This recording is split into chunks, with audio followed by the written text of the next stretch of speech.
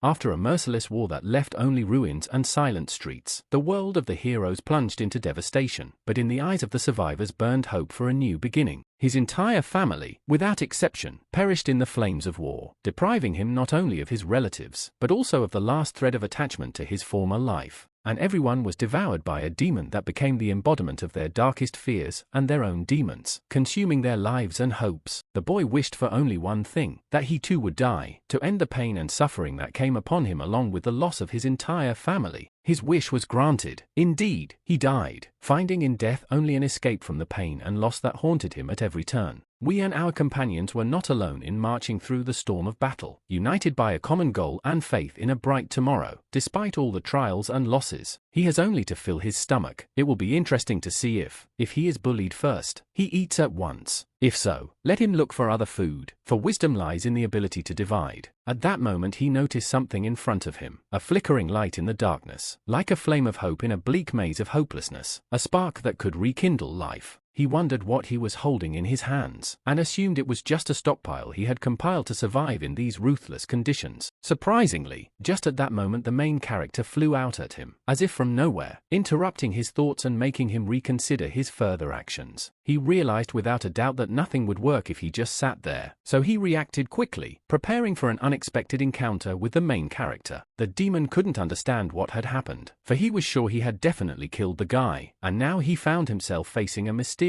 werewolf of events. He threw out his hand and couldn't understand what was happening, realizing in bewilderment that his confidence was deceptive and the reality was beyond his expectations. The demon literally ripped that arm off again, horrified to realize that its victim was not so easily defeated. Of course, he felt indescribable pain as his arm was ripped off again, and the sharp sting of fiery pain permeated his every nerve. The arm began to literally regenerate before their eyes, as if nature itself was overruling their spells, bringing back some of what was lost. They could not understand what was happening here, stunned and amazed at the inexplicable miracle unfolding before their eyes, and after a couple of seconds his hand fully resumed, as if no terrible incident had occurred, their minds filled with mixed feelings of amazement and fear. One of the demons tried to understand what was going on, for his arm had grown straight like a lizard's, and he hadn't had a tail like that before. Not only his hand, but also his head grows anew, changing before their gaze, causing mixed feelings of surprise and fear in the hearts of the demons. The protagonist cried when he heard that if they killed him they could enjoy first-class food whenever they wanted. This statement awakened fear and despair in him.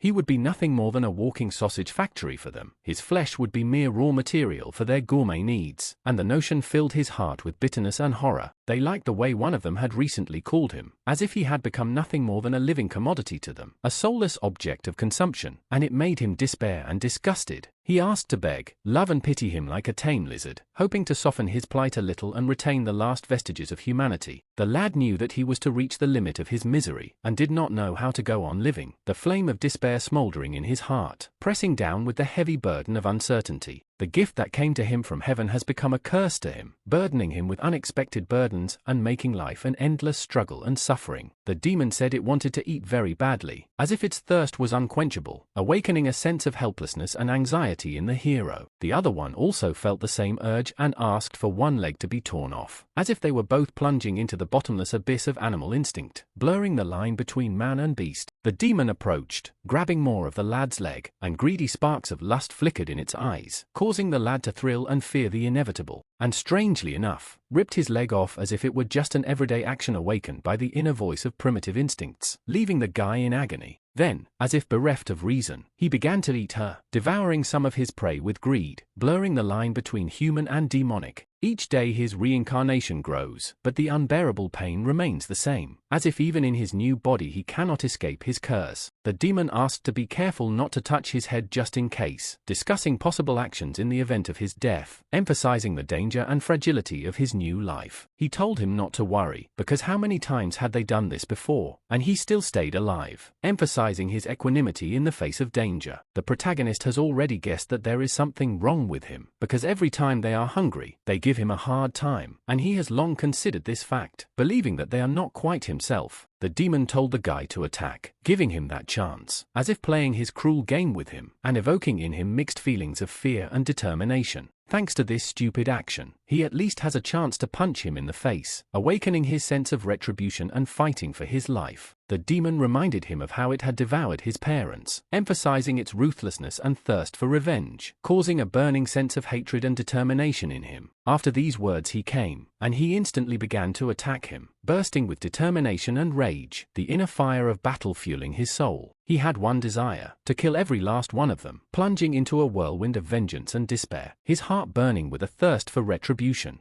Unfortunately for the lad, his arm was ripped from him again, digging into his flesh and causing sharp pain, weakening his will to fight. He believed that this was the only way to treat people, and they were only good for it, permeating his thoughts with cruelty and ruthlessness, distorting his perception of the world. The protagonist had excellent reactions and could dodge his opponent's attacks, fighting with instant reflexes and striving for survival at all costs. The demon laughed at this and decided he wanted to play catch-up, as if turning the fight into a mercurial game, which made the protagonist feel helpless and furious. The boy realized that the demon was having fun, so he wouldn't be bored, realizing that his life had become nothing but entertainment for the creature, which made him feel helpless and desperate. He decided not to wait and seize this chance, channeling all his energy and determination into the attack, eager to find a vulnerable spot in the never-ending battle. He wanted to finish him at least once, to strike a blow at his enemy and take a little revenge for all the suffering and loss. He noticed that his skills had definitely improved. His reaction acuity and prowess in combat had increased, spurring his determination and confidence in victory. Even so, he managed to grab his hand and said that apparently it was not his destiny to win, wishing himself a pleasant appetite, as if accepting defeat with dignity and humor. Well, it seemed to be a plan, and he was ready to execute it right now, conserving his energy and focusing on the next step in his strategy. He swung, ready to strike, standing in place in front of his opponent, filling the air with tension and anticipation of his next move. And after a second, he did indeed, oddly enough, do so, aiming a punch right at the point where the most damage could have been done to his opponent, overwhelming his sense of confidence. He was pleased and smiled, then asked if his opponent had tasted victory, mocking himself and showing his sense of humor. His demon friend laughed as well and asked if he choked there, mocking him and adding humor to the post-battle atmosphere. Now the demon was furious, emanating stubbornly, forgetting about redemption. How dare it do such a thing to him, causing him to react instantly and ready for another attack. The boy waited, wanting only death at this moment, immersed in the whirlwind of his dark thoughts and thirst for revenge, preparing for the last decisive battle. It was at this point that the third demon reminded him that he could not be killed, shattering his last hopes for an end to his suffering, causing him mixed feelings of disappointment and relief. The guy laughed, realizing that he needed permission to finish some man off, realizing the endless rules and restrictions in this fight with demons. The demon was furious at such words. Though he realized it was true, his pride could not accept such vulnerability in front of a mortal, and his associate said not to listen to the guy and not to give in to his provocations, calling for his destruction as a provocateur, insinuating to the demon that he should keep his strength and pride. He shouldn't kill him, better to let them go to whatever village they decided to keep for a rainy day, preferring to keep him as a hostage for future manipulation. The demon was glad to hear this, for he had long waited for such a development, where he could use them as puppets in his power games. Finally they could have some proper fun. The demon felt at ease as he prepared for a new game on his board. The guy became a useless jerk, neither can die himself nor kill others, becoming only a puppet in the hands of demons, helpless before their power. He thought he was an idiot, because he knew he wouldn't be able to do anything in the end, and yet he kept straining as if trying to squeeze something out of himself. It was because of this that he liked him, for the guy was funny, according to him, causing him ironic admiration and amusement. From their company, there were just traces of blood lying on the road, left over from previous skirmishes, reminding them of the inhumanity and violence that accompanied their journey. Still, one of the companions noticed the marks and realized that it seemed to be human blood, but there was too much of it, causing him anxiety and uncertainty. He had no doubt that those who used the guns had done it, causing a sense of danger and mounting tension in him. All along the way, the protagonist shouted that the demon was coming and the residents needed to run away from it to escape its sinister power and save their lives. He did continue to lie because he realized that, even in this way, he would be able to contribute and provide help that he could not otherwise offer. The demon wondered if the guy noticed if the residents ever ran away when he shouted so loudly of his approach, or if his warnings went unheeded. He realized that these people were too gullible. They didn't believe anyone's word until they saw the proof with their own eyes. The protagonist listened intently to their reactions and concerns. But despite this, he did not stop shouting in an effort to convince them to flee from the impending threat. And just at that moment, the very man who first noticed the traces of blood on the ground, indicating that something terrible had already happened or was about to happen.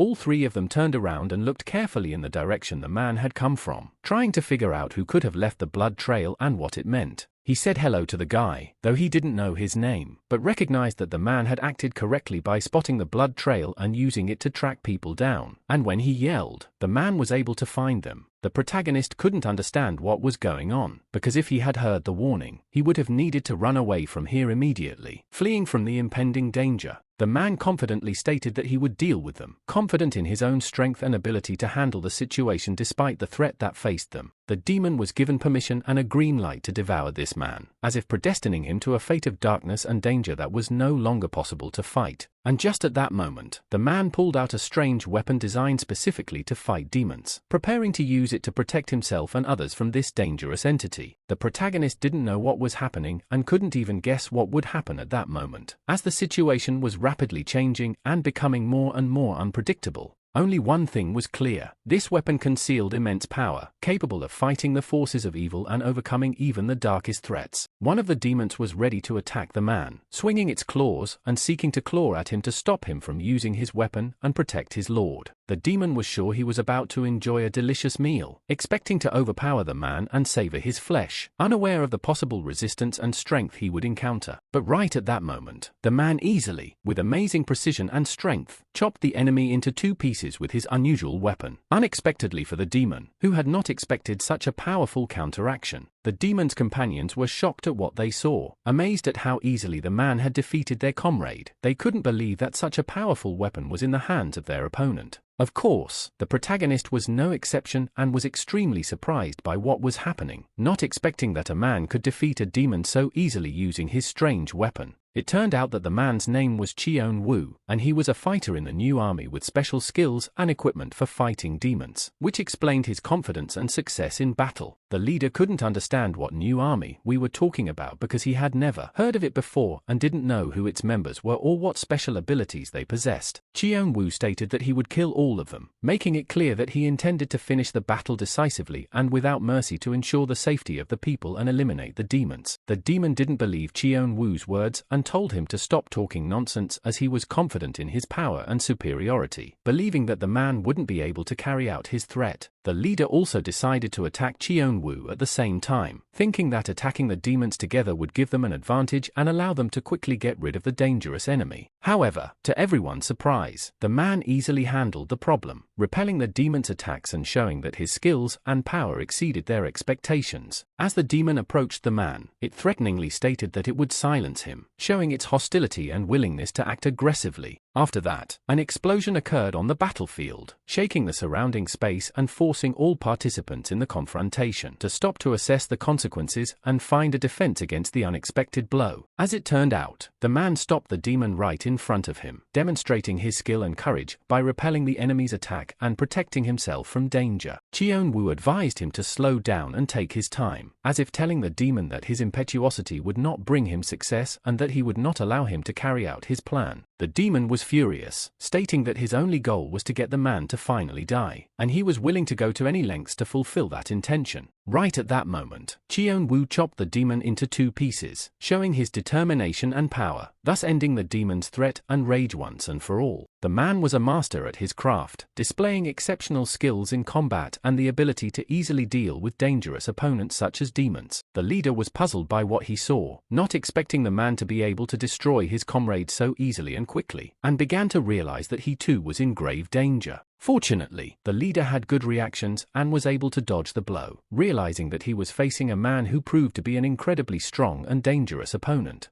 The leader was amazed at what the fighter was able to create, amazed at his ability to deal with demons quickly and efficiently, which was a testament to his opponent's high training and unusual abilities. At that moment, the man's pupils changed drastically, and his rage increased several times over, as if his inner fire had flared up, giving him even more strength and determination to fight. The leader no longer knew what to do in such a difficult situation, and even began to ask for help, realizing that the enemy was stronger and more dangerous than he expected. Of course, the man acted quickly and decisively, immediately wounding the leader directly in the chest, showing his accuracy and skill in combat, denying him the ability to continue the battle. In the end, Chion Woo breathed a sigh of relief after the hard battle, sensing the end of the clash and realizing that he had successfully defeated his enemies and protected those in need. Walking up to the guy, Chion Woo informed him that he had killed all the demons and was now safe, assuring him that the threat was over and he could fear no more. The protagonist couldn't understand what Chion Woo was talking about, and really thought that the latter mistakenly believed that he was scared of what had happened, although in reality he was more preoccupied with the unexpected events and actions of this fighter. But in truth, he was deeply moved by the fact that there was an opportunity to destroy these creatures that threatened the lives and well-being of people, and it seemed to him that there was now real hope for deliverance from evil. The man was curious how the guy was feeling after everything that had happened, so he decided to ask if he had been hurt during the fight and if he needed any help or support. The protagonist responded that he too wanted to participate in the fight against evil, expressing his desire to support Chion Woo in his mission and help destroy demons to protect people and restore peace. He expressed his desire to kill demons too and asked Chion Woo to teach him the art so that he could stand up to evil and protect the innocent on his own. He truly longed more than anything for the opportunity to fight and destroy demons, seeing it as his duty and the purpose of his life. The new army that Chion Woo talked about was the army of the gods, and if the protagonist enlisted in it, he would undergo intense training and could become a warrior of this new army, gaining the strength and knowledge to fight evil. Chion Woo promised to take him to the training camp and, if he agreed to go with him, teach him everything he needed to know to become a strong and skillful warrior in the new army. As he approached the demon, the man realized that the man was still alive despite his wounds, which meant that the fight with him was not over yet. For starters, he suggested he leave the place and travel to the nearest village, perhaps to reduce the risks and protect the men from continuing the dangerous battle. When the guy started literally beating his hand against a rock, the man couldn't understand what the guy was doing or why he was resorting to such strange and seemingly self-destructive behavior. The protagonist shared with the man that his body has the ability to regenerate, so he is not afraid to injure himself as his wounds heal quickly. The man understood why the lad's wounds healed so quickly when he heard of his regeneration ability, and now realized that the lad had unique properties that made him a powerful ally in the fight against evil. And because of this ability to regenerate, he was forced to live for several years as an appetizer for these ghouls who used him, causing him suffering, and enjoying his ability to recover quickly. Chion Woo now realized that the guy had been caught and kept with them, taking advantage of his unique regeneration abilities, and was probably being used as a constant source of food or entertainment. The boy didn't want to become any kind of warrior, he just wanted to learn how to kill these demons to avenge the years of suffering and humiliation he had to endure in their captivity. He fell on his knees in front of Chion Woo and begged him to teach him how to kill demons, seeing it as his only way to escape the pain of the past and achieve his long-awaited freedom. The man was much too late, and the lad had already gone through 9 circles of hell, surviving many terrible trials and sufferings, but retaining his will and determination to take revenge. When the guy was asked what his name was, he immediately gave the name Lizard, the name the demons had given him, emphasizing that his true name had been stolen along with his freedom. The name Lizard seemed strange to the man and he wondered what it could mean. Was it given by the demons because of the lad's lizard-like regeneration ability or because of his tenacity in the fight for survival? Only demons called him by that nickname, but the boy pronounced it as easily as if it were his own name, having gotten used to it over the years in their captivity and perhaps partially lost touch with his past life. He was furious that the monsters had affected him so much, stripping him of his true identity and forcing him to accept the nickname they had given him, subjugating him and degrading his dignity. The protagonist then loudly shouted that his name was Toma, reclaiming his real name and declaring his intention to no longer let demons run his life. The man still agreed to train him after seeing Tom's determination and rage, which became the source of his strength and drive to fight demons for revenge and to protect others from evil. His methods of training were very painful, however, and the man wondered if Toma could endure such harsh training, for it required great endurance and fortitude. Toma was already in unbearable feel pain every day. So if he could kill these ghouls, it didn't matter to him how he accomplished that goal, for his desire for revenge was much stronger than his fear of future trials. To begin his training, Chion Woo had to show Tom something important, perhaps a secret weapon or techniques that would allow him to effectively fight demons and prepare for the trials ahead. Chion Woo explained to Tom that when a monster dies, its ring disappears, but this monster hasn't died yet, so its ring is still here, indicating that it needs to be destroyed to stop the demon's influence. The man asked if Toma would help him get rid of this monster and his ring, because by joining forces, they could more quickly and effectively destroy the demon and put an end to its atrocities. Toma was immediately overjoyed and thanked the man for the opportunity to help destroy the monster and his ring, seeing it as his chance to avenge his past suffering and contribute to the fight against evil. The demon awoke but could not understand why he had been left alive. Anger in his heart and confusion in his mind as he sought to unravel the mystery of his existence. With strength and fury, he would tear apart these chains with which he was shackled like toy strings, despite the power they seemed to possess. Suddenly, an unfamiliar man appeared in front of him, confidently stating that the chain he was holding the demon with would allow him to hear the ringing when it awakened. After warning the demon, the man explained that if he dared to break the chain, he would die immediately, for it was the only thing holding its life force. The man suggested that the demon keep his head down, wait patiently and be inconspicuous, promising to eventually let him escape when the time was right. The demon realized that he was hooked and had become a puppet in the hands of a ruthless man who was powerless and useless to his plans and goals. Training began, and the first step was to realize that in the new armies, most military tasks involved a third person. If the demon can create an effective link between himself and the majority, he will be able to influence events and carry out his plans with greater ease and influence. If successful in establishing a connection with the majority, the demon will be able to masterfully utilize their power and abilities, guiding them according to their goals and intentions. This is the reason why military armies have such tremendous power. They are adept at creating effective communication and coordination between large numbers of people, which allows them to utilize their resources and abilities to maximum effect. The first step towards the acquisition of power is the development and opening of the sixth sense, intuition, which allows you to feel and perceive subtle energy flows and information that are inaccessible to the usual five senses. All gods possess this sense, but to discover the sixth sense requires a lot of time, self-discovery and immersion into the world of subtle energies and vibrations inaccessible to ordinary perception. There is no definite answer to this question, as the time it takes to do this is different for everyone. Some have only a couple of years, others as much as 10.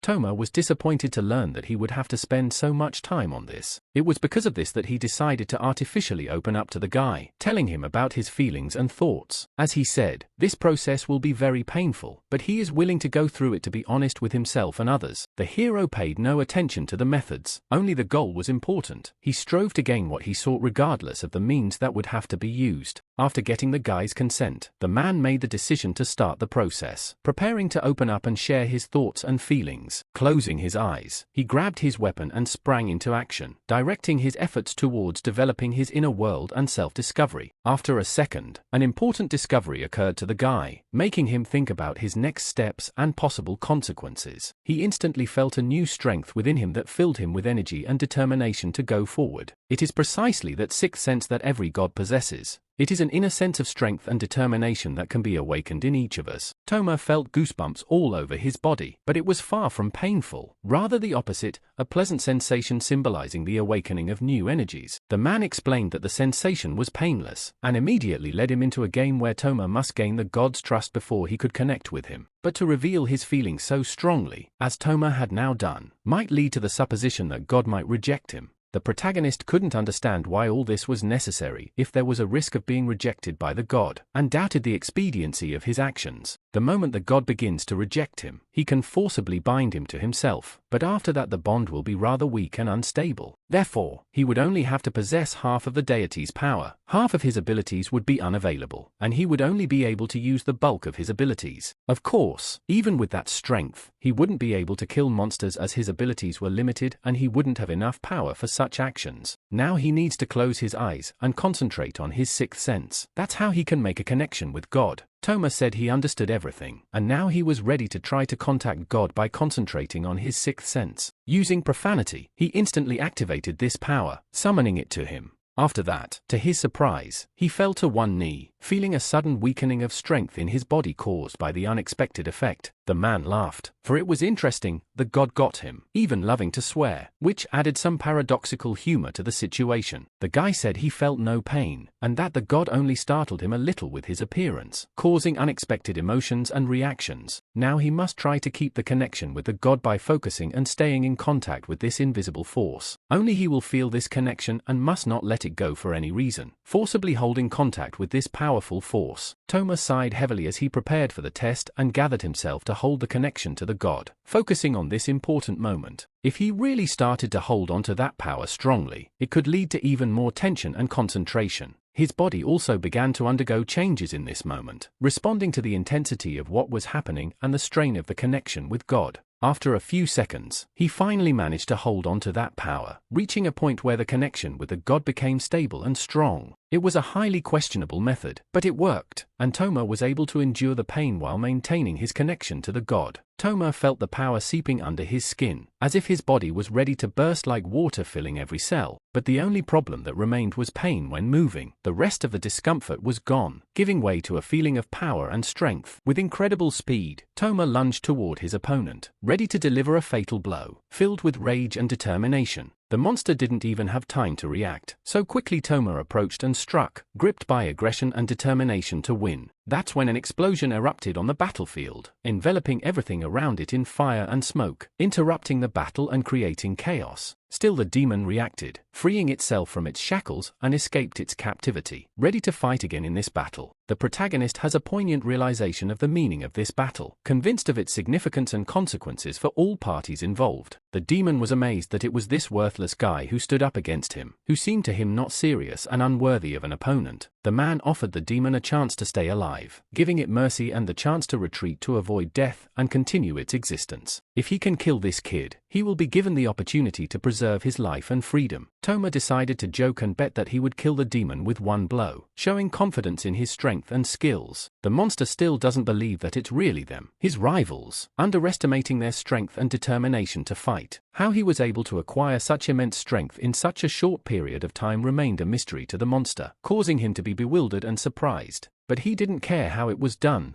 The important thing was that he was now facing a powerful opponent, ready to fight. They won't let him die no matter what, as they are resolute in their defense of his life and will protect him at all costs. Without thinking for long, the protagonist immediately began to fight with this enemy of his, showing determination and courage. Even though he could be strong enough to strike the monster now, he would still have to catch up with his opponent first. Immediately after these words, he instantly attacked his opponent, showing determination and aggressiveness in his actions. He sprawlingly struck his opponent's back, inflicting serious wounds and demonstrating his strength and skill in combat. His face expresses uncertainty and irony, as if he knows something the rest of us don't realize, making his image mysterious and appealing to others. Tom really didn't care about what the monster had done to him, and immediately started attacking again as if nothing could stop him in his quest for victory. But perhaps it would have been better to bypass his reaction at this point, preferring to avoid the confrontation and find another, more favorable way to accomplish the goal at hand. Immediately after, he wounded him directly in the leg, sensing the sudden weakening of his opponent and realizing that this could be a decisive moment in the battle. Of course, this tripped the guy up a bit, and he fell to one knee, feeling the pain and loss of strength, but not giving up, because the fight wasn't over yet. There's a lot to do, but his efforts are not in vain. He continued to attack the guy after that despite his injury and fatigue, eager to end the battle with a victory. Well, something happened, unclear what, and it was as if he stopped abruptly, as if he felt something unusual or saw something that made him pause for a moment. The main character knew they loved to watch when a person was squirming in pain, and there was a reason he pretended as if he had stopped to set up the plot and make them feel strong emotions. He remembered the moment of the boy's battle with the other demon, realizing that their kind had a weakness for moments of pain, and that was the key to his cunning. Yeah, that one hit and said they were all the same, probably appealing to his sense of self and emphasizing the unpredictability and danger of the demonic entity. The demon flew a few meters away from the guy, its strength insufficient to withstand the pressure of the attack, forcing it to temporarily retreat. He knew they had dug their own hole when they amused themselves with him, and had trained him themselves, teaching him to step up to the weaknesses and vulnerabilities of their opponents. Tom wouldn't stop and said that his girlfriend would kill him, implying that he was willing to use any means necessary to win and protect his loved ones. The guy moved swiftly despite excruciating pain, which was incredible, showing his determination and willpower to overcome his physical limitations and keep moving forward. To think that we were immediately able to connect with the deity is a testament to his apparent ability and power, making this encounter incredibly meaningful to us. In addition, he simply prefers not to respond with hatred to hatred, but rather seeks peaceful ways to resolve conflicts and maintain harmony in his relationships with others. He has a deep hatred for all demons, feeling the dislike with every fiber of his soul and considering them the embodiment of evil and destruction in this world. Despite the demon walking beside him throughout his life, he never stopped and continued to persevere, overcoming obstacles and confronting the evil forces that tried to stop him. All the while, a genuine smile shone on his face despite the hardships and challenges he was going through, which spoke of his inner strength and optimism that kept him on the path to achieving his goals. The demon didn't know how he should react to this whole situation, and seemed confused when faced with his opponent's sudden determination and inner calmness that questioned his expectations and plans. By gathering his thoughts and focusing his energy, he too was able to strike the guy, which demonstrated his ability to counter and counterattack even in response to challenges and pressure from his opponent. Nevertheless, the protagonist managed to stay on his feet and even spit out a piece of his opponent's body, a testament to his incredible strength and ability to keep fighting despite the brutality of the encounter. It was fun, and he even enjoyed it, feeling the adrenaline rush and excitement of this unpredictable battle that required his focus and stamina. He stated in the conversation that he had prepared for this moment in advance, which demonstrates his foresight and ability to think carefully about his actions, anticipating possible situations. He wanted to take action. He had a caustic smile on his face, as if he was plotting some cunning plan or plotting a prank to surprise his opponent. He planned to chop his opponent like a sausage, demonstrating his brutal and ruthless approach to combat, willing to inflict serious wounds to achieve his goal. Tom had an idea on how to get weapons. He thought about possible ways and places to find them, and planned his next move to get what he needed to defend himself. He realized that fighting with weapons would be much more exciting and dynamic, adding an element of excitement and increasing his chances of success in battle. His arm was actually his weapon, capable of delivering powerful blows and precise maneuvers that gave him an advantage in battle against any opponent.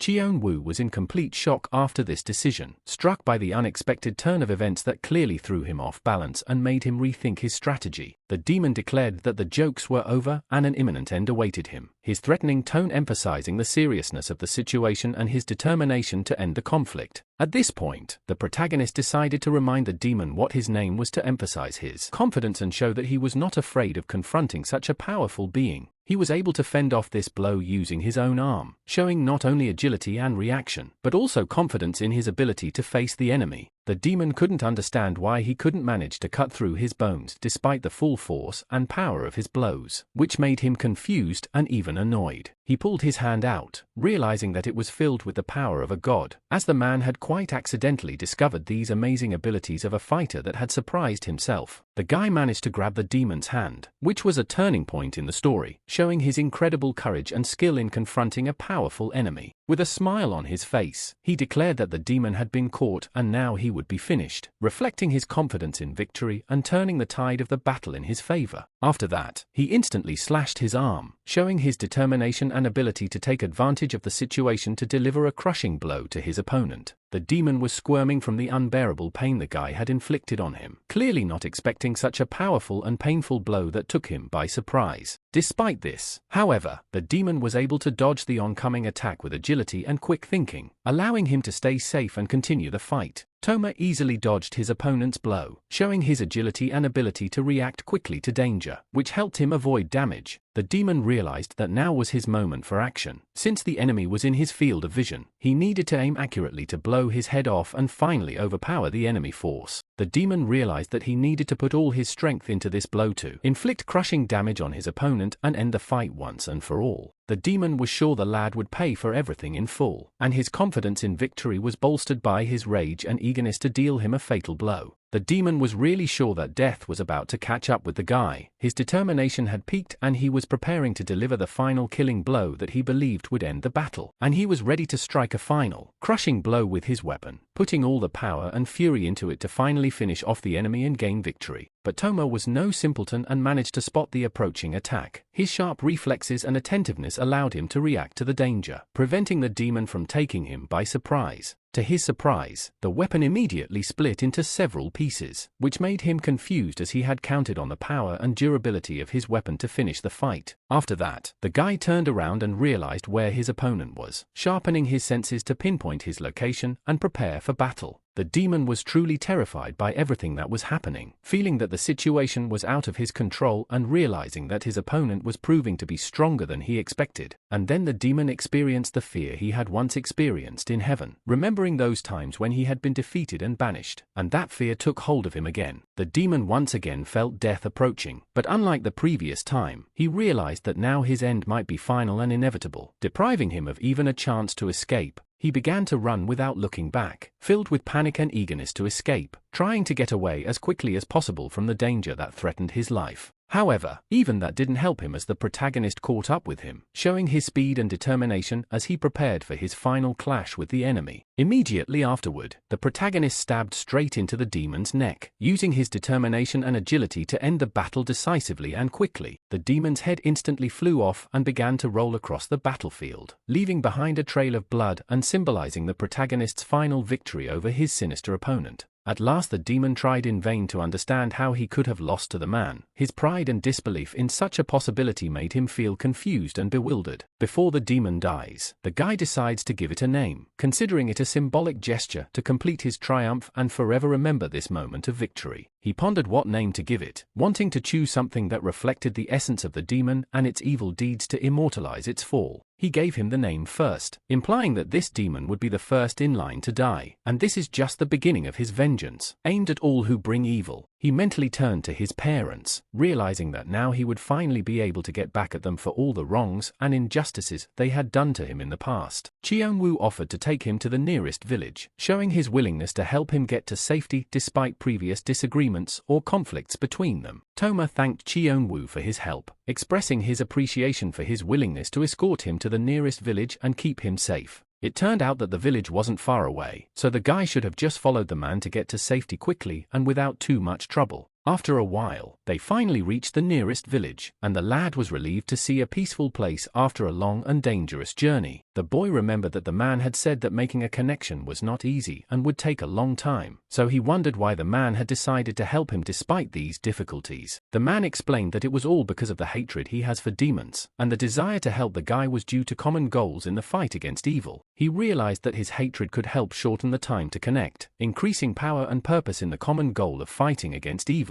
However, he didn't expect the guy to be able to make a connection the first time, which surprised him and made him wonder about the young man's hidden abilities and strength.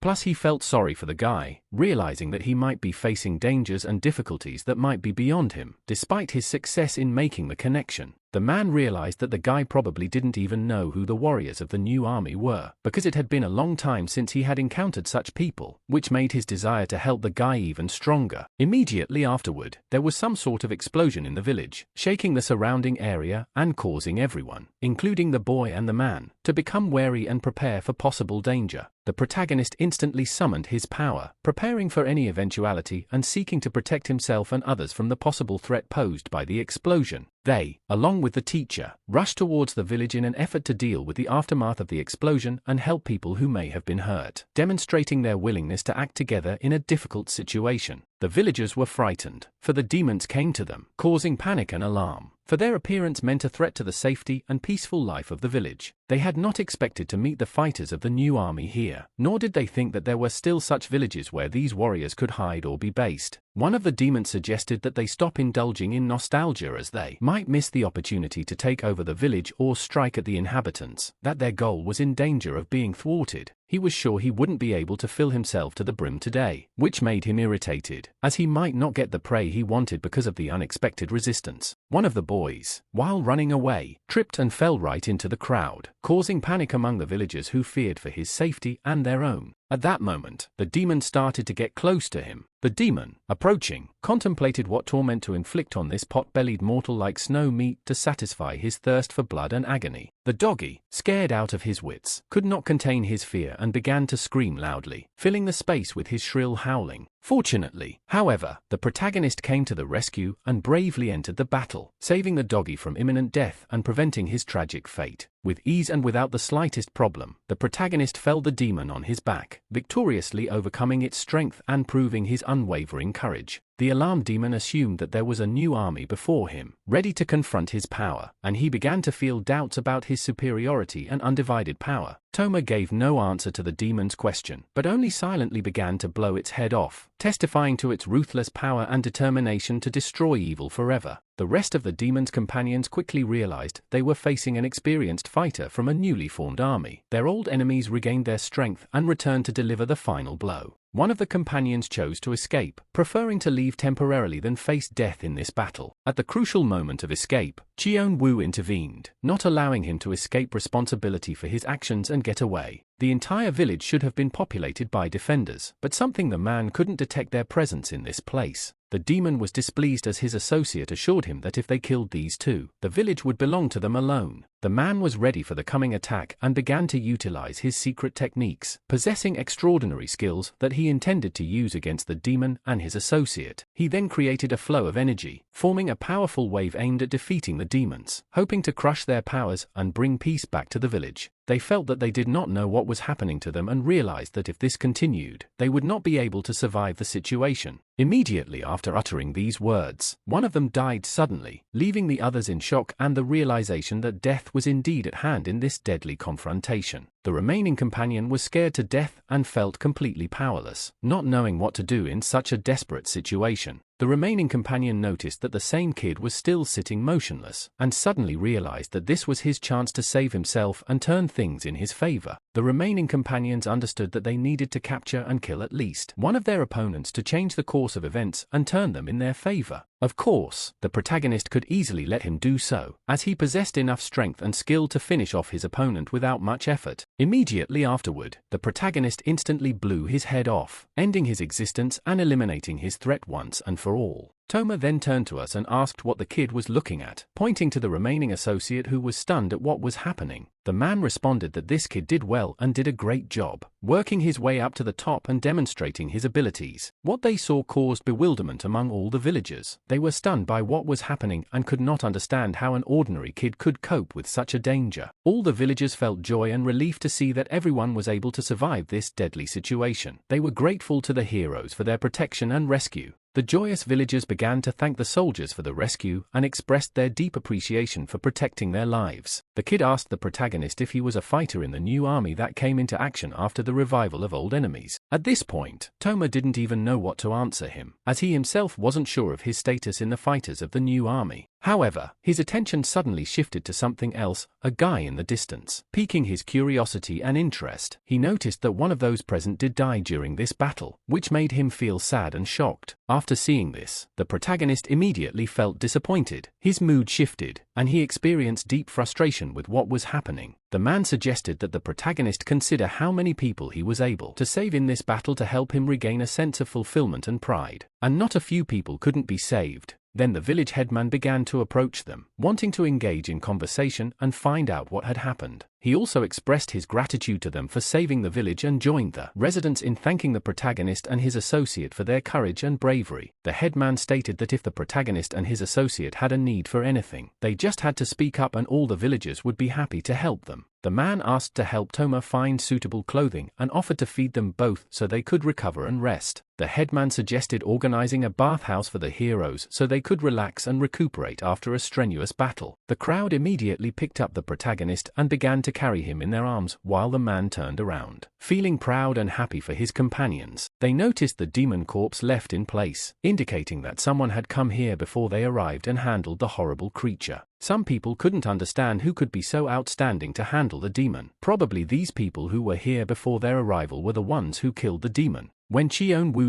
approached them, they immediately recognized him by his name and the fame that surrounded him, and were delighted by his exploits. This was the same man who had accomplished the feat and slaughtered an entire island of demons, and his reputation preceded his arrival. One of the attendees did not see the patrol on duty and casually asked if anyone in the neighborhood had seen him. One of them replied that in this case he did not see anyone and therefore they did not pay attention to it. His partner quickly gagged him to prevent possible attention and reminded everyone of the importance of caution and silence. The man asked what they thought would have happened if he hadn't looked into the village, noting that this excuse would probably fly since human life could be just a joke to them. He memorized everything and asked if they understood what he was implying that human life was not to be taken lightly. He suggested that they go and apologize to all those who died and suffered, realizing that they are responsible for what happened. Under the tree, the night having already fallen, the man sat pensively reflecting on what had happened and what was yet to come. The man wondered if the head was a weak point and if it wasn't cut off, it was unlikely to grow back. The man expressed his gratitude and said that thanks to the other man, he had a new purpose in life. The man stated that his new goal was to destroy all demons completely, as if they never existed, and purge the world of their influence. The man realized that this was not an easy task, and decided that he really had better become a warrior in the new army to fight the demons and achieve his goal. At first he had just thought that he had seen nothing but a new army for the past month, but now he decided that he would join it. He realizes that this is not a nice act on his part, and he feels dishonest towards the previous army. He begs the man to give him a chance to be his apprentice as he strives to become even stronger and develop his skills. Chion Woo didn't mind that and called the guy his student, then said they needed to move forward. The protagonist was surprised by such an unexpected response from his teacher, but he accepted his words and was ready to move on. He didn't argue with him and decided to follow him, realizing that the teacher had his own reasons and experience to rely on.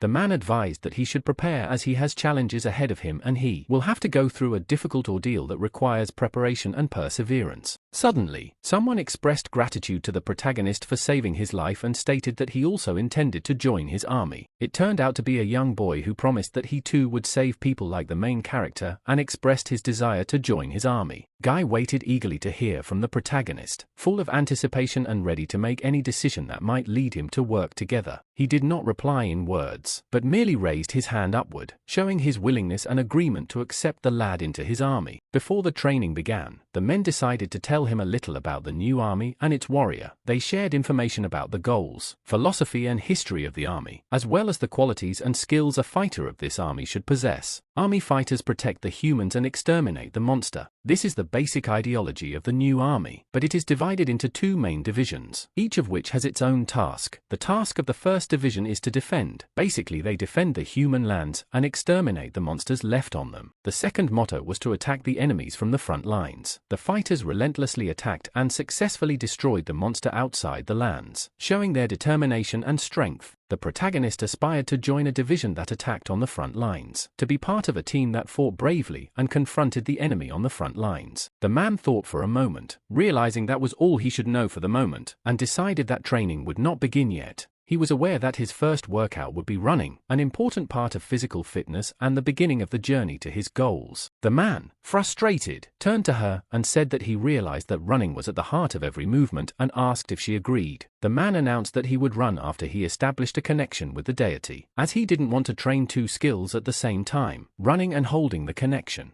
The man advised him to start making connections, emphasizing the importance of this skill and its usefulness in achieving success in their shared goals. The protagonist was intrigued and wondered if the teacher would also make a connection with the deity. The teacher explained that it was not necessary to do this, as when the bond was strengthened fully, some portion of the divine powers would be transferred to the protagonist. Chion Woo gave the signal signifying the start of the run, and the protagonist was ready to take the start and begin his workout. After a while, the main characters wondered how much longer they still had to run and when it would end. It was very difficult for him and he thought that now his strength would leave him and he would not be able to continue. Thoughts flashed in his mind that he might be exhausted to the limit. He was surprised when the man explained that they were actually already resting, as they were just running at a slower pace. He was curious as to when they would truly be able to rest after they were done running and practicing. The man assured them that they could rest after all, after the training was over and the running was over. But he explained that it would be after they had managed to kill the monsters in front of them. Just as the teacher had warned, there was indeed a squad of demons ahead, confirming his words. The protagonist was determined and took control of his group again, willing to make any sacrifice to turn them into powder and defeat the demons. One of the demons noticed the approach of the opponents and warned his comrades of the impending threat.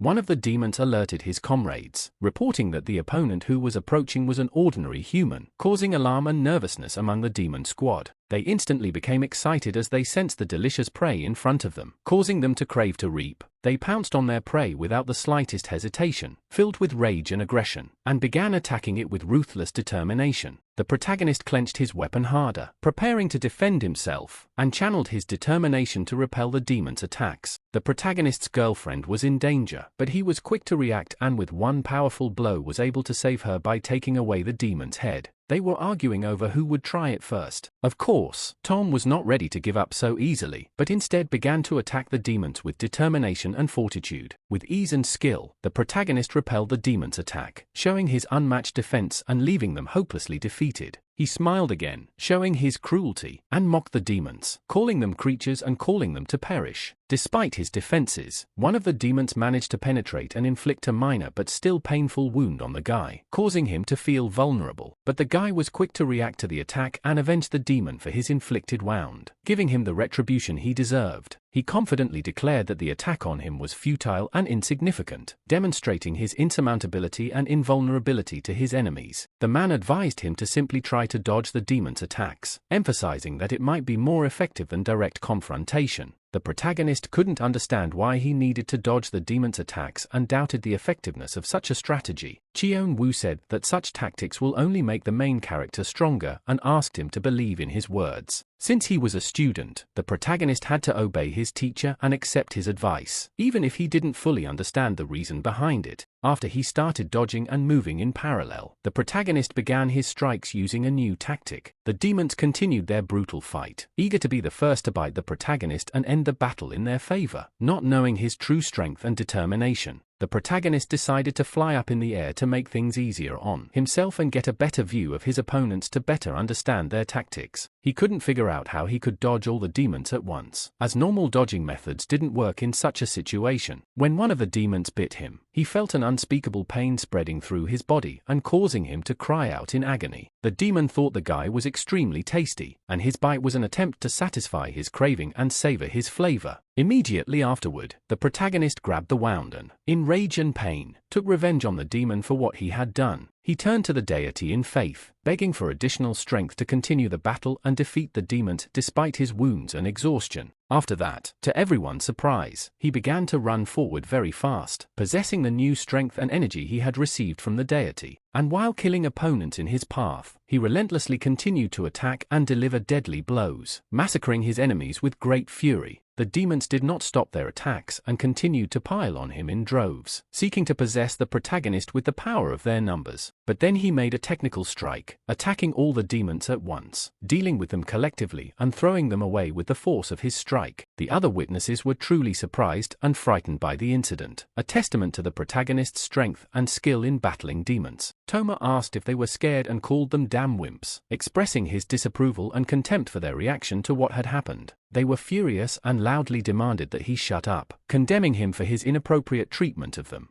Now they were really all together, synchronized and coordinated, attacking him, trying to retaliate for his insults. After a while, the protagonist and his allies were still able to defeat all the opponents, and they felt the pleasant chill that accompanied the victory. The man asked if the guy had rested after the battle, expressing concern and wanting to make sure he took the necessary time to rest and recover. He then asked the protagonist if he was hungry, expressing concern for his physical condition and need for nourishment after an intense battle. Of course, after such a battle, the protagonist was hungry, making him very hungry and in need of food to regain his strength. Then they had only one choice left, to go to the next village where they could satisfy their hunger and find the necessary nourishment to regain their strength. The protagonist was certainly hoping for a more hospitable welcome and expected that they would be given the opportunity to eat at the next village. He will believe that once again they will have to go through difficulties, doubts and obstacles to reach their goals and fulfill their dreams, and they will support each other as they overcome difficulties and achieve the success they deserve.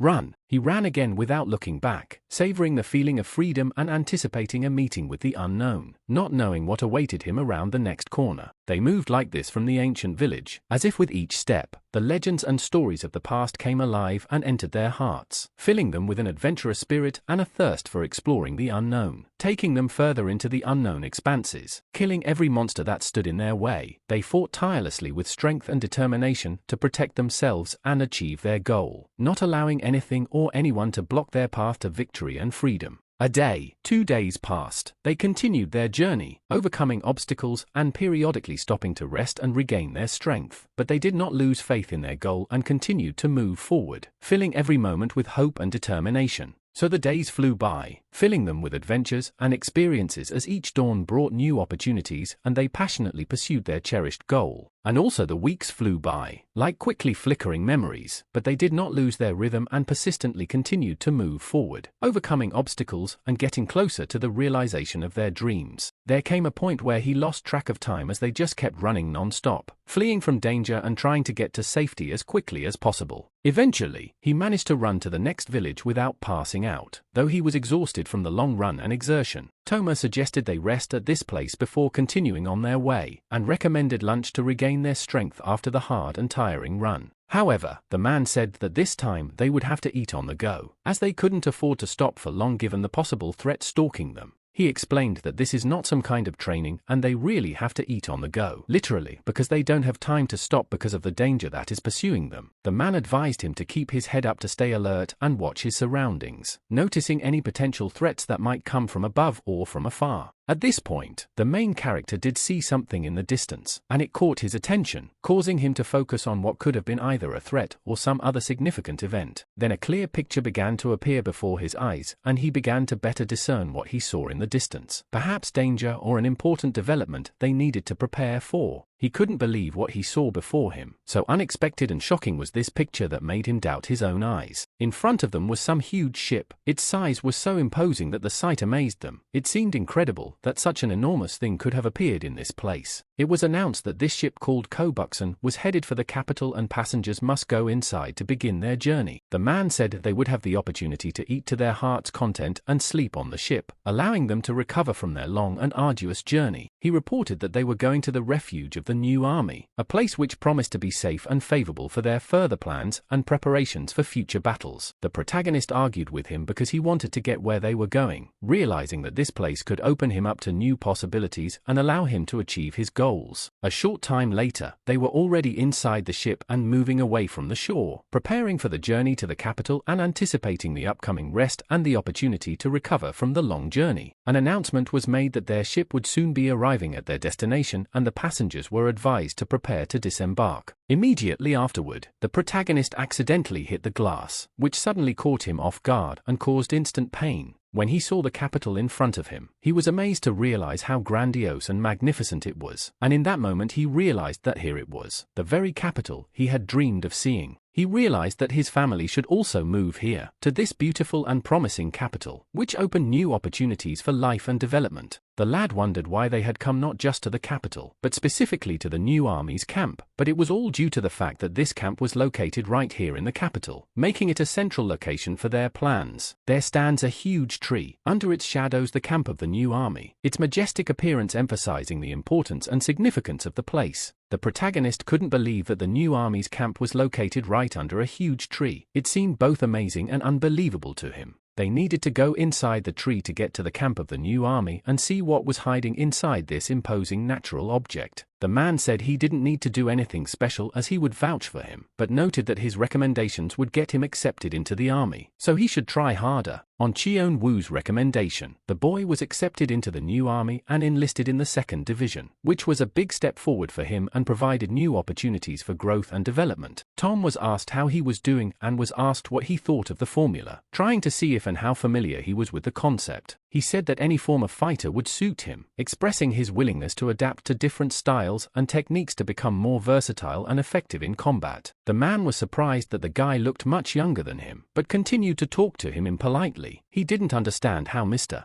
Chion Woo could bring such an inexperienced and rude person. Since the kid had no particular preference, he was given a uniform in the color corresponding to his division, which was supposed to help him integrate into the unit and feel part of the team. At this moment, Mr. Lee-sun, whom they had not seen for a long time, approached the man, and his appearance brought the joy and excitement of seeing old friends. It was the division commander, and this time Chion Woo distinguished himself, receiving praise and respect for his accomplishments and contributions to the common cause. The protagonist paid attention to the way they interacted with each other, noticing their friendship and respect for each other, indicating a long acquaintance or close collaboration. He immediately ran up and asked the man who he was to slap his teacher on the shoulder. Chion Woo immediately subdued the protagonist by introducing the man as his student, thus explaining their close relationship and reducing the tension in the situation. Luxing kept wondering why it was taking him so long to return, but it turned out that he was busy recruiting recruits, which explained his delay. The protagonist didn't react in any way, but he clearly didn't like the man, which could be seen in his wary gaze and tense posture.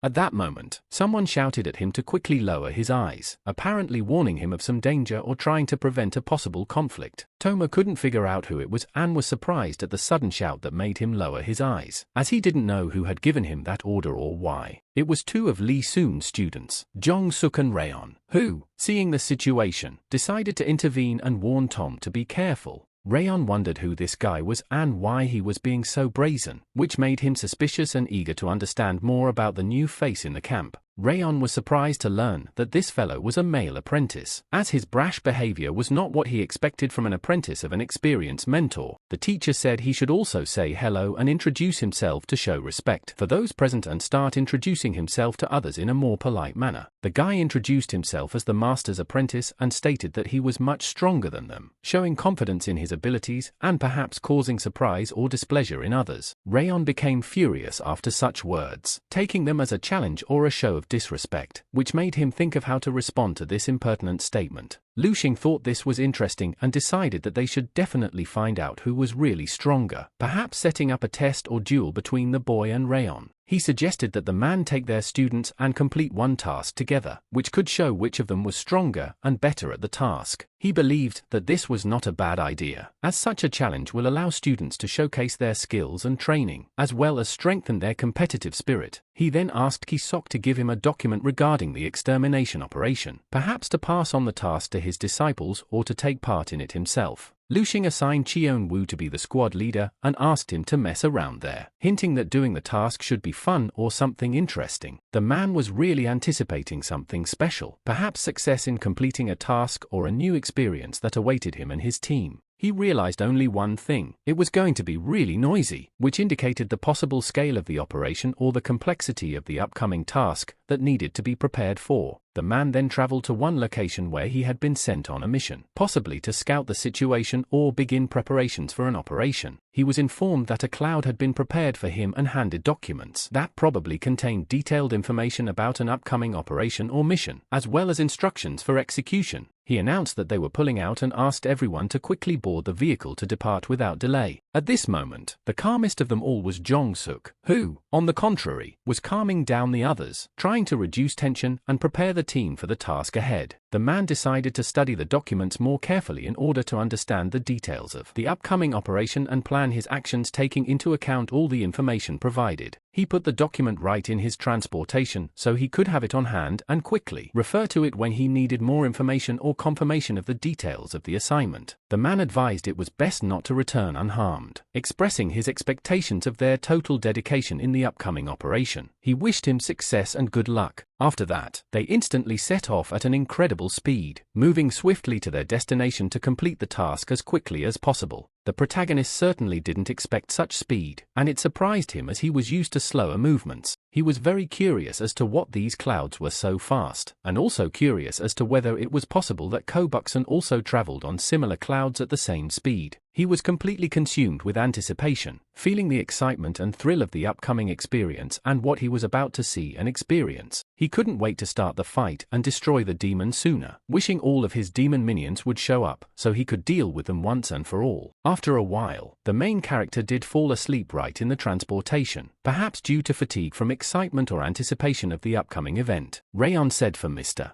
Chion Woo to rest. "I didn't do it by myself. I'll figure it out. So I wasn't going anywhere." They were willing to teach his apprentice a lesson, perhaps to show him that his insolence and impudence would not go unanswered, and to discipline him according to the accepted norms of the army. The protagonist did not react to these words in any way, only grinned, perhaps thinking the threats were not serious or even amusing. Jong-suk always reassured his comrade like a reliable headlight in the darkness, personifying confidence and calmness despite the inclement weather and the difficulties of their journey. The man, feeling the need, turned to them, his eyes filled with doubt, but his heart burning with a thirst for help, hoping for light in the darkness. He, bitterly aware of the necessity, announced the start of the operation, as if opening a new chapter in the book of life, where every step is important and unpredictable. As if he was the embodiment of determination, he wanted only one thing, to exterminate all the monsters that stood in the way, his words sounding like an oath that carried with it power and unyielding determination. Chion Woo said with sadness in his voice that they are not going into battle, as if paying tribute to those who bravely face the darkness, but preparing for new challenges. Both disciples were ready to begin the task, their hearts burning with eagerness to prove their dedication and skill, their gazes filled with determination and confidence. Immediately a connection with the deity was established, as if an invisible thread was connecting their worlds, opening doors to wisdom and power, giving a new direction to their actions. While Rayon marveled at the silly way the connection was made, the main character Jong-suk informed him that they had been ordered to start the operation, so it was time for him to go as well. Rayon, knowing this, was ready to proceed. His determination and dedication to the goal was undeniable, like a fire burning in his heart, unquenchable and strong. He was determined to show this fool who was stronger here. His resolve was unwavering like a steel wall protecting his faith and honor, and the comrade advised better focus on the operation, reminding us of the importance of the task and the need to put personal differences aside for the sake of the common cause. As they set off, they argued with each other in parallel, like two streams carrying a wave of disagreement and tension, but their common goal stood above these disagreements. Jong-suk reported summoning the flames. His words were like a test, causing trepidation and excitement, filling the air with invisible energy and determination. As it turned out, he was a god of fire, his presence filling the space with power and heat, as if summoning all elements of flame to serve his will. And, using his power, went to the scene, his movements quick and sure, like the very fire leading him to his goal. At this time, the protagonist was watching him, his gaze full of admiration and respect, seeing Jong-suk as not only an ally but also a consummate warrior capable of handling any challenge. He was ready to forge the demon before him. His determination and strength was undeniable, like the hammer of a blacksmith ready to forge his destiny on the anvil of battle. It was at this point that the demon noticed the approaching threat. His inner instinct foresaw the danger, and the tension in the air became palpable, like the herald of a storm on the horizon. Jong-suk confidently used fire breath. His movements were precise and decisive, like a fire dragon bursting out from the bowels of the earth to make its way to victory. Then the whole valley caught fire, the fireballs rising to the sky like stones in the hands of a huge giant unleashing his wrath on the world. The demons really didn't expect such a sharp attack and were unprepared. Their strength was insufficient in front of the might of Jong-suk, who suddenly unleashed a fiery flame on them. Rayon urged him to stop doing so, realizing the danger and destructive power of fire that could harm not only his enemies, but also the environment. Rayon had told him to rest, but for some reason he was angry, perhaps due to internal tension and not understanding his own actions in battle. As it turned out, the guy was the god of thunder. His presence filled the air with energy and power, like a harbinger of a storm ready to break at any moment. The main character also noticed how the guy started to use his power. His gaze was full of respect and amazement at the power of a thunder god who could stir the heavens with his anger. After that, he literally flew right next to the protagonist. His presence was like a powerful gust of wind, leaving behind a trail of destruction and grandeur. Toma didn't even have time to see the guy in front of him. His appearance was so sudden that like an instant whirlwind, he was already there where no one had been before. Rayon advised to be on guard, as if he was ready to stick a cork in a bottle, because he was also ready to launch his attack, urging caution and vigilance during the fight. He decided to use a hail of lightning for greater efficiency. His strategy was to maximize the defeat of the enemy by inspiring terror and destruction with powerful discharges of electricity. He asked the protagonist, and surprised by the answer, he said that this was how their power was, calling out pride and confidence in their own abilities. Right at this point, the main character, as always, ripped himself off with his hands and homemade weapons, demonstrating his ability to adapt quickly and know how to act in extreme situations. The guys immediately realized he had regeneration, but still thought ripping out his arm and using it as a weapon was overkill. They marveled at his insanity and dedication to his goal. Just as Rayon thought, there would be no serious opponents until they moved closer to the north, emphasizing the strategic advantage of them moving forward. This newcomer has a really original way of fighting. His methods and tactics looked unconventional and made his opponents wary. The protagonist burned with the desire to kill everyone in his path. The flames of vengeance and rage blazed in his heart, leading him to a bloody conflict. Rayon thought him mad, couldn't understand how he hadn't run out of steam yet, marveling at his endless fervor and unbridled rage that knew no bounds. Jong-suk was curious about how Mr.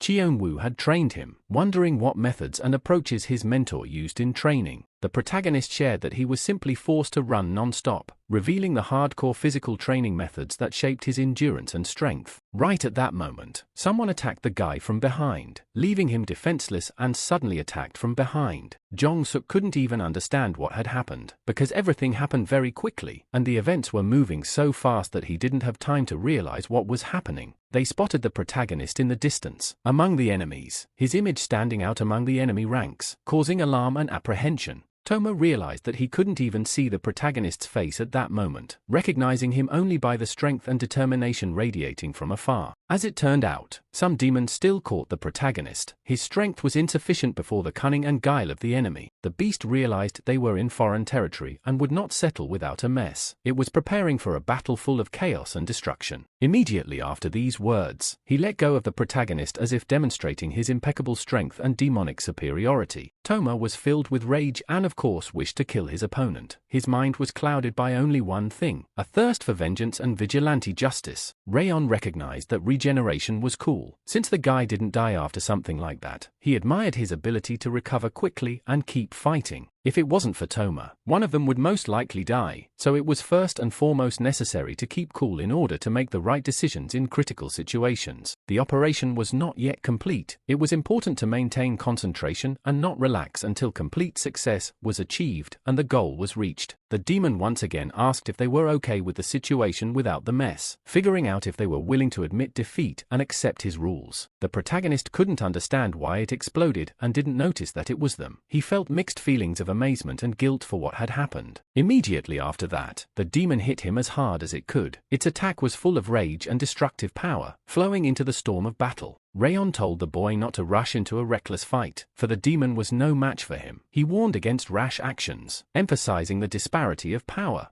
Jong-suk decided to use his diary in battle, turning it from a note-taking tool into an unexpected tool for fighting and winning. He also utilized the wrath of the fire god, channeling the power and fury of that spirit into his actions to confront his enemies with fiery zeal. But the demon didn't react in any way and asked why they were beating on his land with such force, expressing his bewilderment and surprise at their determination and perseverance. The guy's fire wouldn't be able to destroy the demon for anything. He expressed his confidence in his invincibility, showing his strength and steadfastness. Chion Woo was surprised and slightly glad that someone stronger had finally appeared. His heart fluttered at the opportunity to meet a worthy opponent and test himself in battle. Tom was told not to be so presumptuous, urging modesty and caution in his actions to avoid rash mistakes. Even if he had to hit here 1,000 times, he would still kill this brute in the end, expressing his unwavering determination and willingness to fight to the end. Rayon activated his Gram armor, enveloping himself in protection and power, preparing for battle with renewed strength and determination. He announced that the case would soon be over and asked for mercy, instilling the idea of mercy and hope for an end to the conflict. The two partners attacked him at the same time, coordinating their forces in a coordinated attack to break his resistance and surpass his defenses. The demon said that with such skills, they wouldn't even be able to touch him, expressing their superiority and confidence in their integrity. The protagonist had already managed to hit him and asked if the demon now felt anything, emphasizing his victory and eliciting a reaction from his opponent. The demon could not understand how many more times he needed to kill the protagonist. His bewilderment came from the unexpectedness and unusualness of the situation. Jong-suk noticed that the guy needed help and started helping him, showing his attention and concern for his comrade in battle. reflecting the demon's blow. He thus saved the protagonist, his skill and bravery being the determining factors in this dangerous situation. Jong-suk was full of rage and ready to fight, his heart burning with a thirst for vengeance and justice, directing him to fight with unbridled energy. The protagonist was surprised that the guy came to his aid rather than stand by, expressing his surprise and appreciation for his loyalty and friendship. He asked the protagonist to gather himself in this moment, urging focus and determination at a crucial moment in the battle. Rayon too decided to use his power to help them both. His determination and willingness to act in unity with his comrades strengthened their position in the battle. The demon noticed that something was beginning to happen, sensing a change in the air and realizing that the situation in the battle was beginning to change. As it turned out, the guy was using the breath of the lightning god, his power piercing the air and tearing the heavens, filling the surrounding space with power and energy. He then pointed his weapon directly at the monster's body, preparing to repel its attack and defend his village from the unexpected threat. He was then struck by a strong bolt of lightning that struck directly across his entire body, leaving him with a sensation of searing pain and numbness that made him lose his balance for a moment. He then flew into the group swiftly and confidently, attracting the attention of everyone present with his sudden appearance and eccentric behavior, which immediately aroused the surprise and curiosity of everyone in the room. If he had not been stopped in time, he would no doubt have had his head blown off for sure, as the situation was escalating to the point where it could have ended in an extremely dangerous outcome for his life and health. Perhaps this time he would have died permanently if he had not been stopped, for the situation was so serious and threatening that it could have had fatal consequences. Rayon was curious how long the protagonist would continue to count down, for his patience and focus was impressive, and Rayon didn't know how it would end. The demon claimed that he was not caught off guard, but also admitted that the fight could not be called completely fair due to the use of unexpected tactics and techniques against him. It seems they weren't as weak as he thought they were. Their ability to resist and overcome his attacks made him reconsider his opinion of them. He made a serious and sincere offer, setting before them a true challenge that tested their willingness to accept his terms and show their true capabilities in this confrontation. Jong-suk noticed that his ring had begun to glow, indicating that it had been activated, and thus, the awakening of a power he hadn't used in a long time that could affect the outcome of everything that was happening. Then a demon's weapon suddenly emerged from the ring, sinister and dark, ready for battle, amplifying the wielder's power before the coming battle. Before he attacked, he thundered that he would devour them all, showing his rage and confidence in defeating his opponents in this fight. Then, using his powerful weapon, he swiftly attacked them, directing fierce blows and powerful energy streams, trying to hit them all at once. All three of them were slightly perplexed by what had happened, but despite that, they knew what to do next to defend themselves and confront him. Fortunately, they were able to duck quickly, dodging such a powerful attack, so they avoided serious damage and were ready to continue the battle. Jong-suk told Rayon that he needed to strengthen his connection to the god if he was going to fight a demon with an ancient power awakened in him to have enough power to face such a danger.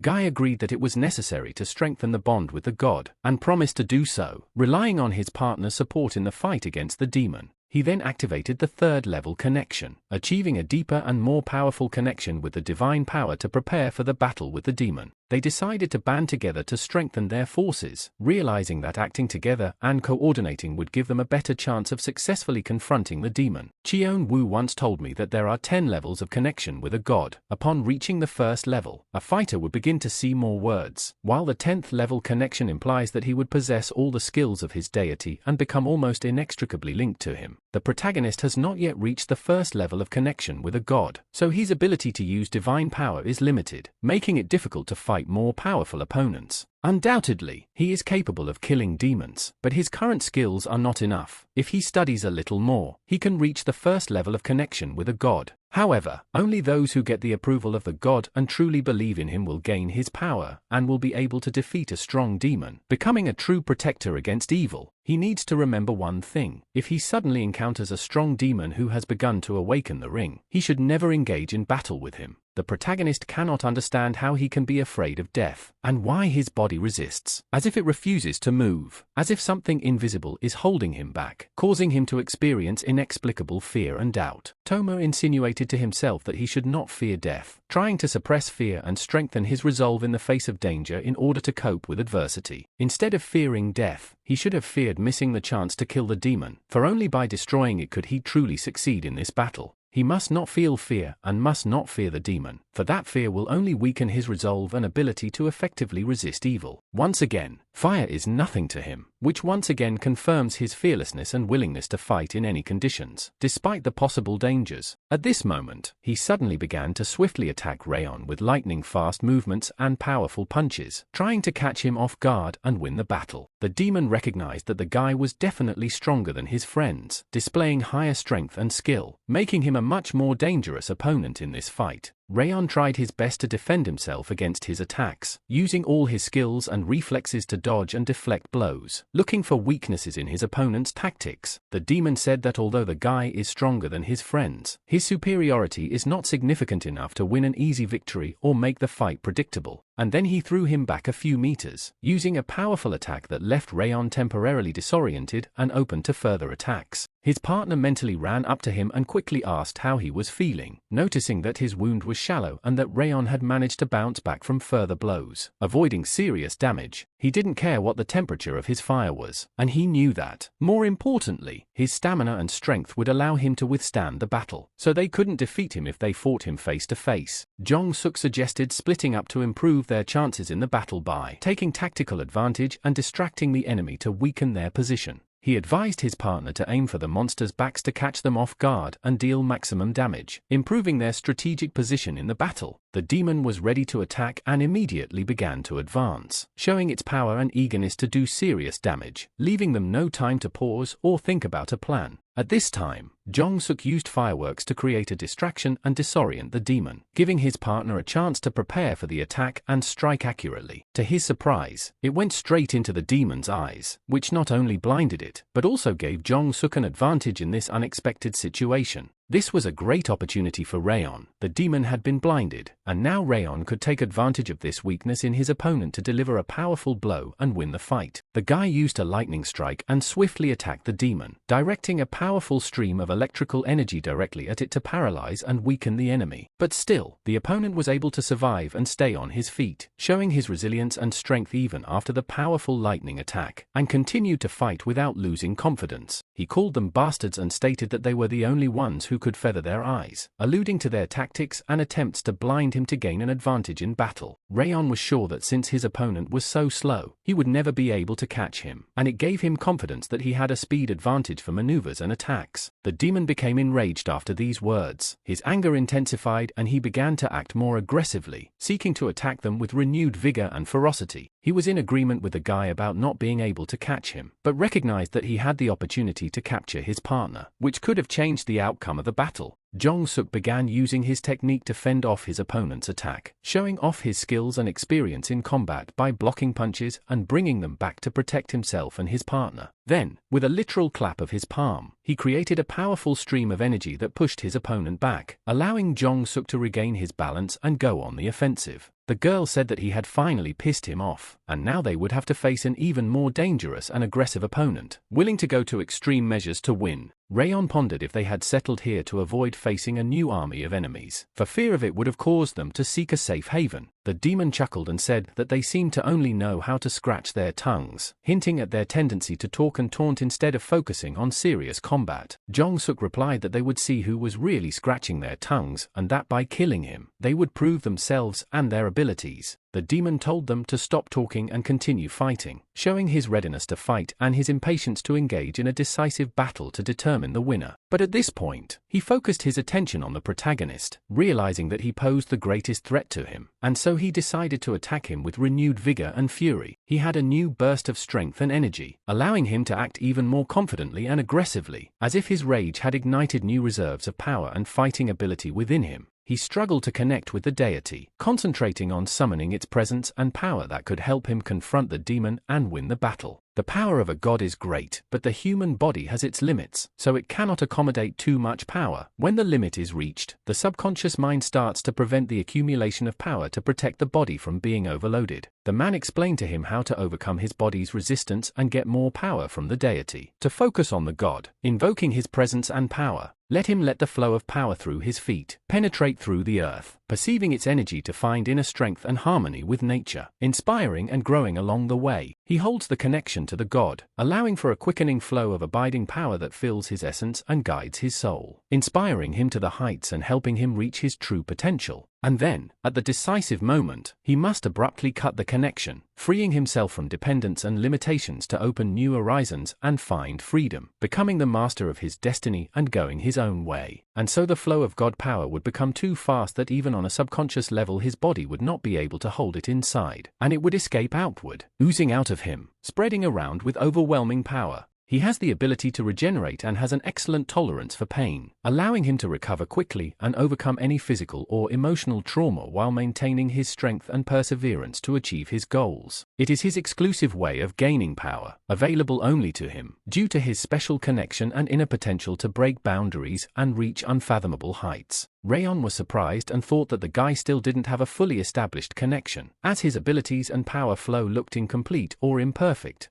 The demon couldn't understand what was going on. After all, he had recently cut off his arm. He was puzzled and confused, not realizing how the guy still had power and control despite this brutal act. He realized that the guy had survived not because of his abilities or goals, but because of something deeper and more elusive that gave him strength and protection, causing the demon to be perplexed and alarmed. He figured it out and guessed that the guy had a regeneration ability, explaining his survival and ability to recover quickly even after his arm was cut off. The protagonist said that this time he would split the demon's skull in two, fully determined to deal with its evil once and for all. They both clashed in mortal combat, facing off to resolve their differences and finally decide the outcome of the fight. The demon said that maybe he would take the protagonist with him, as his ability is proving to be very useful. The protagonist assumed that the demon was going to eat him and give him a name, similar to the way a person might name their pet. Jong-suk realized that despite his strength, it was all questionable and he felt like he wouldn't last long in this situation. The partners decided to help the guy, realizing that he was in a predicament and needed support. They pooled their strength and resources to help him through the situation. Chion Woo realized that the protagonist was facing an unusually huge force for the first time, requiring special care, strategy, and determination to confront it and emerge victorious. He realized that it was worth it to take a closer look at the situation and examine the details of the situation to make a more informed decision or strategy of action. The demon wounded the protagonist despite the protagonist's strength. This emphasized the danger of the demon and its ability to confront the protagonist in a fight. The demon realized that the protagonist was proving to be a tough and resilient opponent despite the wound he had received, causing him to re-evaluate his opponent. Toma, without retreating, responded to the attack and struck, demonstrating his fighting ability and willingness to face his enemy as an equal. The protagonist realized that it would take him a considerable amount of time to render the demon unconscious and defeat it. The protagonist had excellent reactions and successfully dodged the enemy's attacks, dealing with them without much trouble. The hero noticed his opponent swing and said that he seemed to miss his fist as he prepared for the fight, showing confidence and attitude. The protagonist, realizing his strength, decided to attack his opponent again, delivering powerful and crushing blows that made him feel pain and weakness. However, the demon suddenly decided to use his weapon, trying to change the outcome of the battle in his favor by threatening the hero's stability. With a smile on his face, the demon stated that he would not grant the guy's wishes that he had hoped for, emphasizing his strength and steadfastness to the protagonist. The protagonist was surprised by the sound and wondered what the demon was going to do at the moment. Feeling uncertainty and tension in the air, Rayona came to the rescue in time, providing support and help to the protagonist when he needed it most. Guy. The demon considered this guy an annoying booger, unworthy of his attention and causing only irritation.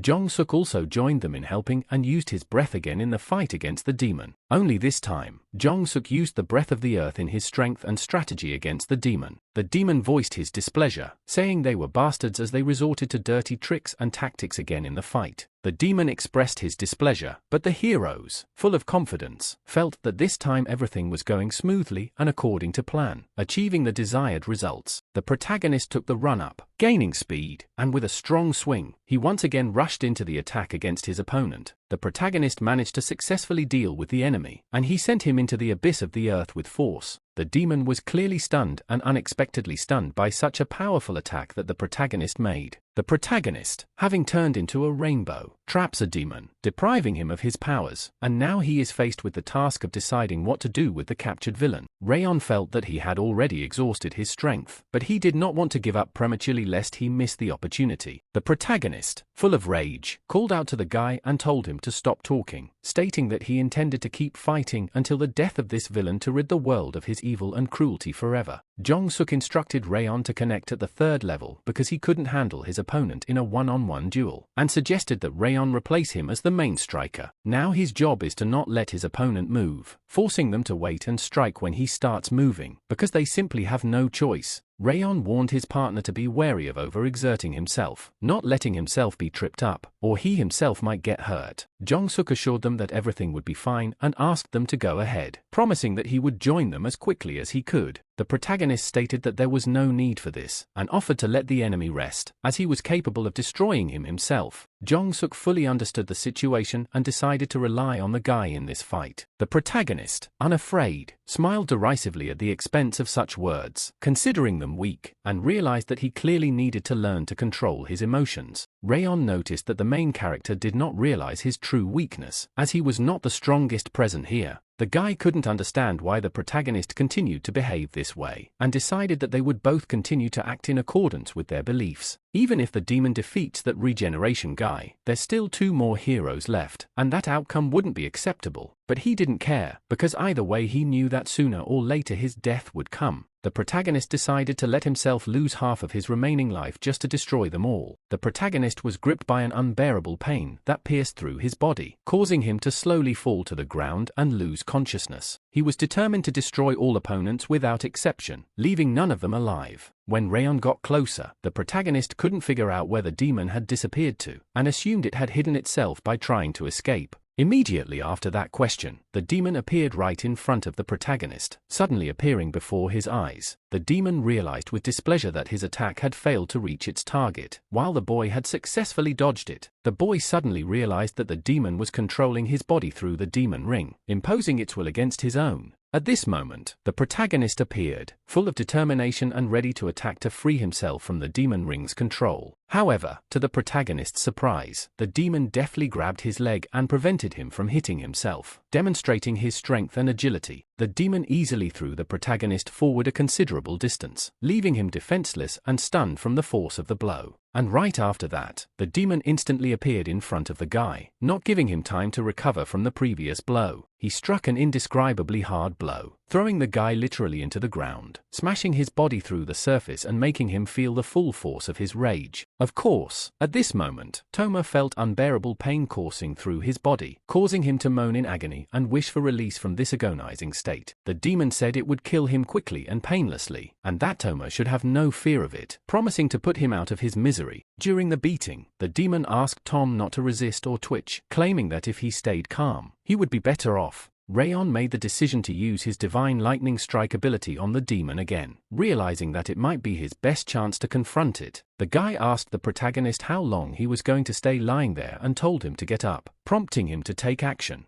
But to his surprise there was no guy in front of him. He looked around trying to figure out where he could have disappeared to and what was going on. The demon expressed his annoyance and displeasure, showing open disagreement with the shiny guy's presence. Right above him, the protagonist mockingly advised the demon to shut his mouth or his teeth might fall out instead of his shoes. And in addition, he informed the demon that he would be repaid in full for all his evil deeds, leaving nothing without retribution. He began beating the demon just as he had beaten him before, answering violence with the same measure and not sparing his opponent. However, his opponent was able to stop him and instantly grabbed his opponent right in the face, trying to seize control. After that, he also started throwing his punches, answering the demon's attacks with his own strength and not leaving it unanswered. The demon said his song was sung, for without air the protagonist would die quickly, trying to weaken his will and cause panic. Now he is about to send him to the other world, promising to take the protagonist's life and cause him indescribable agony. At this moment, the protagonist used his special technique and attacked the demon strongly, making it feel unbearable pain. The demon was puzzled and couldn't understand how the guy dared to hurt him so much and make such a strong attack. He refused to understand why the protagonist decided to break such a long-standing feud between them and do such a thing to him. At this moment, Rayon activated his supreme power again and launched a new attack on the demon, using all his power to win. The boy informed the demon that they were considerably stronger than him and would not allow him to continue his atrocities. The demon was confused and couldn't understand what was happening to him and why he was beginning to experience unusual events and effects. Rayon advised them to hurry, warning that they couldn't hold the demon for long and needed to act quickly. Thomas told him not to hold him too tightly, for he was going to give him a serious blow now. Rayon explained that his speech was not about the protagonist, as their goal was to deal a killing blow to the demon all at once. At that moment, he realized that he was addressing Jong-suk and not the main character, and realized that he had made a mistake in his actions. To be honest, the guy's condition wasn't the best. He seemed like he was melting before his eyes. Definitely overnight. The main character was watching everything that was happening and was at a loss, unable to understand what was happening to the guy and why he was changing so much. The demon, realizing its imminent doom, began begging the protagonist for mercy and to stop attacking. Jong-suk, wanting revenge, uttered words to make his opponent feel deep pain and sink into it, leaving this world forever. With growing determination and courage, the heroes entered the final battle against the creepy monster, unleashing a determined attack that would end its evil existence. Only a few seconds passed, and the ghastly demon, shrouded in flames, began to burn slowly but inevitably, as if its essence was destined to disappear into the abyss of fire. Toma felt his mind overwhelmed by a mixture of amazement, fear and incomprehension at what was happening, and he did not find the strength or clarity to respond adequately to this whole situation that exceeded his comprehension. Rayon expressed his gratitude and acknowledged that his partner had saved him despite hitting him so hard earlier, and the realization of that gave him mixed feelings. The protagonist was seized with curiosity as to how this monster was still alive despite all the trials and the force with which it was attacked. Rayon suddenly realized that the situation was far worse than he had anticipated, and realized that things were going extremely poorly. Rayon noted that his partner was beginning to come to his senses, and advised him not to be influenced by the deity that was trying to take over his mind. Toma questioned what to do now about this mysterious blue creature or any way to get help from it, but the boy cut him off, saying it was too late for that. Perhaps if you try to put his bracelet against his chest, something will happen, but you should be prepared that it might be a failed attempt. Although there is a risk, why not give it a try? After all, even if he takes damage, he might be able to recover thanks to his regeneration ability. And at that moment, Chion Woo appeared and told them to leave as he would take care of the situation. Rayon felt anger as this approach was unacceptable. The ground beneath his feet was melting and the danger was all too great. However, the man assured that everything would be fine because he had a certain trick or ruse that he knew and could use. The man used his weapon to gradually restore the guy by administering healing blows. Jong-suk suddenly addressed the mysterious woman, calling her queen, and there was a mixture of anxiety and reverence in his voice. And then, a moment later, he came to his senses again, coming to life before their eyes as if the recent incident had proved to be only brief. As Rayon uttered the joking phrase, he inwardly rejoiced that his partner had finally come to his senses. Realizing that he was safe, Rayon admitted that if it wasn't for Mr.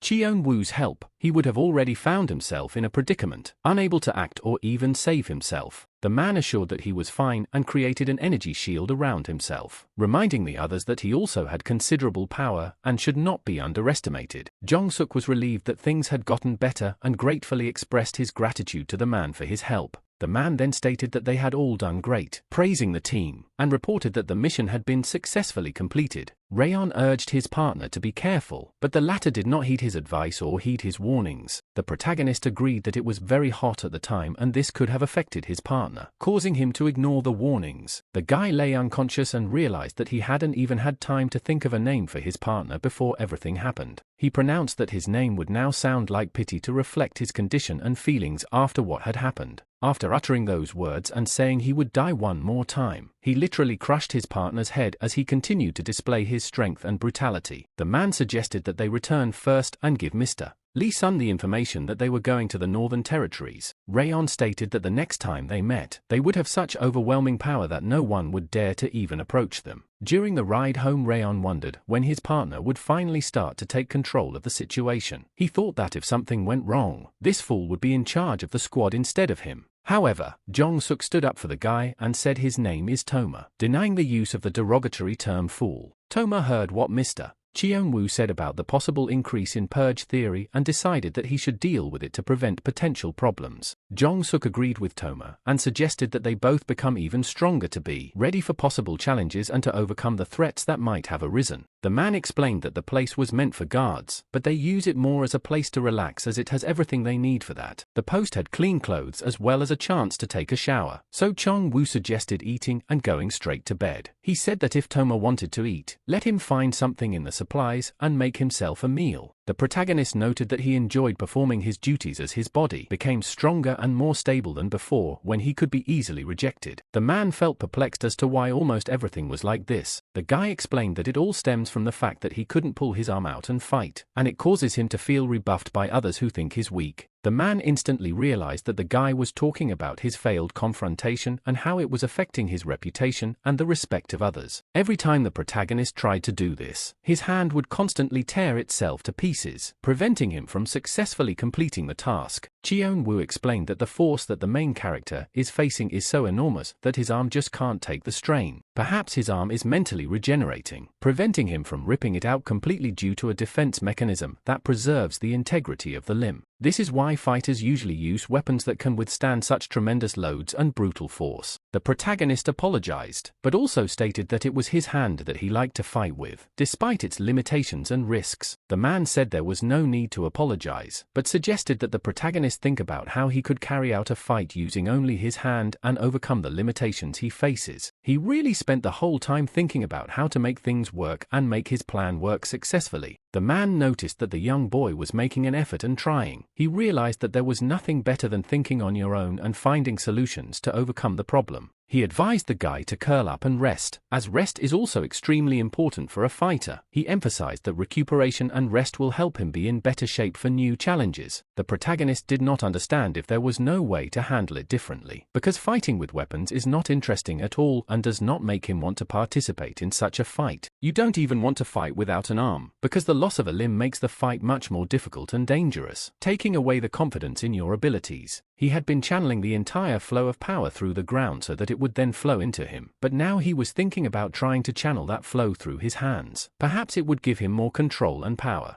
and then the arm would be able to withstand the strain, as distributing the flow of force through the arms would help mitigate the effects of the energy and increase his endurance in combat. But he realized that there was no difference in which way to direct the flow of power. The result would be the same, so he decided to obey the teacher's order and go to bed to recover his strength and prepare for future trials. And he decided that tomorrow he would come up with something new to deal with this difficult situation, relying on fresh ideas and approaches after a good rest. And then he remembered that he had a bone left over that might prove useful in solving this problem or become an important tool in his future endeavors. And he wondered that if he concentrated on the bone and encapsulated all the energy in it, it might increase his chances of his arm not being torn apart when he used the force. But he realized that he needed to rest to build up his strength for future feats and challenges, as regaining his energy and strength was an important part of his successful advancement. Not even a couple minutes later, the protagonist was already outside working out a plan. First, he was going to summon a deity and keep in touch with it, directing the flow of energy through his hands to increase efficiency and accuracy in his actions. The first phase of the plan was successfully completed. He was able to summon the deity and establish a strong connection with it, which gave him access to more powerful and controlled energy. He channeled the energy through the bone, trying to focus on it to enhance the flow and maximize the effect, for the bone could serve as a conductor and source of power. He then accelerated the flow of energy to achieve a more powerful effect, strengthening his abilities and increasing his efficiency to successfully execute his intended plan. And indeed, something unusual began to happen to his hand. It began to glow and vibrate from the flow of energy, gaining new abilities and strength. His face remained as calm as possible, even though he didn't know what was happening to his hand or why it had started to glow and vibrate. And his hand began to take on an inexplicable shape, changing with the energy, which amazed and alarmed him, for he could not predict how it would turn out.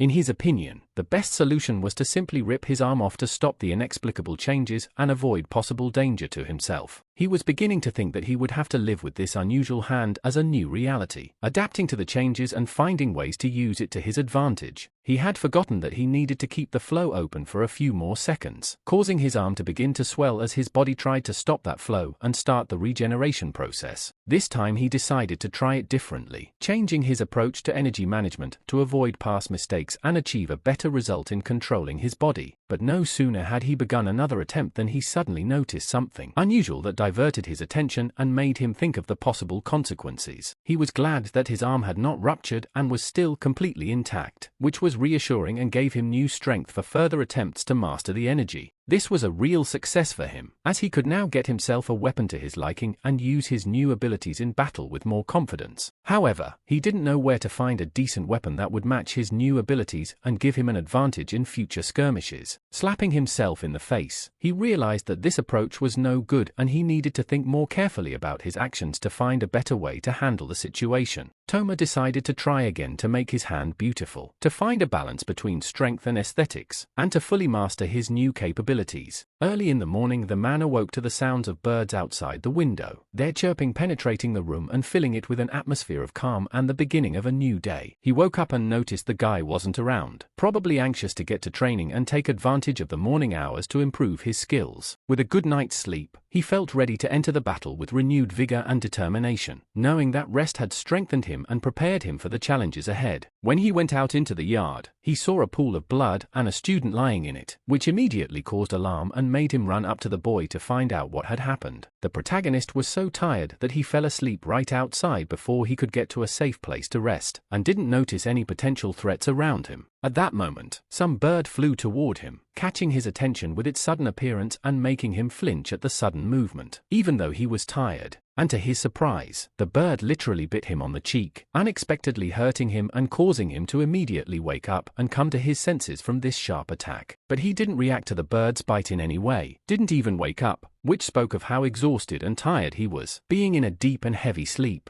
After that, the bird realized that her attempt to wake or somehow influence the guy had failed, and now she had to find another way to reach him or get his attention. The bird still tried her best to wake up the protagonist, and perhaps due to her actions, he finally began to awaken from his deep slumber. The bird was frightened when she saw his connection to the deity, noticing his special aura and power that instilled fear and caution in her as she interacted with him further. It turned out that the bird had handed him a bundle of items that probably contained something important or intended for the protagonist, surprising him with its unexpected usefulness. The man noticed that it was his new uniform, as he had thrown away his old clothes because they were torn, and apparently sent in a request for new uniforms. On the new uniforms it was written that the money for them would be deducted from their paychecks, which made him unhappy about the unexpected withholding of funds for new clothes. The man said they certainly had a paycheck and anytime he could get it, so he sent a request to the new army to clarify the terms and details of the payments. The guy was holding an object called a life bead, and apparently it was some sort of magical or valuable artifact that had life-saving properties in difficult situations. And this is where the man is shown explaining what you need to do. Just charge the bead with divine energy and you'll be all set to take advantage of its magical properties.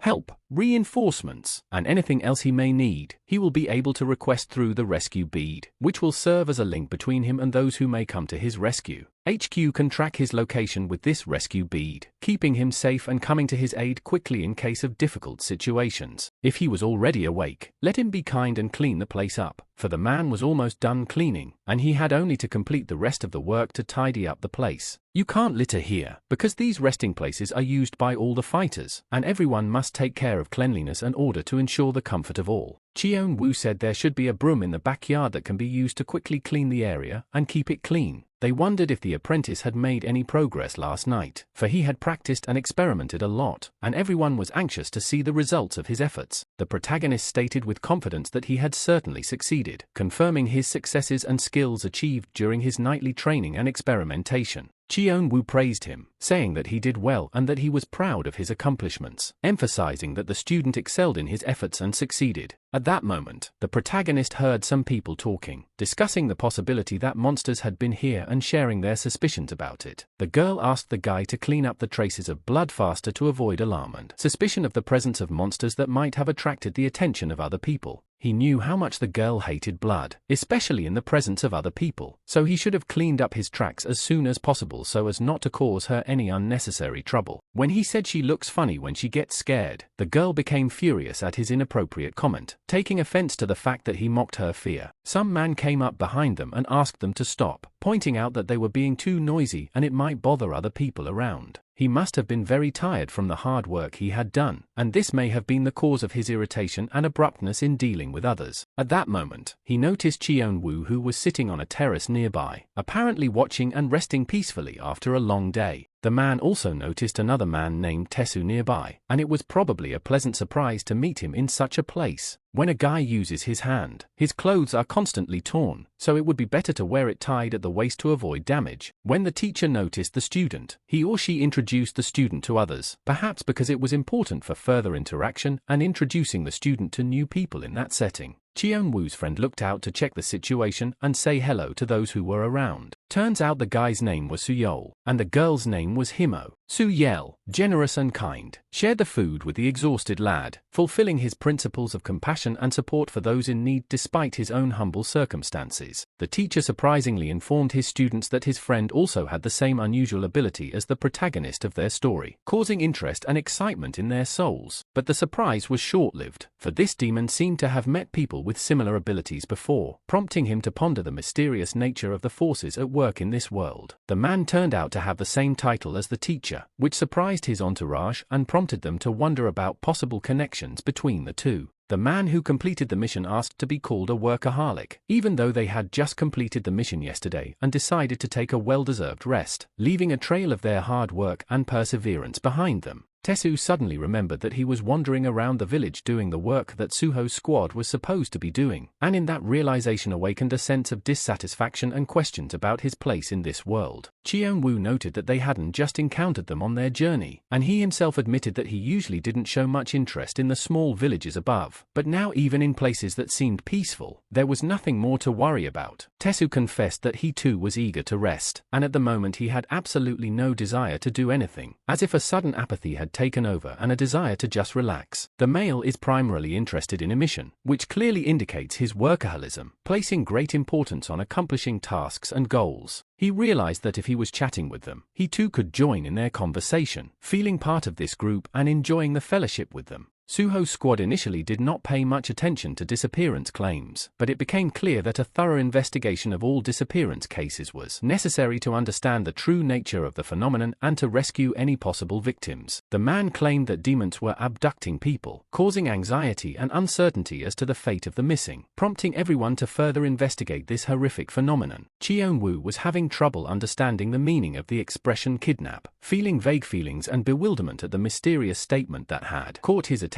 and caused an overwhelming desire to figure out what was going on. His friend announces that someone has been stolen by a demon, rousing Chion Woo and making him realize the gravity of the situation that has suddenly turned his normal, quiet existence into a challenge full of unexpected dangers. Tesu noticed that the man had excellent and quick reactions, which drew admiration and respect, as well as prompting him to think about the importance of always being prepared for unexpected situations. Lately too many people have been disappearing, which prompted him to decide to look into what was going on. He sat in ambush, seeking to identify the causes and those responsible for these mysterious disappearances. If his instincts don't fail him, he feels like everything should be fine, but he remains wary, ready for any surprises. But just in case, he still decided to prepare himself for the possible capture of the demon, taking precautions and preparing himself to face the unknown. At this point, the man who had been stolen noticed something dripping on his shoulder and assumed it had started to rain, not realizing it could be something more sinister and mysterious. At that moment, as if out of nowhere, tentacles appeared, just like an octopus, making everyone present shudder with horror and surprise. The man did not understand what was happening to him and began to worry wildly, despite the strangeness of what was happening, gripped by excitement and anxiety about his fate. But the man was wrong, for it was necessary to destroy the thing at once, to prevent its further effects and to protect himself and others. The demon was glad, for today was such a good day, and he captured 2 people at once, feeling satisfaction from his evil deeds. No one would grumble at him this time, for his successful hunt had left behind him only silent horror and awe in the witnesses, and fear of his ruthless power. He decided to deliver them safely, allowing them to rest while they slept before continuing on his sinister journey. Thus the demon kidnapped the men and carried them off to an unknown destination, leaving behind only mystery and terror. The best part was that the man had come up with the idea that if he could follow the demon, he could discover the haven of demons lurking in their territory, and perhaps find a way to retrieve the abductees. It turned out that they came from the north, which added mystery and surprise to the situation, raising new questions and uncharted possibilities for unraveling the mystery mystery of their presence. As the man expected, Chion Woo asked how they managed to cross the border, asking a question that has been on the lips of many, exploring the unusual circumstances of their arrival in the territory. Suddenly, one of them shared that it was all due to the underground passages, revealing the mystery of their sudden appearance and causing those present to wonder. They made their way underground, crossed the border and kidnapped people, operating only at night. He found out about it and even discovered their hideout, revealing the secrets of their actions and providing new information to fight them. Tesu couldn't understand why the man hesitated and seemed no longer interested in simple missions, causing him to wonder and fret about the change in his mood and motivation. Well, it seems to him that there could be many such hideouts, and he's sure that demons are kidnapping people in other villages as well, which makes him uneasy and makes him wonder about the extent of the problem. Let him think about it, because if there are so many of them, they probably have common gathering places, which could be a clue and a way to deal with them. Chion Woo said that if one waits for the right moment, it might be possible to find them all together, which opens up the prospect of mass exposure and fighting against them. The man, being a platoon leader with a wealth of experience, asked if he could take on this mission, showing a willingness to take charge and lead the operation. Information is scarce, there are many inconsistencies, and solving a problem alone is impossible, requiring a team approach and in-depth analysis to resolve complex issues. Chion Woo suggested that the man take charge, believing him to be a more suitable candidate to handle the situation. Tesu was glad that he had managed to convince him to reach out after all, seeing it as a victory and an important step forward. He instantly realized that he seemed to have spoken unnecessarily, feeling awkward and wanting to retract his words to avoid misunderstanding. But the man was not offended by this and still said they would work together, being cooperative and joining forces to solve the problem. Tesu hadn't expected such a response and was surprised to feel a mixture of surprise and pleasant surprise at the man's sudden openness and agreement. When he ran for a hug, a friend said it seemed like overkill, hinting at over-emotionalism or unusual emotion shown in this situation. Tesu came out of the house and announced that they would rest today and set out at dawn tomorrow, preparing for the adventures ahead. The man thought his friend was an idiot for telling him to rest while he himself offered to carry the deity, causing bewilderment and annoyance. A man needs to know what abilities the protagonist has. Only then will he be able to figure out which case to assign him, given his unique skills and capabilities. Toma said he had an incomplete connection with the deity, which sparked the man's interest and questions about the nature and limitations of that connection.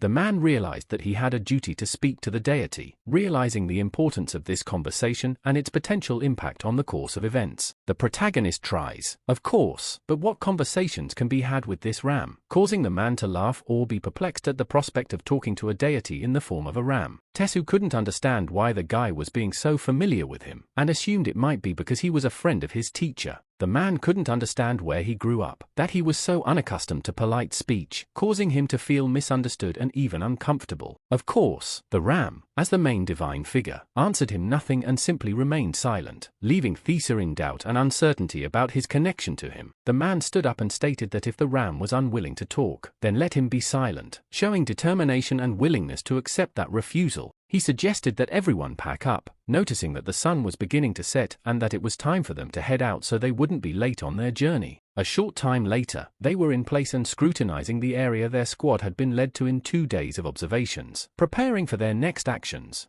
Himo noticed someone coming out and advised them to hide, warning them of the danger and preparing for a possible confrontation. Suyel told the man that someone else was there, drawing his attention to a new threat or the possibility of meeting a stranger. As it turned out, the number of people kidnapped turned out to be quite significant, causing them to be surprised and realize the extent of the problem. Chion Woo noted that, as the man had suspected, this was the place where the kidnapped people were brought, gathered from various places, confirming their hunch and preparing for their next steps. The demon rejoiced that they had caught 2 more than they had planned, savoring the success of their devious plans and increasing the number of their captives. Just at this moment, they were hungry and about to eat one of their victims, emphasizing their cruelty and ruthlessness towards their captives. The protagonist, upon realizing that they were going to eat them, immediately rose from his seat, ready to act and defend himself and his comrades. Tesu couldn't understand what he was doing and expressed his bewilderment, telling him to sit down immediately in an attempt to regain control of the situation and avert possible danger. The main character said that he somehow knows what it's like to be a firefighter, and threatening to finish off all those demons showed determination and willingness to act in defense of himself and his comrades. Tesu, disagreeing with him, literally grabbed him by the neck, showing his disagreement and possibly trying to stop him from acting out of control. Yes, if hundreds of people die now, he has no power to save them all. If he attacks, the man puts him in danger of death. That was his plan. If the guy didn't like something, let him grow into a leadership position himself, and only then would he make his own decisions. Until then, they will act in accordance with his instructions and guidance. The demons actually began to devour their prey, proceeding to drink viciously and greedily. One of the demons was telling the others not to touch the humans as they would be needed for a reward or bounty. The demon claimed that it was enough to bring only a certain number of people, disregarding the rest. He always listens to his doctor and follows his instructions because he realizes that this is necessary for the rewards and rewards. Toma was glad that he had delivered what was required and that the men had not been eaten. Now that they are starting out, they need to proceed carefully so that they don't make any mistakes and blunders. Chion Woo speculated that they decided to switch places to keep their hideout secret and not reveal it. Everyone immediately collapsed forward, finding themselves in an unexpected situation or losing their balance. However, surprisingly, only Tesu remained in his place without succumbing to the collapsing situation. He did a tally and reported that there were about 7 demons left. A safe distance was reached. The demons missed some important details and events. His head began to hurt badly, and he realized that he urgently needed to catch the demons to stop their effects. He can't see how far they've traveled, having lost sight of them. Suddenly he caught up with his squad, keeping up with them and staying in the rhythm of their movement. He realized that they had moved very far away, and the distance between them was indeed considerable. Tesu couldn't understand what was happening to his friend or what events were unfolding before his eyes. At that moment he saw something that shocked him, and he abruptly turned and walked away. They were real dumbass because instead of expanding their territory, they should have strengthened their defenses. Chion Woo stated that even he doesn't have clarity yet as nothing special and unusual has happened. People are not placed inside. Everything here seems to be controlled or supervised by certain individuals. He's pretty sure this is the final gathering place after all. At least he thinks that's where they've gotten to. Tesu suggested changing tactics and getting everyone together to discuss and adopt a new strategy. Demon announced that they had reached the required number and had taken in about 30 more people than planned. They caught significantly more people than planned and everyone did a great job.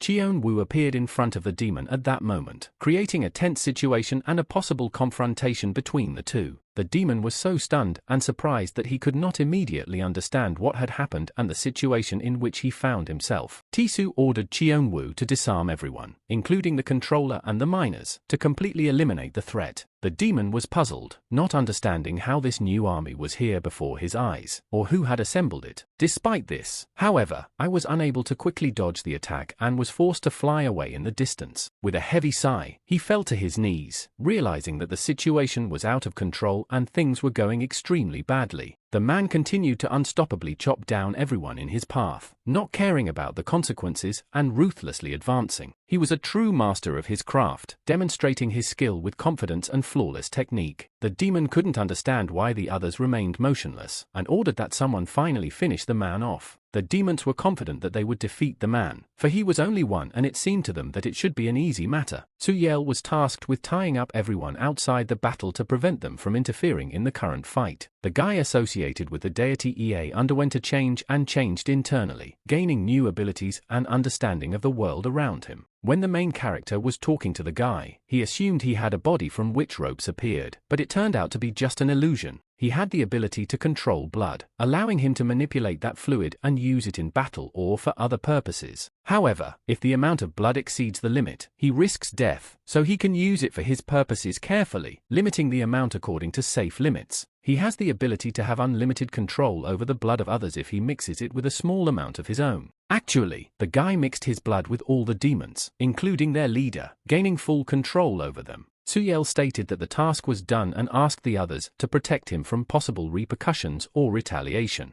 Himo understood his situation and warned him that if he continued to use his blood, it could be fatal to him. The girl was bound to the deity Pion, having his power and support in her actions and adventures. She decided to get the guy's attention and asked if he was interested in learning about her abilities and powers. His ability is divine extraction, the ability to extract and utilize divine forces or energy for his purposes. Yes, that's why her ability is tied to divine extraction, as she has a hatred for blood and prefers to use other sources of energy. This is why, when making incisions, she is able to heal the skin and prevent blood from leaking out using her abilities and control over her body. Even if her head wasn't severed, she was still cut open, inflicting wounds and pain. but she quickly healed her injuries. It's called the blush Waldo, and it's really impressive and magnificent in its power and effectiveness. Tesu scratched his forehead at this point and thought, trying to analyze the situation and find the best course of action. He was associated with the deity Duoxini, one of the evil spirits, which gave him a dark power and cruel character. The protagonist felt furious that he was doing nothing, but the man explained to him that his job was to guard, not interfere. But the guy couldn't understand why he needed to guard this place, since there was no one here. But he couldn't understand why he had to guard this place, because there was no one here. The man estimated that there were 22 critters in the area, so he insisted that the guy guard the place and not let them leave or harm other people.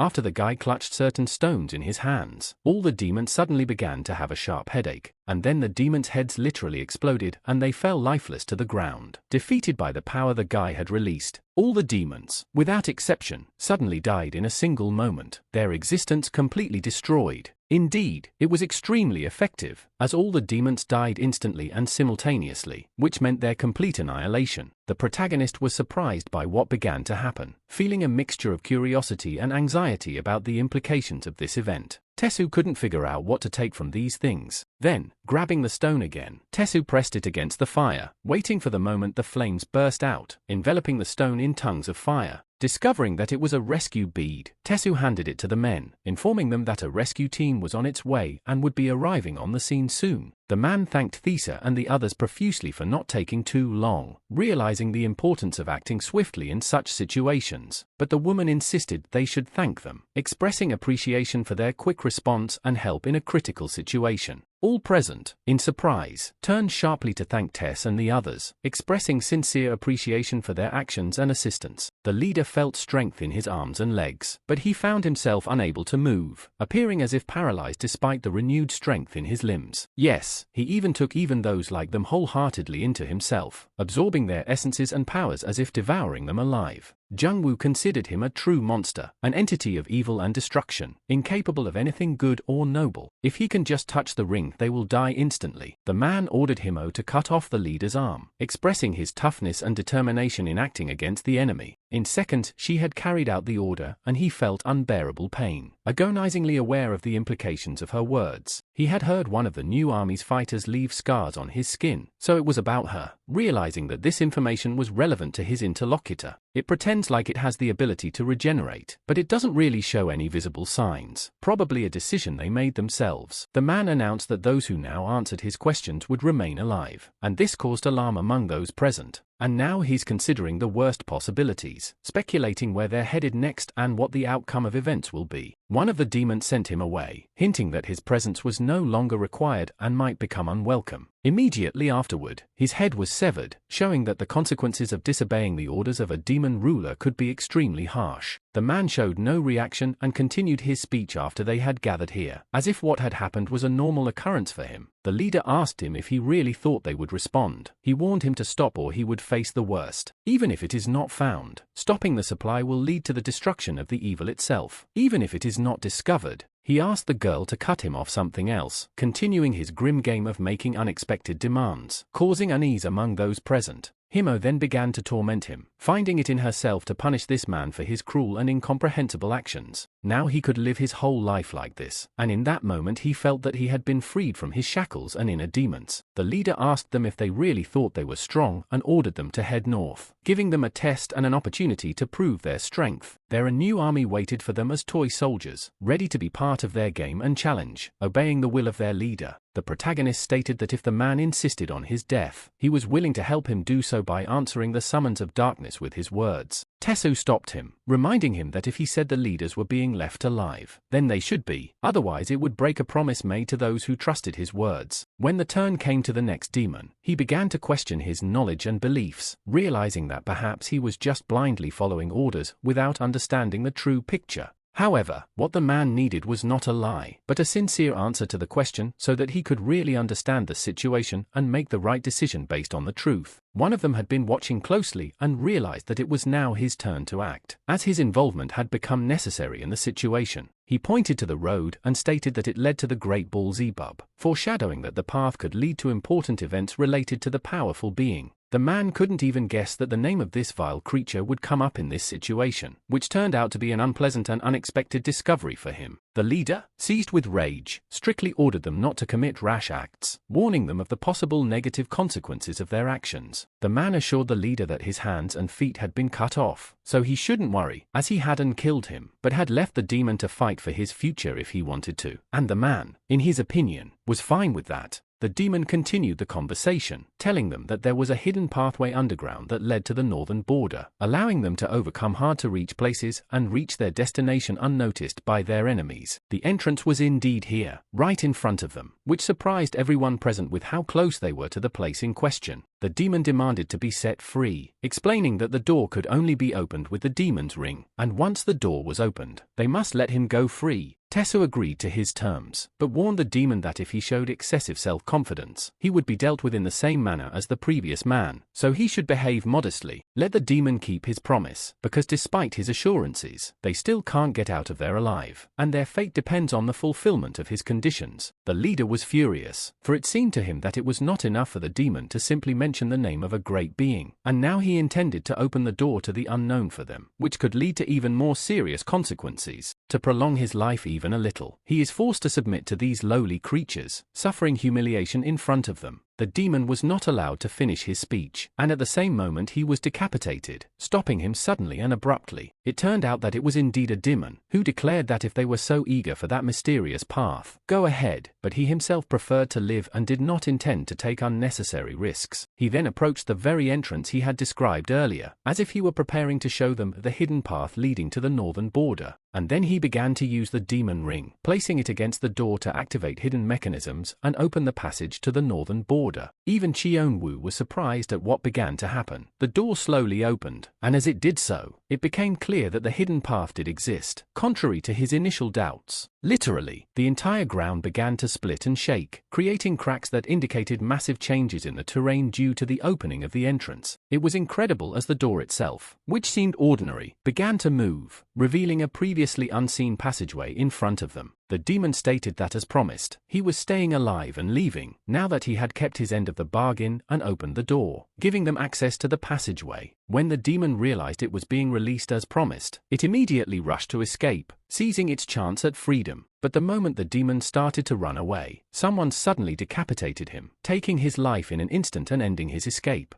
A division of defenders appeared, completing the rescue operation, and all the people returned to complete safety, realizing that they were now safe and the situation was under control. Tesu couldn't figure out where they were, as the surroundings were unfamiliar and the place looked different from the world he was used to navigating. At first, none of them, including the crew, expected such a massive rescue operation, so even those who came to the rescue had to join rescue squads to handle the situation. Tesu then told them about Ball, his power and the danger he posed, and those listening were amazed and frightened at what they were facing. Basically, the plan was as follows: destroy this underground loophole through which unwanted creatures were entering to block the way, since asking for help from the higher powers upstairs was useless due to their tendency to stall and come up with excuses in writing. So his job was to come with backup and save their lives, acting quickly and efficiently to ensure the safety and successful completion of the operation. And they, before reinforcements arrived, were to check for people left in the subway to make sure everyone had been rescued and to prevent possible dangers to those who remained. Since they were already gathered inside, everyone needed to be as favorable to each other as possible, working together and focused to achieve a common goal and ensure the success of the operation. The protagonist isn't ready for action yet, and if they need to be well prepared, he'll at least make himself a weapon for now to be ready for possible dangers. The lad then began to craft his own weapons for battle, carefully choosing materials and methods to create reliable and effective tools for the battles to come. Everyone present had clearly not expected this turn of events, and there was obvious amazement and confusion on their faces. Chion Woo realized that he was kept alive by the intervention of a deity who saved him with a scythe, thus preventing his death at a critical moment. Himo instantly vomited from what she saw, so horrible and sudden was the sight. The defense division also did not expect this turn of events, which took them by surprise and forced them to rethink their plans and actions. The man asked his friend if it was normal, trying to figure out if he had reacted appropriately to what was happening. Since the man was silent, he realized that everything was normal and his friend probably didn't see anything unusual about the situation. He stated that they are entering a high-stress area where everything has to be somewhat cautious and careful to deal with possible unexpected situations. Some demon came to Novasama and reported that a door in the cliff had opened, indicating that there was a problem that she had not been aware of before. She asked him if he meant that the new army had been looking for this place and might have found it, causing the door to open. She told them to get ready and stated that they would solve the problem before the Great Ball discovered it, so as not to have any serious repercussions. It's an endeavor they still decided to call off, preferring to return home unharmed to avoid additional risks and dangers. Immediately after these words he lost his head, which happened suddenly and quickly, cutting short his life in an instant. Nova stated that he was expressing his disdain by using derogatory words, condemning the demon's shortcomings and thus showing his attitude towards them. She asked, remembering his words. Predators in front of their prey don't look away or get distracted. They focus on everyone they want to capture to ensure a successful hunt. After a while, they found themselves in some very huge room that was astonishing in its size and mysterious atmosphere. The division noticed that they had joined the platoon, but never had time to get to know the new members, remaining unfamiliar with each other in their new surroundings. The woman's name was Ood, the bald man's name was Jinwon, and the girl standing behind them was named Belle. It turned out they had no special abilities. After all, they were the chosen ones, making them unique and important to the mission at hand. Toma could not understand what it meant to be chosen and what exactly that title entailed, as the details and consequences were not clear to him. The teacher explained that the chosen ones are those who are able to borrow the power of the great god, gaining access to powerful abilities unavailable to ordinary people. However, the great god helps more people, so he doesn't want to mess with just one person, and that's the reason why they don't have individual deity abilities. However, they can summon the power of a god without reincarnating and are the fastest to approach level 10, as their connection to the divine usually reaches around level 6 or 7. The protagonist remarked that even now, some people feel hurt because of the first incarnation when they use the god's power, and in his opinion, messing with him was a dishonest and risky move. The man said that, when you think about it that way, he is most opposed to incomplete connection to the divine because he believes it can lead to dangerous consequences and uncertainty. Tisu said that Chion Woo will go to the head and the defense division will cover him to provide security and support him in a difficult situation. Then they all launched a combat operation together, acting as a team to successfully accomplish the task at hand and overcome all obstacles in their way. After a while, Himo wondered how far they had come, because so far there had been no meaningful changes or findings to indicate their progress. The man stated that it couldn't be that the demons just abandoned the road, for they were too proud to do so and were most likely up to something devious. They were told that there was another way to the northernmost frontier, and, though it is not known whether this is true or not, it is evident that this road does not lead only there, for its length is too great, and if there are still people left there, they must be rescued, because their safety and well-being should be everyone's priority. Chion Woo abruptly stopped the entire group, staring in the direction of the noise from the thicket, making everyone freeze in anticipation of the unknown, excitement spreading through their bodies. Suyel said that he heard something. His words pierced the silence, causing everyone to strain their hearing and listen to every rustle around them. Tesu ordered the platoon to prepare for battle, his voice sounding determined, inspiring the soldiers to prepare for battle and stirring their fighting spirit. After a while, the man also felt and heard something strange, like an ominous whisper in the darkness, penetrating through the dense atmosphere of the night. Right at that moment, the wall to their left collapsed with a rumble and crack, shattering into splinters, causing panic and chaos among the group.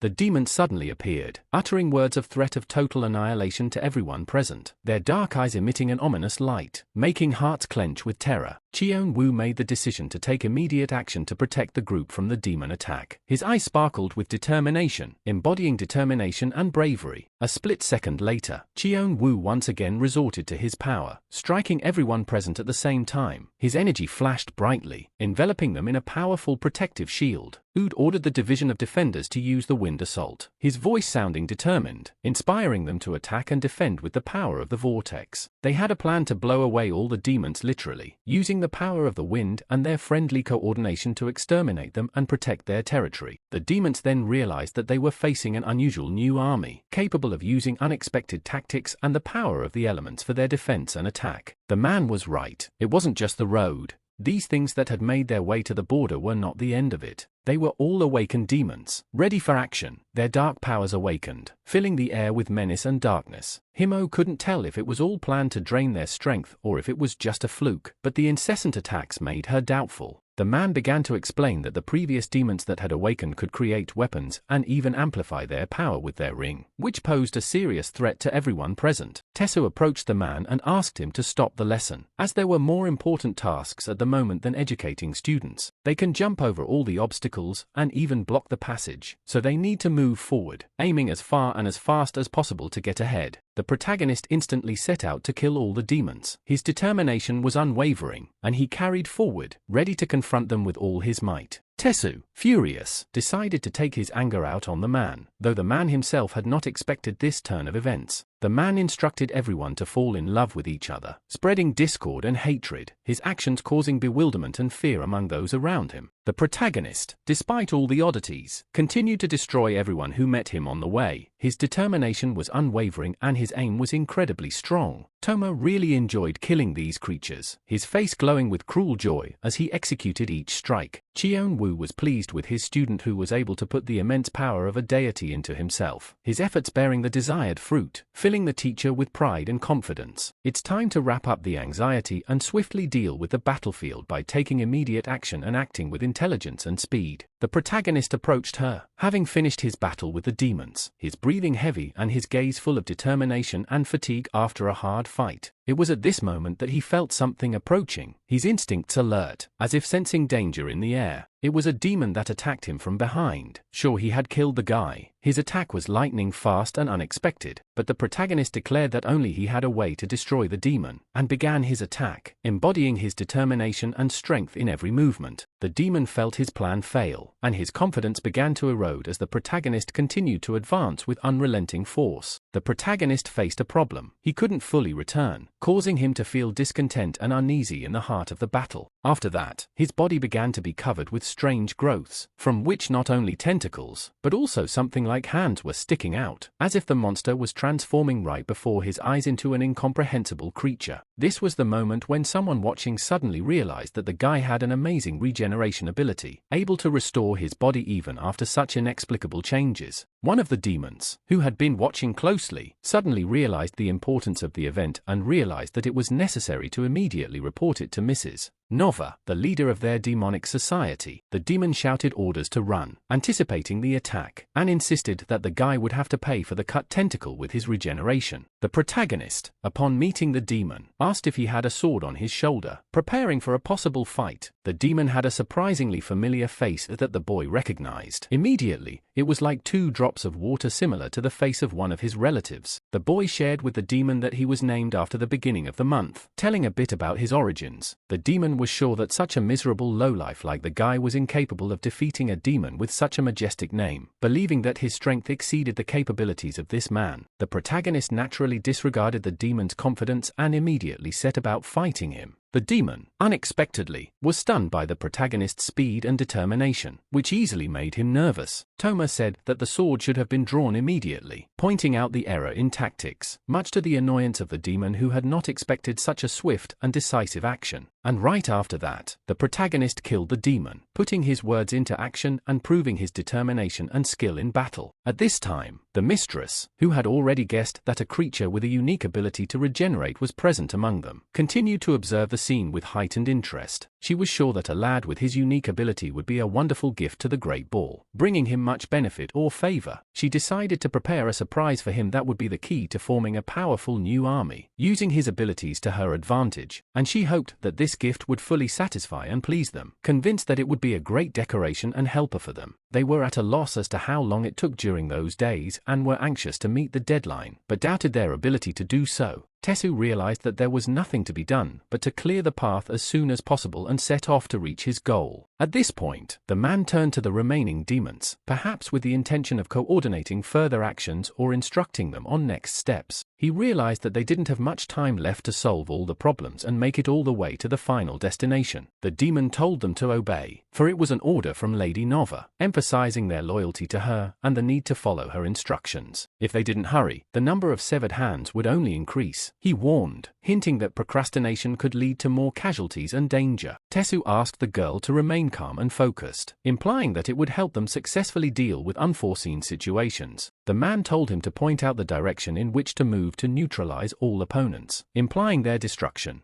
the demon felt as if the man actually had information and began to guide them, as if telling them the next steps and goals. Rally in the mouth asked, or would he prefer to be told the location? Meaning both. The man was filled with rage over the monster's behavior, which probably made him resentful or annoyed. Thereafter, the man, expressing his annoyance, stated that he did not want to tell them anything, showing his dissatisfaction and non-cooperation. He laughed and asked if time would run out and it was time for them to leave, playing with their senses and implying that time was running out for their stay. He asked if they could see the bag and shared that he had a lot of fun picking up his hands, alluding to his cruelty and indifference to human life. Let them hurry or no one will stay, he warned, emphasizing the urgency and seriousness of the situation for all present. Immediately afterward, his head literally exploded, causing shock and horror to everyone present in that place. Of course, this was the man's doing, emphasizing his ruthlessness and ability to use violence to achieve his goals. He stated with confidence that there was no way to play with them, emphasizing his readiness and determination to face them. He then asked Suyel to prepare the blood, implying that it would be used for some of his own purposes or rituals. The guy, of course, said he'd try it, but wouldn't promise anything, expressing his caution and wary of possible repercussions. He then used the 5th level connection to God, seeking help or advice, and relying on supernatural powers to solve the problem. Blood flowed from his hands like a living stream going nowhere, leaving bloody trails on his fingers and skin, mixing with the dust and dirt, then began sucking that blood out of the demons like a ruthless vampire feeding on impure energies, absorbing their power and life essence. Also itself began to make of other demons that previously despised, awakened in himself a dark beginning, attracting temptations, elevating their desires over virtues. He certainly had no pity for anyone and used them as a resource, squeezing all the blood out of them, knowing no compassion or mercy, only pursuing his goals ruthlessly. Everyone present could then observe the ocean of blood all around them, as if a scarlet stream enveloped the world around them, filling it with menace and hopelessness. The man told the apprentice to find their base, hinting at the importance of the mission and the need for swift action in the face of stealth and danger. The man told the apprentice to find their base, hinting at the importance of the mission and the need to act quickly in stealth and danger. But that was not their goal. They needed to find the hidden place where their true power lurked. Let him search wherever he can do so, penetrating the most secret corners and hidden havens, stopping at nothing to discover their target. The boy tried with all his might, but he couldn't find the place for a long time. His search dragged on, and each unsuccessful step strengthened his determination and perseverance. When the boy told him what he had found, the man asked him to dig, pointing to a specific spot where the secret that had been so persistently hunted for was probably hidden. He actually channeled all the blood streams into one place, creating a mystical concentration of energy that could conceal hidden secrets and undiscovered powers. He completely guessed, and because the opposite sides were ideals, forming as if a mirror image, where one complemented the other in the pursuit of truth and power. They were terrified, for they could not understand what the blood was, and immediately began to call for the lady, for she alone could solve this dark riddle and shed light on the mystery. She laughed and said that there were many funny and unexpected situations in the new army as well, emphasizing that the world is full of surprising turns that require only a subtle sense of humor. She said there was no need to drive away the strange thing. It was a pity that so much preparedness had not had time to be shown, urging to keep an open mind to unexpected discoveries and possibilities. But they will see faster.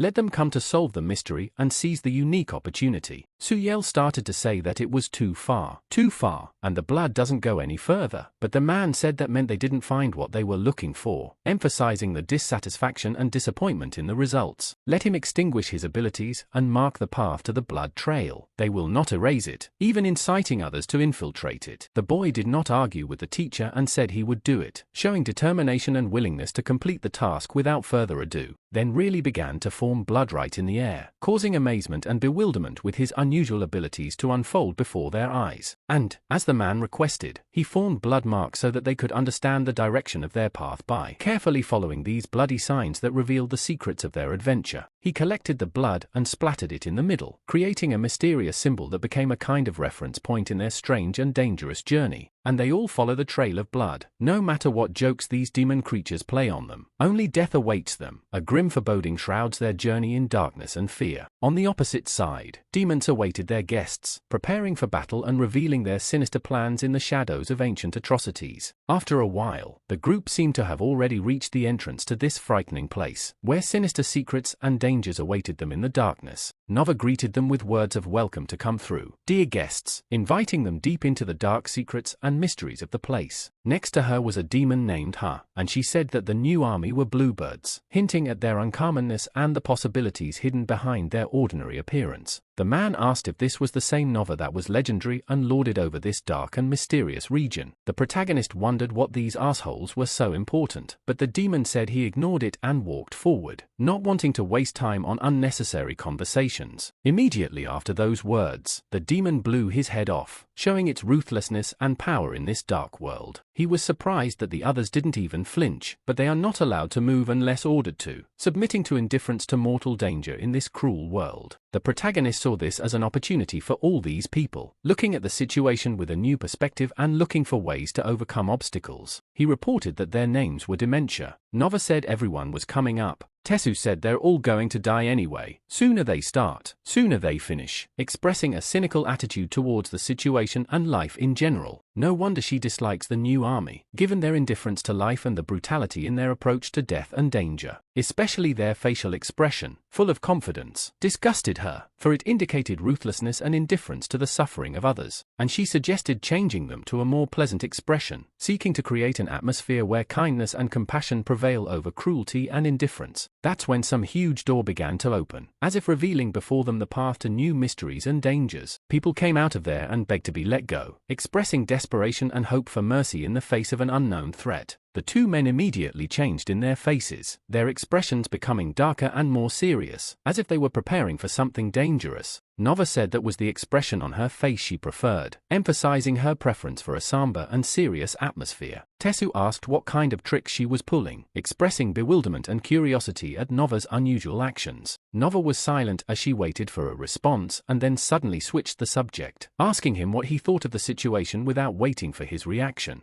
Demon Ha glanced at everyone present and politely asked for attention, emphasizing the importance of his words. Even the main character, feeling a sudden excitement, turned around and turned his attention to Demon Ha, waiting to see what he would say next. Nova suddenly announced that the meal had been served, which she said symbolized the beginning of the battle, leaving everyone present confused. Of course, all the demons were eagerly awaiting this moment, when the symbolism of the beginning of the battle signaled the start of their long-awaited action. They were happy that they could finally enjoy their prey in peace, looking at the cooked food in front of them with satisfaction. Of course, all the heroes instantly set about defending their prey from the demons, showing their determination and willingness to fight for survival. Nova laughed, pointing out that while the heroes might be strong, protecting something was another matter entirely, noting that their sudden confusion now made her wonder. Let them fight all they wanted, but Nova knew they would still end up in her hands in the end, confidently expressing her belief in their strength and ability to control the situation. She confidently guaranteed them that the strongest of them all would be the first to disappear, emphasizing her confidence in her strength and steadfastness. Of course, everyone present was scared out of their wits by what was happening, their faces expressing fear and anxiety. They felt they were in danger. Tesu realized that Nova needed time to blow their minds all over, so he decided to distract them so she could carry out her plan in peace. Letsuyel took all the people under his protection, trying to buy time for them, but he realized that it was impossible, for he had already used up a lot of blood, searching for a way here, and his strength was running out. The man felt lost, not knowing what he should do now, inwardly struggling with uncertainty and fear of the events to come. Nova asked what was on his mind, looking for a way out of a confusing situation. Still, what ways to get out of here and for me to find freedom? The man, feeling a wave of rage directed at this demon within him, suddenly realized that he was just playing with them, and it made him hotly furious. Chion Woo realized that he needed to pave the way for people to save them from the danger that threatened everyone, and he embarked on this difficult task with full determination.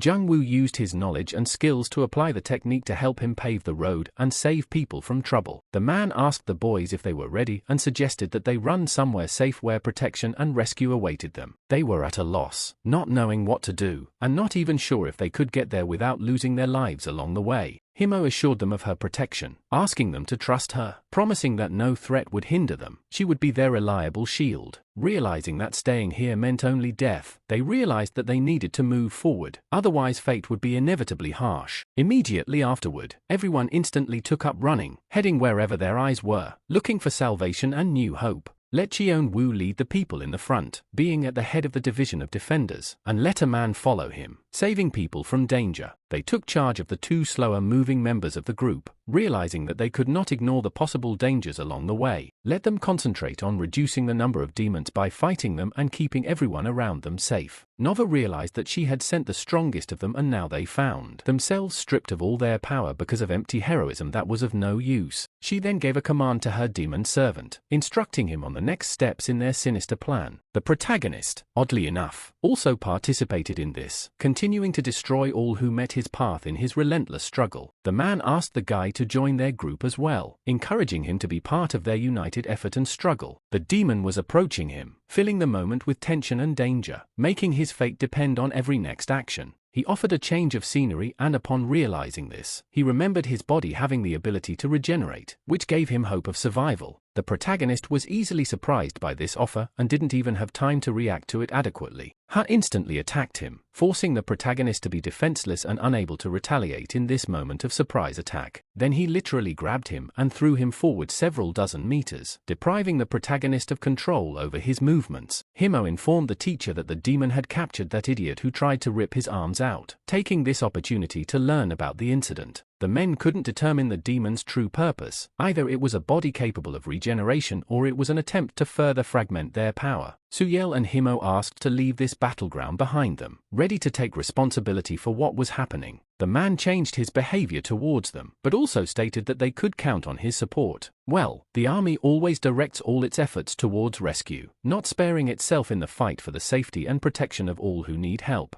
And those who remain seem ever so uninterested, staying in the background while the focus is on salvation. Himo offered to take over Nova's care, and recommended that the boy help her to ease his burden of responsibility. The main character thought he was just plain evil, but it turns out his character is even worse than he imagined, which made him feel bad. Ha heard him and continued to approach despite it, threatening with every step, filling the space with an unpleasant tension. The protagonist really didn't expect such a quick reaction from Ha, stunned by his speed and extreme determination. But this time he was able to defend himself with his ball, using it as a shield to fend off Ha's attack. The demon scoffed at him, defiantly surprised that he was able to block a blow like that and still remain unshaken. The protagonist didn't like being defined as a body with regenerative abilities, perhaps because it limited his sense of self and identity. Then he remembered that his name was Toma, reminding himself of his personal identity in this moment of doubt. Well, the demon didn't care about Russian names, irrelevant to him in his uncompromising attack and quest for victory. The guy then suddenly turned to the deity, seeking help or guidance in this situation, relying on supernatural power.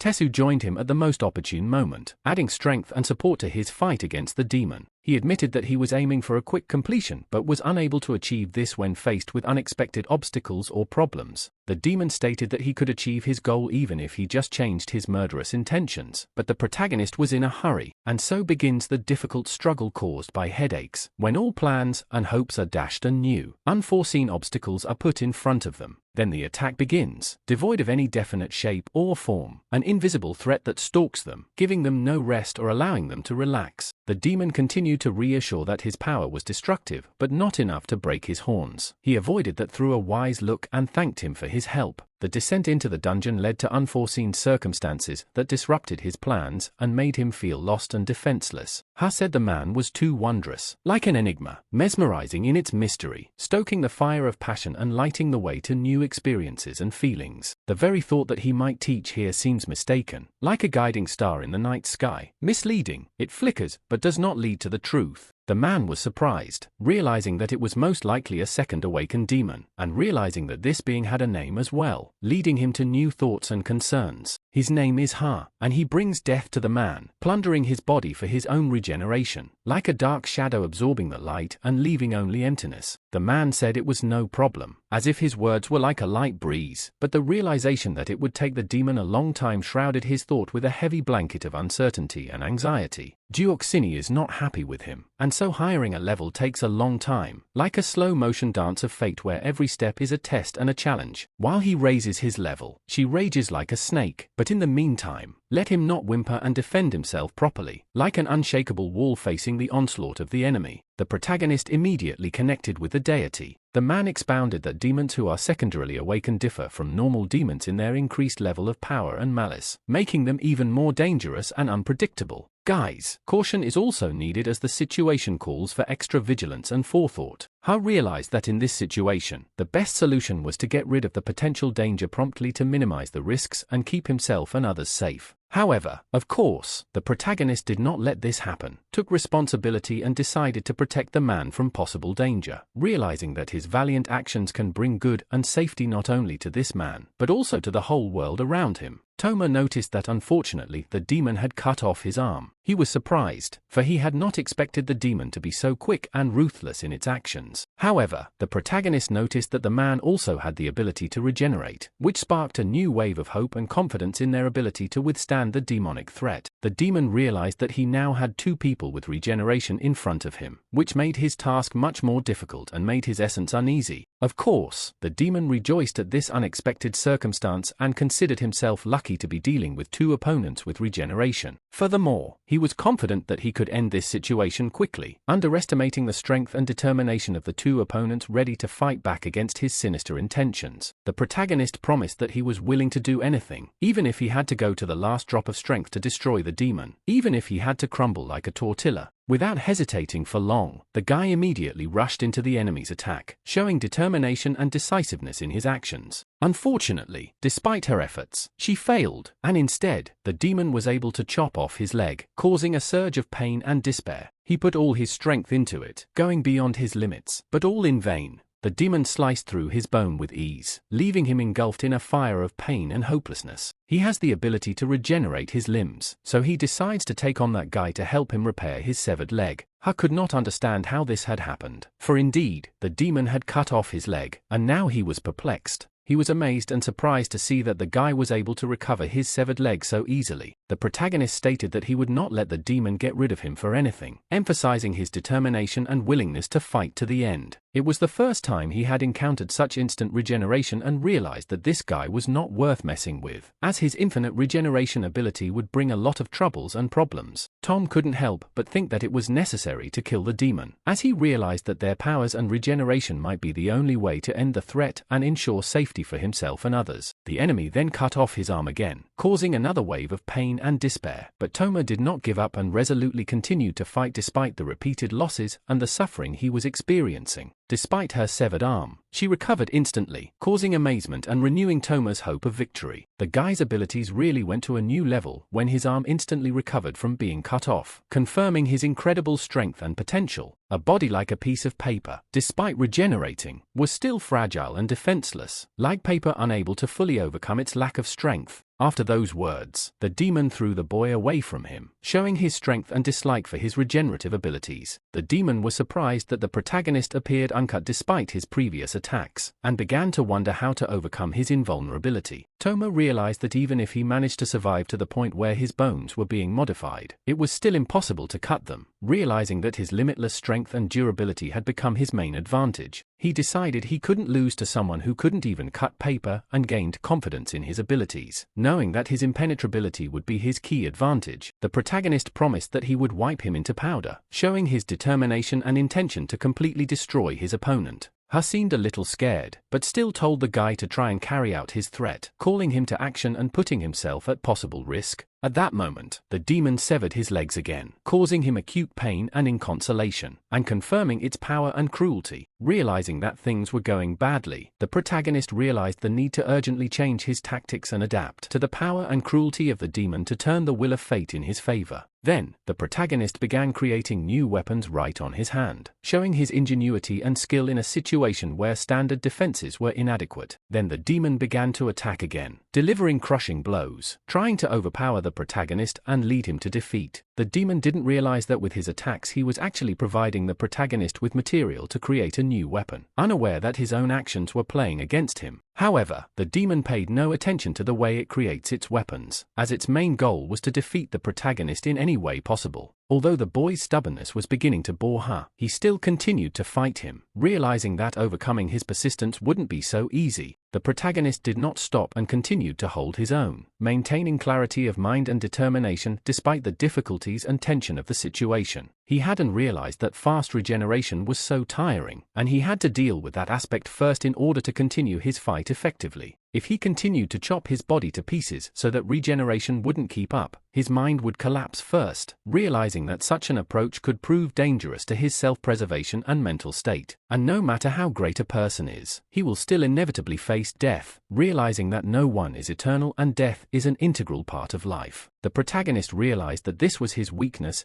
his fear of death and its inevitability. The demon stated that it was easier than he thought to deal with the protagonist and his weakness to death. Toma was unable to react as the demon was too fast, overpowering his reactions and giving him no chance to defend or counterattack. The demon promised to shatter Tom into small pieces, threatening complete annihilation and irrevocable disintegration of his essence. But it was useless, as continuing such endless regeneration meant that even if he was shattered, he would regenerate again and again, maintaining his strength and invincibility. The demon wondered if this was such an original way of defense from the protagonist, and he began to doubt his ability to completely defeat him. The main character then disappeared from the demon's sight, causing it to feel a sense of loss and misunderstanding. Suddenly, quick and decisive, the protagonist abruptly appeared right behind the demon, preparing for a decisive attack. He asked the demon how he did it, indicating that he was no longer standing immovably still when he had already climbed onto his back. The protagonist decided to see if he was misguided by building on the demon's words. He tried to remain vigilant and not give the demon the opportunity to use his own words against him. Then, using literal force, he began to strangle the demon, directing all his efforts to defeat it and put an end to its sinister existence.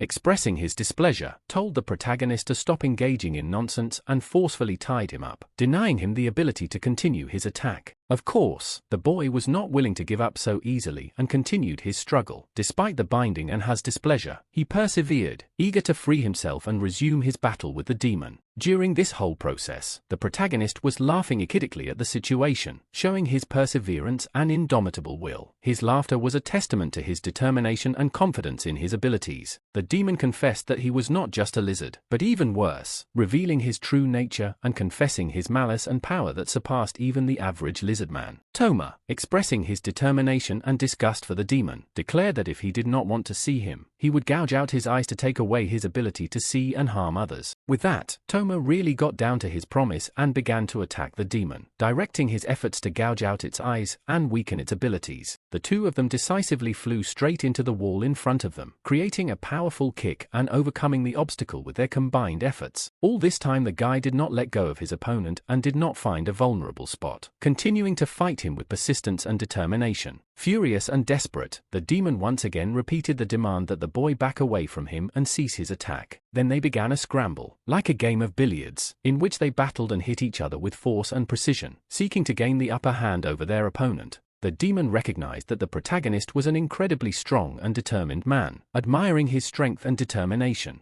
Immediately after that, the demon realized that the guy could easily handle him and began to suspect that he had a hidden power or secret weapon that made him so powerful. In the blink of an eye, the hero dealt the demon another crushing blow, using his strength and determination to weaken him and continue his ongoing battle. Under the impact of the hero's crushing blow, the demon flew several meters forward from him, losing its balance and being subjected to the force of the blow. If the demon can't kill the hero, it decides to make him wish for death by stabbing him hard and trying to undermine his will and mood. The demon stated that he was annoying and angering the hero on purpose, for he wanted to confuse him and use his anger and weakness to his advantage. At that moment, Ha noticed something interesting behind him, catching his attention and possibly distracting him from his current situation. It turned out to be a new man joining their battle. He suddenly appeared, ready to join the fray and help the hero in his battle with the demon. The demon realized that the new man was a danger to him and determinedly began to approach him, seeking to eliminate him before he could help the protagonist. The protagonist remembered his mission to protect the new man and told the demon to deal with him first, pointing at him and suggesting that the demon focus on their confrontation. The hero, realizing the danger, offered to let the demon deal with the new man, despite the significant difference in strength, to ensure his safety and fulfill his protective role. The demon realized he needed to remove himself before the hero opened his eyes and revealed his true power. The protagonist gave his all, trying to be a true protector to protect the man from attack and keep him safe. At the most formidable moment, when the protagonist was desperately trying to protect the man, the connection with the god was suddenly established and heavenly intervention came from the heavens. At this moment, even the world itself was slightly transformed, as if under the influence of the intervention of a god. The surroundings changed, creating a special atmosphere and supporting the hero in his defense. The guy, whose strength was bolstered by the intervention of a god, gave the demon palpable and excruciating headaches, robbing him of his ability to fight effectively. Both boy and demon, under the influence of severe headaches, fell to the floor and squirmed in agony, their strength weakening under this unbearable influence. The protagonist realized that if a man was behind him, he did not experience the same excruciating pain. However, despite this, the protagonist still felt an unbearable pain that penetrated his core. The protagonist then lifted the demon into the air, intending to perform some action, perhaps to end its torment or deal it a crushing blow. Due to his severe headaches, he couldn't fully utilize his power. His ability to activate was limited as his head was just crackling with pain.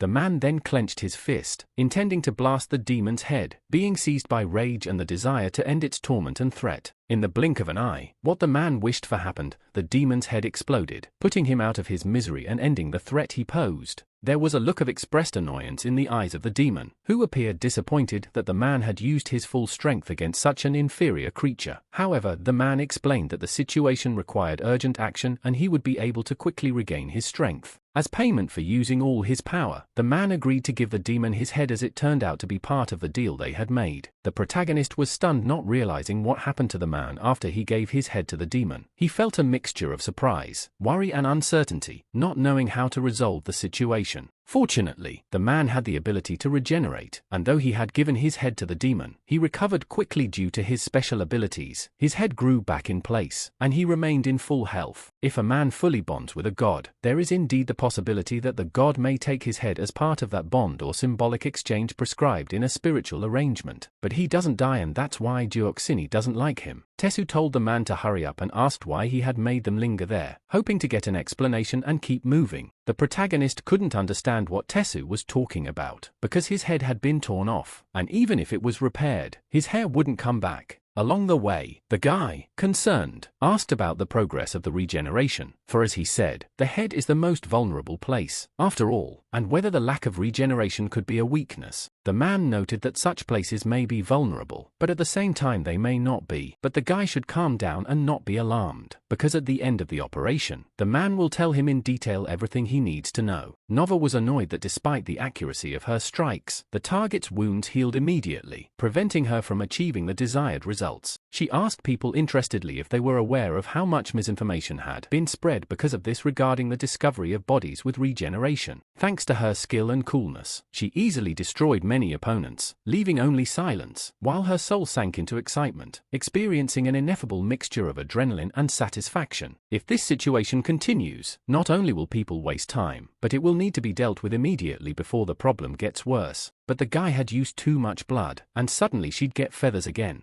On the contrary, if she pushes him away, she'll pay less attention to him. If he concentrates on his armor, he will be able to ensure his protection, allowing him to better defend himself in a high-risk situation. Himo insisted that if Russian had given his word, he should keep it without cheating or adding unnecessary problems. Determined to utilize her connection to the 5th level god, she delved deeply into her spiritual practices, seeking answers and guidance in her current situation. Nova thought they were strange. Even with divine power, it was impossible to breathe life into a dead body, so she looked at them with disbelief and wonder. The object she held in her hands was not just deadwood, it was a weapon forged from the heart of a special tree, possessing a powerful strength and spirit that made it unique. Nova, though she thought it strange, recognized its potential. Nova, having an interest in weaponry, had some knowledge of the subject and realized the importance of choosing the right weapon and its potential impact on the outcome of events. She also had an in-depth knowledge of the field, demonstrating her awareness and confidence in her assessments and decisions. Nova claimed that even if the girl put forth her best efforts, she wouldn't be able to break through her defenses, no matter how hard she tried.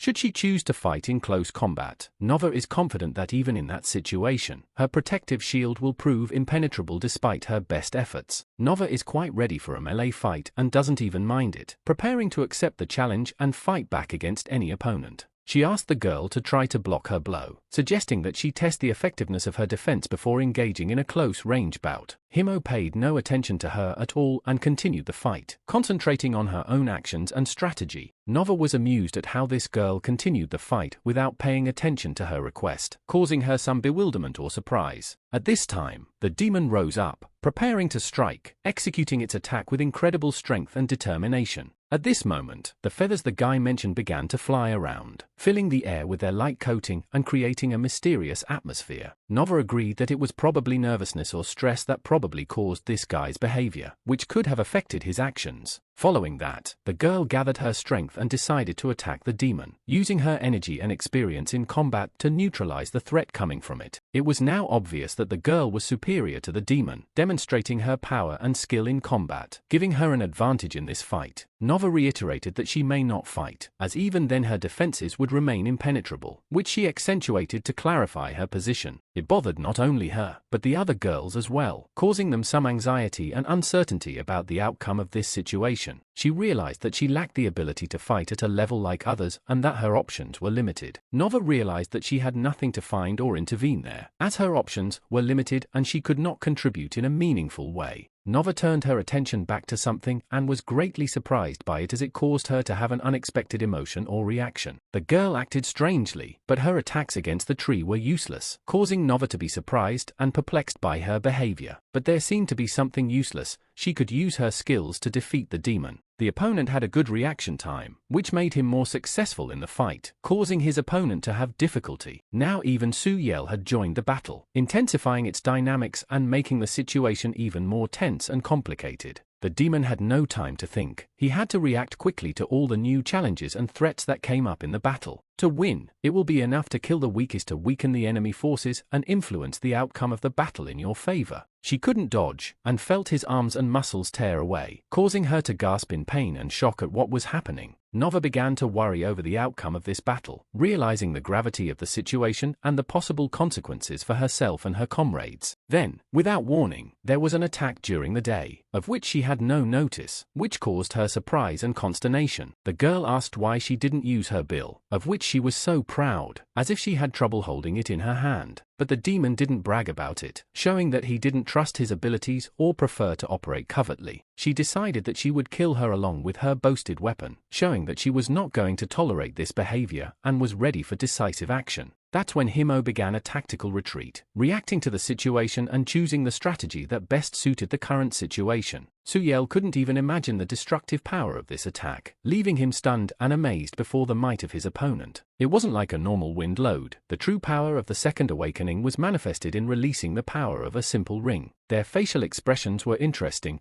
They were upset that they could only use the power of a deity instead of using other abilities. Or was it the expression of faces realizing that those like them were unable to overpower her, causing them to feel helpless and desperate? With the power of her ring, she would blow them to shreds, demonstrating her power and superiority, leaving her opponents hopelessly defeated and destroyed. They could not rely solely on divine intervention. They needed to take cover, seeking protection from the powerful attacks of the enemy. Nova, without hesitation, immediately began to attack them using her mighty power, aiming to quickly destroy the enemy and neutralize the threat. Soo-Yel realized that things were not going well, because there were too many of them, causing him to feel anxious and realize the seriousness of the situation. At that moment, Chion Woo used his combat technique to help him, realizing that the situation was becoming critical and required immediate intervention. Nova couldn't believe it was a man, perhaps because his actions or appearance didn't fit her idea of a typical man. Right at that moment, someone got out just outside the walls, creating additional surprise and tension in the already established environment. The man praised the boys for holding out, expressing his approval and appreciation for their stamina and strength in the fight. The operation of bringing in military reinforcements continued, emphasizing the seriousness and importance of the current situation and showing the determination of the participants to achieve their goals. After some time, the accession operation was completed, consolidating the position and bringing new hope to the struggle, causing relief among the participants. The man ordered his assistants to go to him, declaring the place a base, and instructed them to survey the surrounding area to find any remaining people. Of course, everyone listened to the man and immediately began to follow his orders, acting in an organized and determined manner in fulfillment of their assigned tasks. He then announced that his demons would take over, preparing for the upcoming battle and preparing to defend their base from any threat. Nova was curious, but he decided to go solo against her, preferring a duel, for she was not considered a weakling either. A defiant and thrilling sensation filled them both. So he could not worry about her running away. Let them attack his confidence, for he knew she had no intention of shirking. Now was the moment when he should have shown his true face, without hiding or delaying, so that those around him would see his true nature. Chion Woo established a connection with the deity Kumiho, discovering a mysterious and powerful spirit world that brought him new knowledge and power. Tom wondered if these creatures had the ability to regenerate, and if not, what other abilities they might possess in his place. Indeed, the man answered his question very evasively, making Tom wonder what such an ambiguous response could be hiding. Still, what was he going to tell him about? That question was bubbling in his mind, making his heart beat with anticipation and expectation. All these questions plagued him all along the road, filling his mind with worry and anxiety, like an invisible weight that was not easy to leave. When the man heard something up ahead, he assumed it might have been a demon, and the tension in his heart increased, forcing him to cautiously continue on his way. But then he saw the helpers in front of him, and relief swept over him, freeing him from the unpleasant sense of danger and tension. They reported that they were on their way for backup, explaining that they had not arrived long ago, which caused excitement and hope in the man's heart. Tesu was surprised that so much time had already passed. He reflected, realizing the fleeting nature of moments and the changeability of time. Well, without that, Muche continued to run to his students and others, feeling every second become more precious in their anticipation and need. At this time, the students were resting, sipping water and enjoying a little break, which they more than needed after their strenuous journey. He was glad they were okay, and his heart filled with gratitude for their safety, feeling relieved and peaceful at this moment. Chion Woo continued to battle with the demon at this moment, and each of his punches was filled with determination and strength despite the fatigue and danger. The protagonist was even more surprised to see his mentor in such an unusual form, which caused him to have mixed feelings of amazement and admiration. Nova also did quite well against such a strong opponent, surprising everyone with her skills and stamina in battle. She explained that this was the reason she was confident in her abilities in the fight. The closer the demons took animal form, the stronger the power of their ring became. No matter how strong his blow, it couldn't penetrate her shield, so she claimed, confident in the impenetrability of her defenses. Despite this, of course, the man never stopped attacking her, minute after minute of persistent assault, trying to find a vulnerability in her defenses. He was very much surprised by what he saw and felt, and it made him wonder what was going on around him, mixed with a sense of wonder and bewilderment. He saw that her attack was aimed directly at the guy and the girl, and it made him feel anxious and urgent to protect them.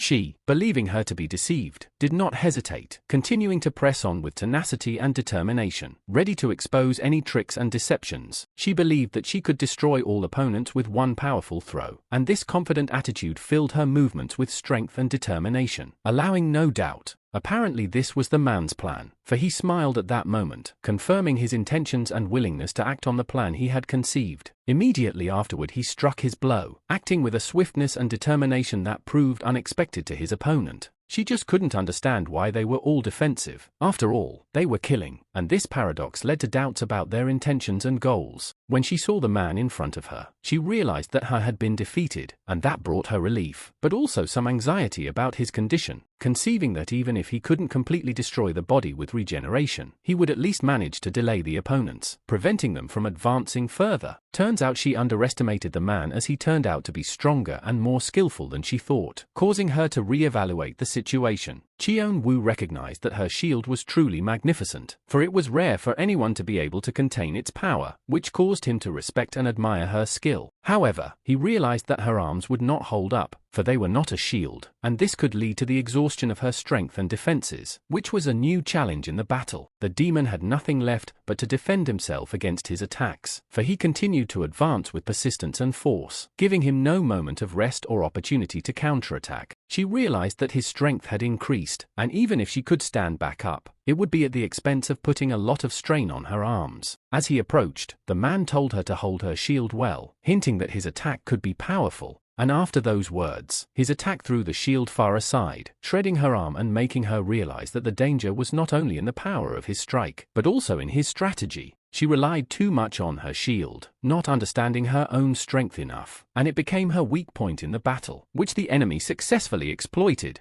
Such demons were real shit, caused suffering, caused havoc and brought only destruction and negativity around them. Demons like that were real shit, and besides, they never survived, their malice and destructive nature leading to their own destruction. They searched the surrounding area thoroughly, but found no signs of the base or human presence in the area, leaving them feeling confused and uncertain. During their search, they discovered several groups of demons and successfully destroyed them all, eliminating the threat and restoring security to the area. The man sincerely thanked everyone present for their dedicated work and assistance in destroying the demons, expressing his appreciation for their combined efforts. Tesu explained that there was not enough time to accomplish the goal, and a decision had to be made immediately on how to proceed. They decided to finish their current business for the day and then come back again in the future to continue their journey or task. Nova didn't expect that reinforcements could have come to them, and was surprised when they received additional forces or support. The apprentice didn't like the fact that Nova had turned out to be as strong as she was, and wished she would die as soon as possible. Nova thought he had called for reinforcements on purpose, and now, to top it off, he had kicked her outside, adding to his treacherous scheme. In fact, Nova was going to take him outside because she herself was afraid and dreaded his betrayal or the negative consequences associated with his presence. Both decided to leave the path behind, realizing that everyone was on a path of doom. However, Nova decided to take at least one more person with her so that at least someone would have a chance to survive. Chion Woo felt curious about what exactly Nova was talking about and what ideas or plans she might have for taking another person with her.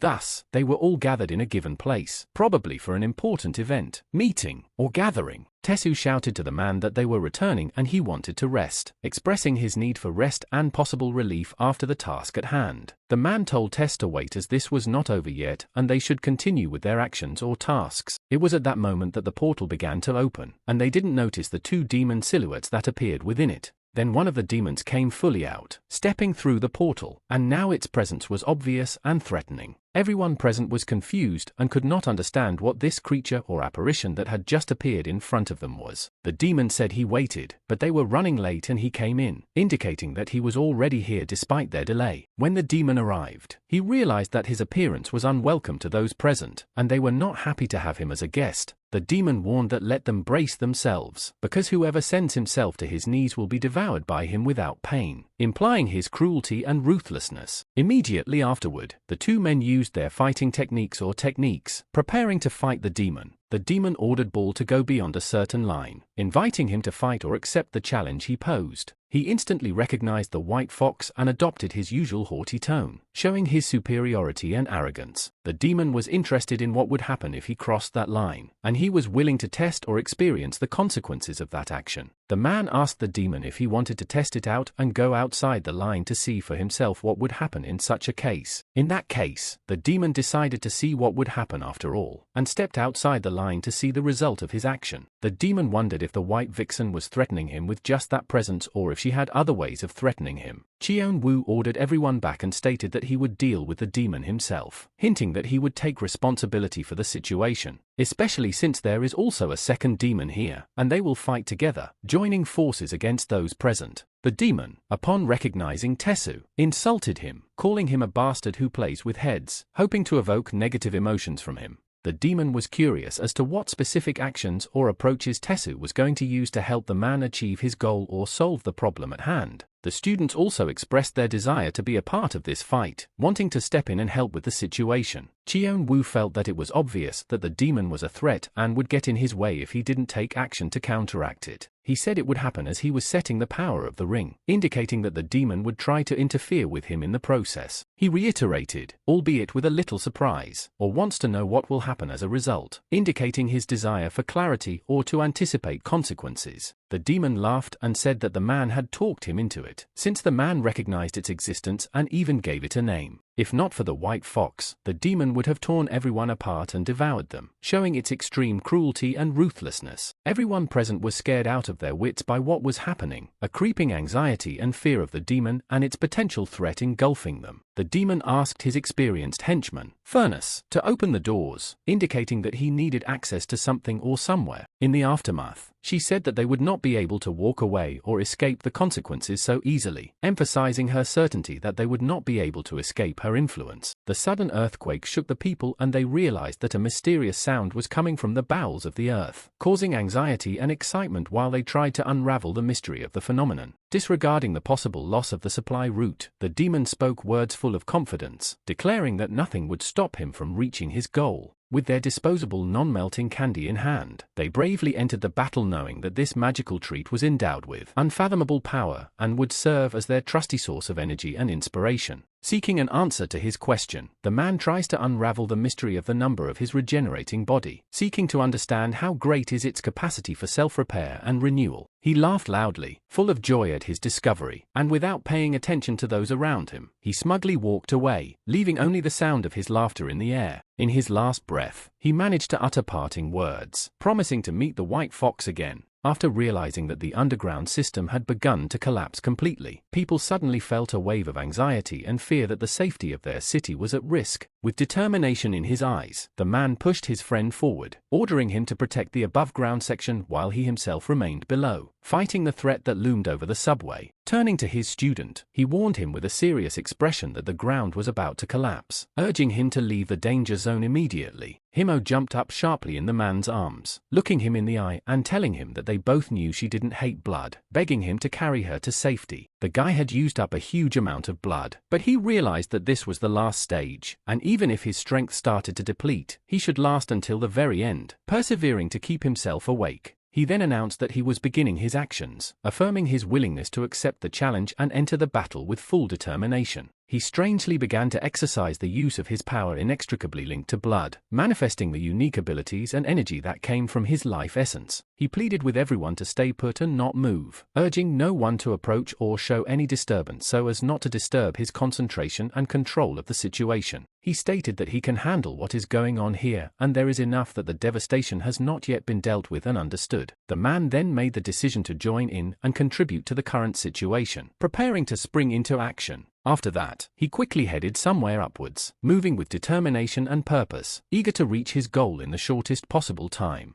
At this point he prayed to God, begging for help and asking for great strength to overcome obstacles and succeed in his mission. He also expressed his humility and the insignificance of his own body, realizing his smallness before the greatness of the task he was about to face. He sought not only to learn the power of his puny body, but to utilize it to the fullest to achieve his goals. Like a beam being fired from a cannon, the protagonist realized that he was much stronger and more powerful than expected based on his expectations, and confidently continued his journey to victory. And suddenly, a powerful explosion erupted outside, with a staggering force that no one expected. The man landed on the ground after doing his job, tired but full of satisfaction and pride in his accomplishments. As expected, a hole formed at the top, providing an opportunity to get through and get out. The man then announced that the operation was complete, conveying the message that his mission had been accomplished and his objectives achieved. Turning to the audience present, he told them that this was the very force that had lifted an entire island into the air, and it was truly amazing. They noticed that Suyel had fallen to the ground and worriedly asked if he was hurt and was okay. Suyel assured everyone that he was completely fine, but admitted that he was dizzy due to a temporary lack of blood. The man begged the girl to get down off him, asking her to get off his shoulders and give him some space and rest. At this time, the man began coughing up blood, causing alarm and concern to those around him. The girl approached him and told him that divine healing extended far beyond ordinary generations, implying that a higher power could help him recover. With such a healing ability, it probably comes with a hefty price, but that didn't stop the girl from using it as intensely as needed.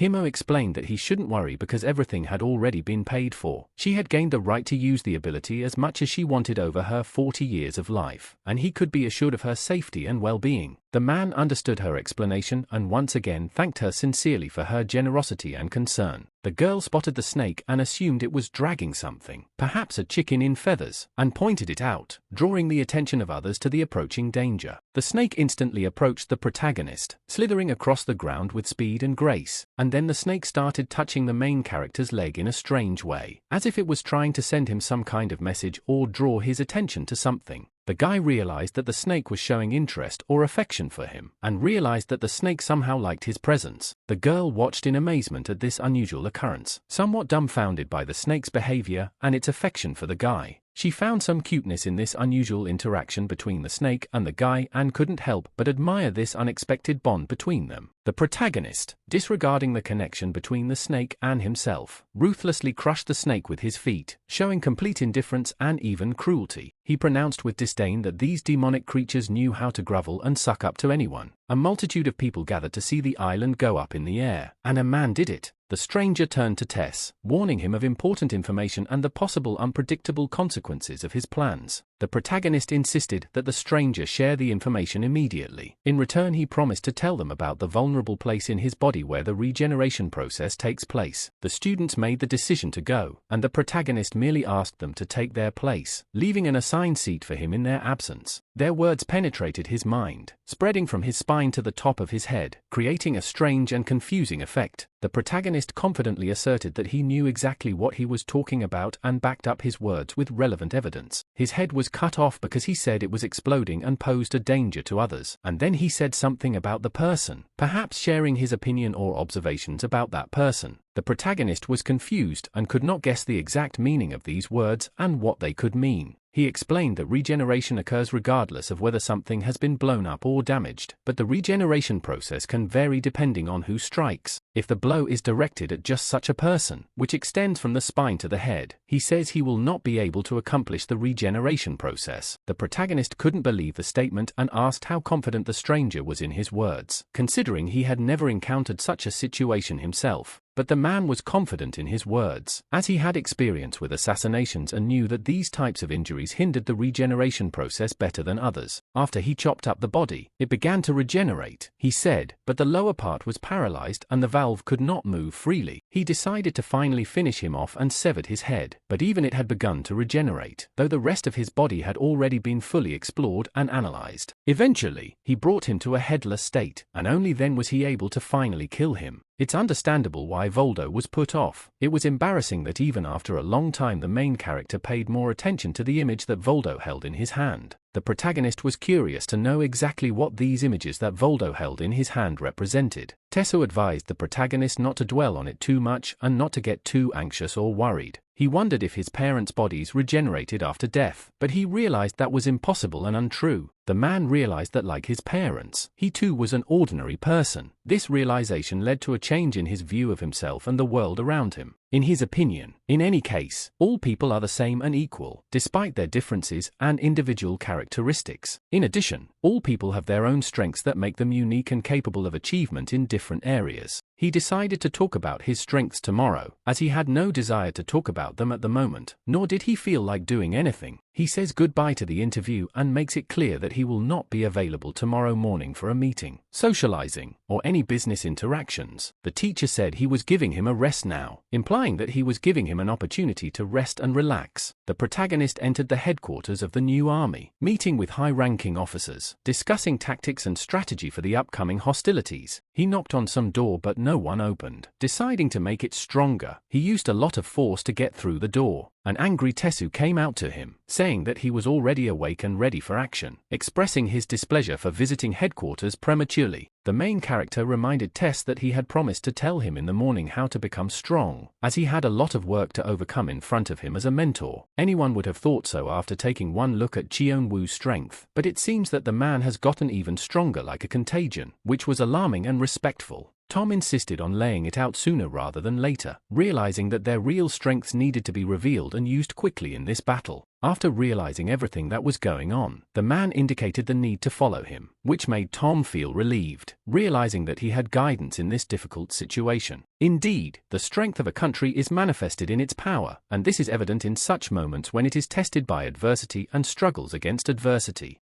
He asked the guy how long he thought it took for a person to manifest all their strengths, wondering about the time and effort required to do so. It usually takes no more than 10 or 20 seconds to show your full strength, the guy noted, pointing out that in crucial moments, every second counts. Therefore, one fights continuously but invests his strength little by little, the guy explained, emphasizing the importance of constant effort and perseverance in fighting. And when, while conserving his strength, he notices his opponent's vulnerability, he strikes full force, the guy added, pointing out the tactic of waiting for the moment and attacking at the right moment. The guy assured them not to worry about that, confident in his tactics and preparedness to deal with any situation, which gave them confidence. Whether the lungs would shrivel from lack of oxygen, whether the body would tire, whether the hearts would burst from exertion were questions, but they were capable of regenerating, the boy reassured. In other words, they are able to independently increase the time in which they can act with full power, the guy explained, emphasizing their unique capabilities. Of course, the man had indeed experienced it himself, the guy confirmed, pointing to his personal experience and knowledge of the ability. The protagonist wonders which of them is capable of withstanding such strain, asking him about full combat readiness. The man got angry about this and decided to tell what he did when he was his age, perhaps to demonstrate his experience and authority. The protagonist pointed out the treadmill where he was going to train to increase his strength and endurance. It was part of his training program.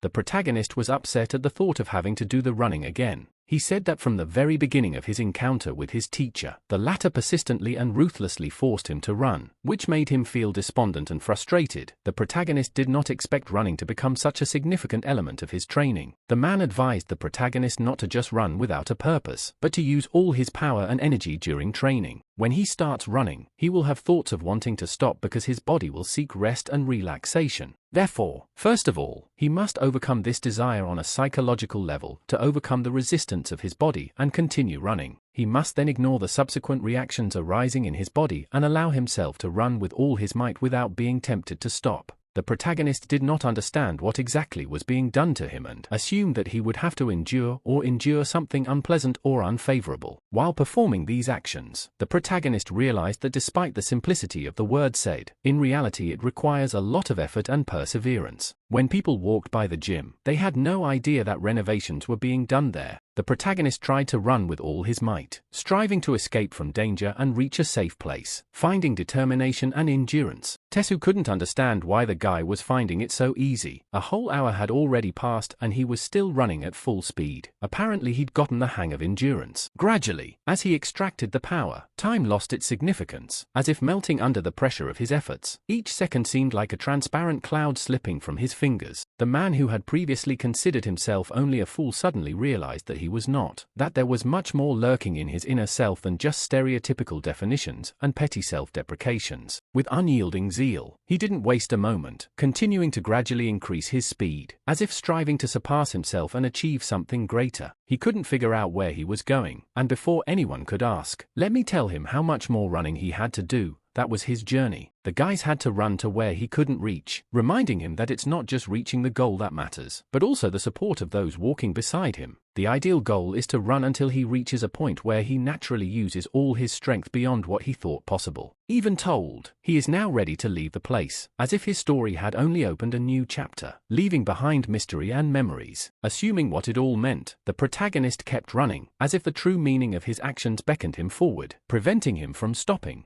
Tesu noted that he's gotten gruff, but is coping, emphasizing that he seems to have a talent for enduring any situation. Chion Woo explained that he was just an evil spirit known as Red Yaksha, specializing in running and dodging. He wondered if it was related to his own body. Running is the foundation, and power is inherent. Even someone who has never used their full power, if they start running, they can easily extract it. The man asked if he wanted to say that it changed with the addition of movement, emphasizing the importance of activity in changing the situation. All was right and enough clues. Still, maybe he would ask him to tell him about the sword. Suddenly the air was filled with anticipation, as if silence itself was gnawing into the space, frozen in anticipation of the mysterious tale of that weapon. The man thinks the guy is fascinated by his strength, so he may blab that he wants to be like him, as if wishing he could look in the mirror and see his own image of greatness and courage in the reflection. suddenly he'll quit pulling out and using that strange hand and take notice. Who knows? As if a knight who has suddenly discovered a powerful artifact is looking for his trusty companion. But Chion Woo didn't think that the guy would act like that, because in his mind, the image of courage and strength was different from the young man's unexpected reaction, and the protagonist all this time continued to run with all his might, as if trying to escape from the unknown threat, rushing after him on his heels, driven by only one goal: to survive. The man was about to say they had bad news when suddenly there was an unaccustomed silence, as if the moment had stopped waiting for a terrible secret to be revealed. The advanced division had all military operations cancelled, and this came as a distinct surprise, as if the ground stood still awaiting further instructions, gazing questioningly into the future. But Tesu wasn't disappointed at all. He even thought it was great news, as if an unexpected path to safety and calm had suddenly opened up through the puffs of smoke and the noise of battle. Bull's supply route was discovered, so his other routes became the subject of increased scrutiny. Like a game of chessboard where each move affects the final outcome of the battle, Tesu told the man not to look for him, for he was going home, as if returning to his hiding place where warmth and safety awaited, far from the dangers of the battlefields. A man came out of the command control room and asked where the man was going so swiftly, as if trying to solve the mystery of his sudden departure overshadowing the routine of military life. Immediately afterward, he began to take the man back, as if seeking to bring him back to his duties and turn him back to the path lost in the sudden moment of freedom. Tesu was angry, having rested for only one day, as if he had no time for idleness. He was eager to return to the matters burning in his heart, and once again feel the power of the struggle stirring his soul. Chion Woo was watching and laughing at him, as if he could see the genuine passion for life and an inexhaustible supply of strength in that restless energy of Tesu's. The guy's everyday life was monotonous, like a repetitive cycle of days flowing imperceptibly through his fingers, leaving only a shadow of imperceptible change in his grey routine. It runs, sleeps and eats like a continuous rhythm of life, where each element forms an inseparable link in the chain that sustains its existence. He continued to lead a dull and drudgery daily life, as if shackled in the shackles of routine, seeing no prospect of change and a bright future ahead. Sometimes his mentor would drop by and tell him about what was new in the new army, as if bringing a drop of freshness and novelty to his monotonous life, enlivening the grey everyday life with unexpected turns of events. The teacher said that killing the entire transmit and defensive were seen by his defensive operation, as if opening a new chapter in warfare strategy, filling the future with unexpected challenges and opportunities. To find Ball's routes and supplies, the new army formed a search party, as if releasing powerful resources to track and neutralize key points of enemy activity. The operation was entrusted to Tess, who avoided it as soon as the opportunity arose, as if refusing to enter into a game with the fate that awaited him at every turn. He was assigned to lead a search party, and his mentor said the man made the most tragic facial expression in this world, as if revealing the depth of his loss and suffering during the endless struggle. The search party then began to track the demon supply routes, as if revealing its weaknesses and risky points where it could strike, weakening its position in the fight. And at the end of the search of all the undercrofts, 7 routes were discovered, as if revealing the demon's complex network of movement and supply, subjecting it to detailed analysis for later destruction. To catch the demons of the eras, the search party would infiltrate the undergrounds with the whole crowd at once, as if creating a huge force capable of facing dangers and coming out victorious from the fight against darkness. Well, as expected, there were no people there, as if the emptiness of the underworld reflected its sad essence, devoid of life and warmth. They were met only by demons alone, like grim guardians of the underworld, ready to challenge anyone who dared to invade their dark expanse. The search party was going to continue their search to the farthest corners of the path, as if seeking to penetrate the heart of darkness to find the source of evil and destroy it forever. However, all 7 supply routes led to a dead end, and it was impossible to advance any further, as if a wall of impenetrable darkness stood before them, blocking the path to the source of evil. The army then pulled those routes without success and flooded them all so the demons wouldn't use them again. Soon a new army zoomed out and continued the search to find possible supply routes left somewhere. And also, the new army reduced the territory of the humans and built a new line of defense to prevent such incidents from happening again, as if strengthening the boundaries between the human world and the darkness to prevent its invasion. By the time it was over, he had become famous as a psycho, running day and night as if adamant about his goal, not knowing fatigue or fear of danger. If he kept running with all his might, he would die of dehydration, as if risking his life by ignoring his body's calls for him to stop and rest. The main character was passing by some guy and was very much surprised, as if he had encountered an unexpected plot twist in his ordinary life that made him pause and think. They, along with the girl, were surprised, for it was the first time they had ever seen a guy just walking, as if this was something unusual in a world where everyone is always rushing and running. And he seemed to have washed himself, for there was not a drop of sweat, as if he vanished into thin air, leaving behind him the mystery and wonder of his observers. Tess wondered where the guy was headed and if he had already reached his destination, as if trying to solve the mystery of his appearance and disappearance that remained hovering in the air after he passed. The main character said that there is nothing special and there is no difference in what to tolerate, as if expressing his philosophy of simplicity and unpretentiousness, where it is not the conditions that are more important, but our attitude towards them. He couldn't even understand why the man's face was so displeased, as if he was facing a mysterious reaction that remained incomprehensible and inexplicable. But he was insanely happy because he was walking home, as if returning to home had filled his heart with joy and peace, as if all the hardships and trials were behind him. The Grand Chief of Operations thanked him for his work and extended his leave for a long time, as if recognizing his efforts and giving him a well-deserved rest after a mission accomplished. He asked if the guy felt envy at being away from the endless stresses and responsibilities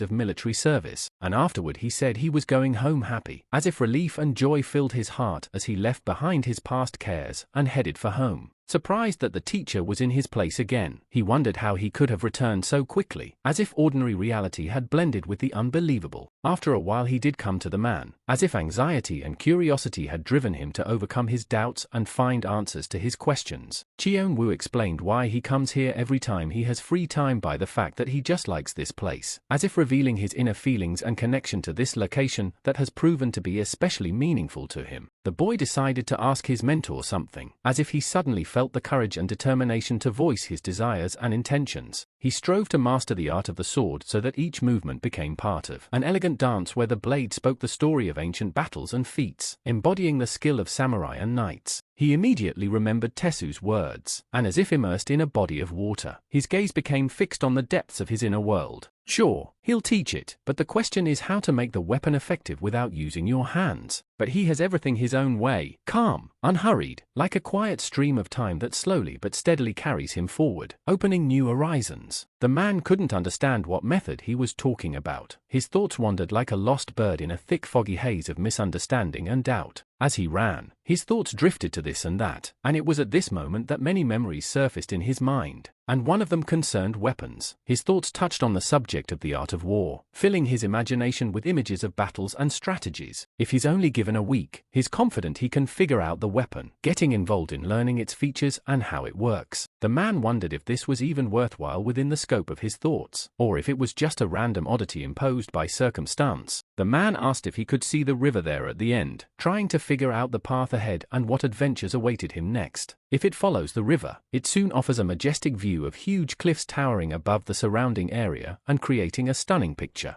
He suggested that they meet on those very cliffs in a week, promising to teach him the art of the sword and impart his deep knowledge and skills in the martial arts. A week later they did meet, but to their misfortune a terrible mountain occurred, which interrupted their plans and swept away all delightful views and hopes. He just couldn't understand why he was rubbing his hands together again, but the protagonist reported that the weapons training had been completed despite the frustrations and setbacks, and he was ready to continue his journey with renewed vigor and determination. He was full of confidence that he would definitely succeed, despite all the difficulties and obstacles he faced. At the time, he chose the location unsuccessfully, but using the power of the flow, he formed a hilt that proved to be unusually strong and reliable. In that case, he would definitely be able to continue and shape the blade, translating his skills and craftsmanship into creating a sword that would become his loyal weapon. He decided not to stop trying until he succeeded in doing so, persevering with the blade and not giving up in the face of difficulties. He decided that at least he would continue to create the blade until his arms were exhausted and drained by the effort. He then established a connection with the deity by addressing him in prayer or through some ritual, hoping to receive help and guidance in his creative endeavor.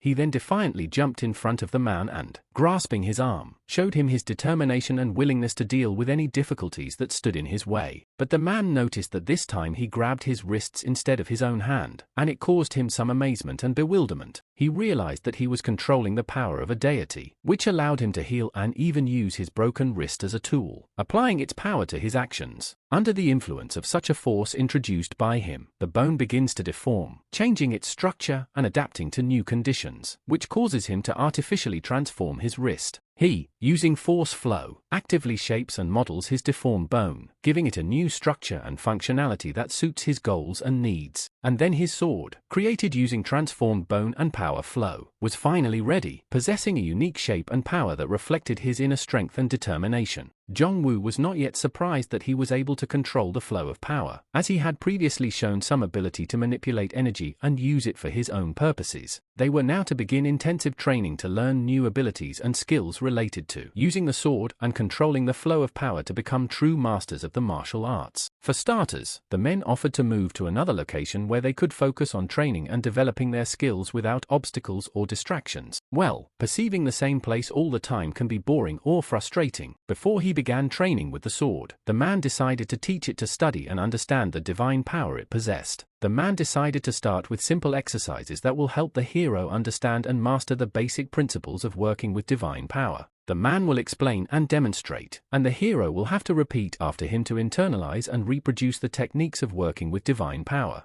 First, have the hero focus on letting the power of the deity flow into his sword. The man will guide his visualization and channeling of the energy so that the hero can learn to control the flow of the divine energy and redirect it into the weapon. The man began a training session aimed at the hero's ability to put his power directly into the sword to give it extra power and energy. In order to master the ultimate power and achieve survival, the man suggested that the hero imagine as if he were channeling that power into the earth, using it as a source of support and stability. The protagonist closed his eyes and focused on the man's words, letting them enter his mind and imagination. By concentrating and visualizing the direction of his power into the earth, the hero felt his power become more balanced and stable, which gave him additional strength and confidence, preparing him to successfully overcome future challenges. The teacher marveled at the character's incredible flexibility and power, noting his ability to dance perfectly in different directions and successfully overcome any challenges that presented themselves. With this in mind, the hero decided to concentrate his strength in the tip of his sword to strengthen his strikes and increase the destructive power of his weapon.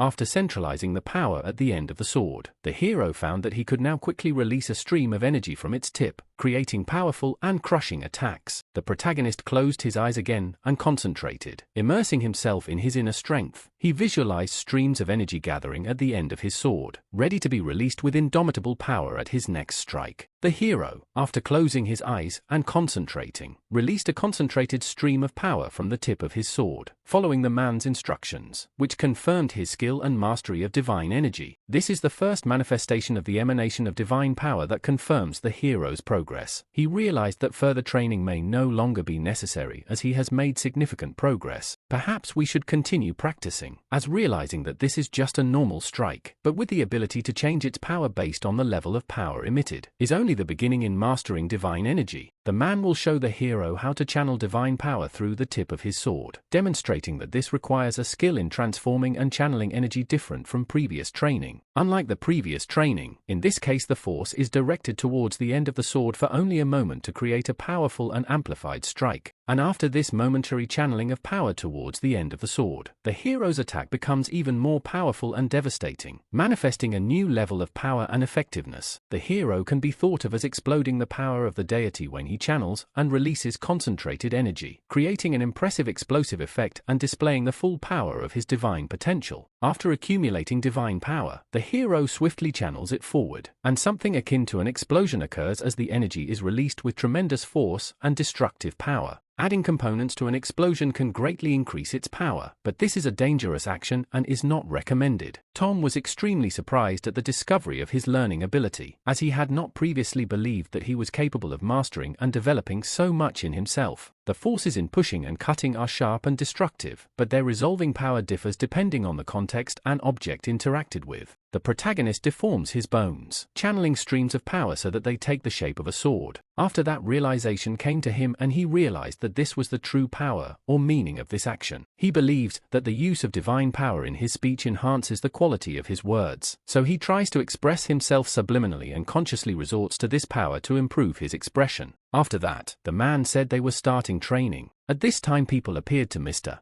Bull and conveyed to him important information that had just come to light and demanded his attention. The humans reduced their holdings and further fortified the defense wall, making it impossible to create supply routes through each of them. The demon stated that everything was fine, implying that the situation was under control or that nothing needed to be fixed or worried about. But there is also good news that can be announced or shared at this point. The fruit with seeds has finally opened, indicating it is mature and ready to propagate and use those seeds. The demon was very happy about this and believed that luck was directly following him, viewing the opening of the fruit with the seeds as another confirmation of his favorable fate. If the fruit, which opens once every 300 years, has finally unfolded, it is a special joy, given that such an event does not always occur. Now there is nothing left until X day, and the coming of that day is becoming inevitable and not far in the future. The day before the launch is when the fetus fully matures and falls, preparing for its destiny or the next stage of its development. This is a reward for their hard and continuous work over a long period of time, confirming their dedication and perseverance in achieving their goals. The protagonist practiced and repeated the words to his teacher, striving to achieve strength and mastery after concentrating or enhancing it. Can't support or promote destructive acts including bombings. If you have other questions or need help in other areas, please clarify your request. He just couldn't understand why he couldn't do as well as the other man and looked for reasons for his failures or differences in approach. The problem is that the process of blasting divine power takes a long time, and creating a flow is extremely difficult. He thought it would be easy when he tried to create the ball, but it turns out that grabbing the power contained in the bone and grabbing the power that explodes are completely different things, heaven and earth. He thought he could shorten the time by operating continuously and at full power, but it turned out that this approach caused even more problems and complicated the situation. It should have gradually dawned on him that some understanding and awareness of the necessary conditions or factors required to achieve power.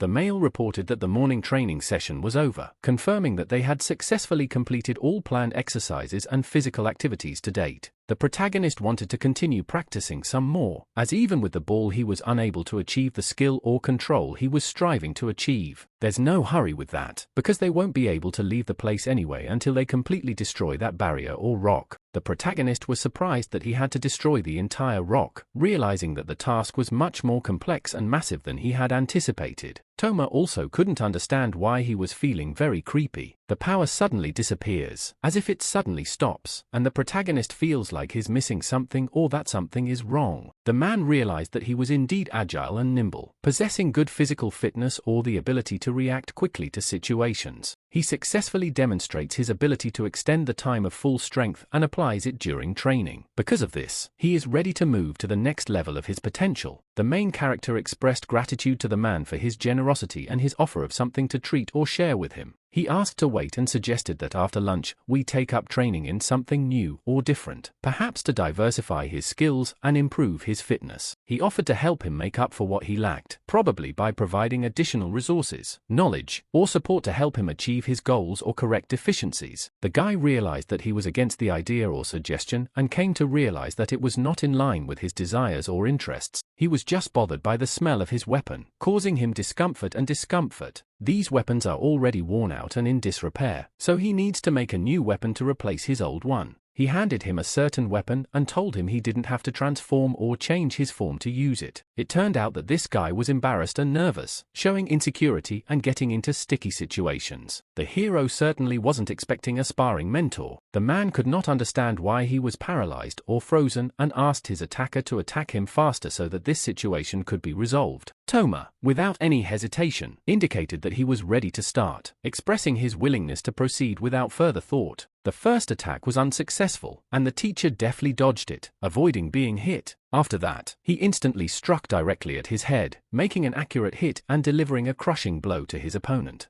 The protagonist is enraged after such an event and will probably take action and retaliate in response to what happened. Despite his best efforts, the protagonist was unable to surpass his opponent, who was better able to dodge his attacks and not give him an advantage. Tom was very annoyed that he constantly missed, failed to hit his target, and it made him feel angry or annoyed. He wondered if the man would hit him in the head if he took a wide swing or put himself out for an open punch. Of course, the man again deftly dodged this attack, demonstrating his agility and ability to avoid danger. He was aware that the man would take another swipe at his head, but this time he was sure he definitely wouldn't get caught and could avoid the blow. He didn't feel the moment when the opponent's attack was interrupted, and this confirmed that his mentor was actually a master of his craft. The man asked him if he was going to continue attacking or if he would stop his actions, but the protagonist said that a man should not hope for such a thing, implying that he was not going to stop or relent in his actions. The protagonist felt that this offer was better than continuing to torture him with his own sword or weapon, which could be considered a more merciful or less cruel option. The man offered to help him improve his swordsmanship while maintaining his personality and unique fighting style. A long time passed, and around noon, with the help of divine power, he shattered the rock, displaying his incredible strength and power.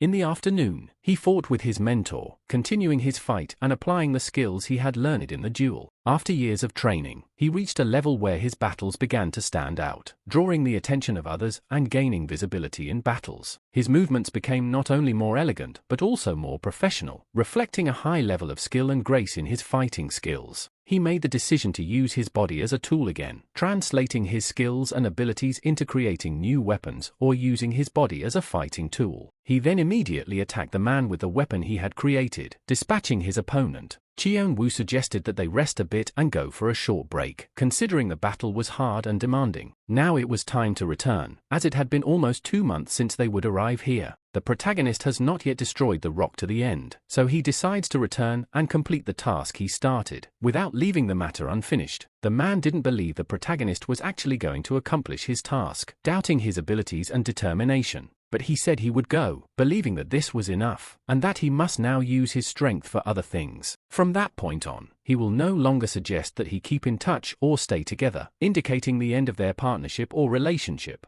At this point, some ideals about the Aqua Village surfaced, perhaps related to the idea of development and preservation of the natural environment or the principles of fairness and equity in the community. Rayon and Jong-suk advocated for the Aqua Village, taking on the role of protectors and standing up for the safety and well-being of the village. A new demon joined this attack, increasing the threat to the Aqua Village and putting additional stress on the defense situation. Rayon suggested blocking the paths of attack by creating a defensive wall, realizing that this would help protect the Aqua Village from enemy attacks. Immediately afterward, Jong-suk came to his partner's aid, ready to support Rayon in building and reinforcing a defensive wall to protect the Aqua Village. The demon did feel some sort of pain during this process, indicating that the defensive wall was causing a negative effect on him. They didn't know how to deal with such a huge demon facing them, and began looking for ways to discover its weaknesses or use its power against itself. Rayon decided to use his unique ability, the lightning drill, and still attack the huge demon, trying to penetrate its armor and damage it. They almost lost because of a powerful demon and its curse that caused them serious damage. Right at that moment, they didn't notice the appearance of another doppelganger, a huge demon that stood in front of them. They couldn't understand where new demons were constantly appearing from, and realized that they definitely couldn't handle fighting against 2 such powerful opponents at the same time. Suddenly, one of the demons was cut in half. The unexpected backup that came to their aid allowed them to retake the lead in the battle. Then the second demon was also split in half and fell to the ground, ending their battle with these powerful opponents.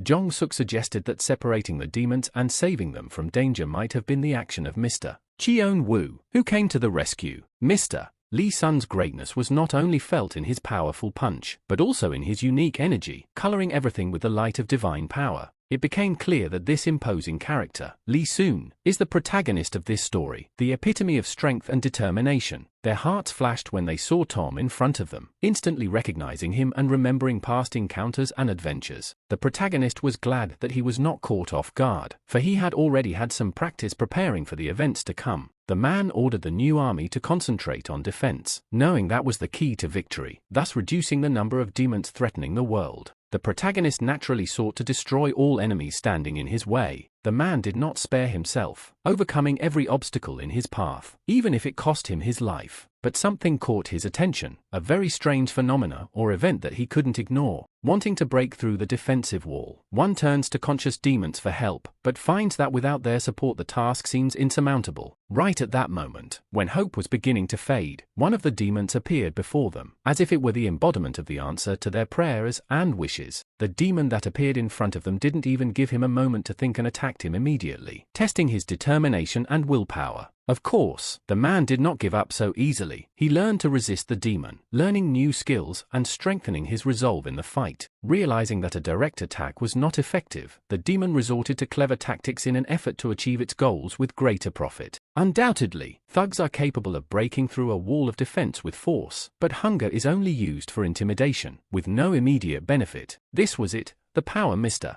Tesu spoke of, the power that was the key to unlocking their situation, illuminating the path to new possibilities. After experiencing this power in practice, the man is immersed in a world of new possibilities and unpredictable outcomes, realizing that the power he has gained is incomparable to before, and now his confidence is bolstered and his goals are more attainable. This is the real power that can regenerate the body, giving it new capabilities and enhancing its ability to self-repair and protect itself. Jong-suk noticed that the guy not only possessed the ability to unleash power, including divine power, giving it a slashing power that made his abilities unimaginably great already at his young age. Rayon felt that there was nothing special about their presence, as his own ability surpassed the power of even a deity. Guy was in agreement with this. However, he pointed out that the Lord's power was not limited to divine power alone, making him a truly powerful being. Rayon immediately climbed a tier higher after such words, showing his determination and eagerness to exceed his opponent's expectations. He went to prove he was stronger than this madman, ready to give battle and prove his unrivaled strength and skill. A spurred sense of competition, albeit with great difficulty, eventually motivated them to deal with all the challenges and obstacles in their way. Fatigue had caught up with them, and they realized that now it was time to rest and recuperate after all the trials and battles. The protagonist was happy with what was happening, because he enjoyed destroying everyone who got in his way, and he felt the satisfaction of each victory. Just then Rayon appeared to him, bringing a new turn of events and causing a change in the dynamics of their clash. He overcame all the demons in his path, steadily advancing, testing his strength and resilience in every encounter. He took a vodka after the win, confident that no one could beat him at it. The protagonist only laughed at this, not giving much thought to Rayon's words, expressing his disdain for his claims. And then new demons suddenly appeared in their path, causing an unexpected turn of events and raising the tension to a new level. The guy could understand what had happened, for he seemed to have struck a blow against the demons, but the situation was unexpected and confusing, and he was very annoyed that at this point the main character was only laughing, without showing any seriousness or realizing the gravity of the situation. Let him do everything for sure, without hesitation or doubt, striving for results with the utmost determination and efficiency, achieving success in all his endeavors. The protagonist decided to show him how to act, demonstrating his confidence and skill in every move. Rayon became angry and realized that he needed to take some action to change the situation and turn the events in his favor. And then he decided to utilize his connection to a 7th level god, gaining a powerful weapon to fight for his interests and goals. His power increased significantly when they didn't meet the protagonist, giving him new abilities and an edge in the fight. And then someone shouted for him to step back, breaking his concentration and slowing his actions, causing more obstacles in his path. He then kicked straight into the ground with force, expressing his rage and frustration at the situation that forced him to step back. He was curious what the guy's reaction would be to everything that was going on, because events were taking an unexpected turn, causing new emotions and actions. The protagonist could understand what he was saying there, for it was very noisy outside, and he strained to catch every word. He just couldn't understand why this person who didn't possess the power of demons was causing such damage to the land, causing him to be perplexed and surprised. Jong-suk regarded his partner as a fool, for he couldn't understand how he could cause so much destruction and damage to the land. "Will be sore for days afterwards," Jong-suk predicted, realizing that the effects of such earth-shattering destruction would not be without consequences. But the guy didn't care about that and continued his actions, ignoring the warnings and the consequences of his behavior. Chion Woo was also hit by the discharge and yelled for someone to stop. Realizing the danger and destruction that could occur, the man then stood up, carrying him on his back, showing his care and desire to protect him from danger. The meeting with Demon Jong-suk went smoothly without any problems or disagreements, which calmed both parties and strengthened their relationship.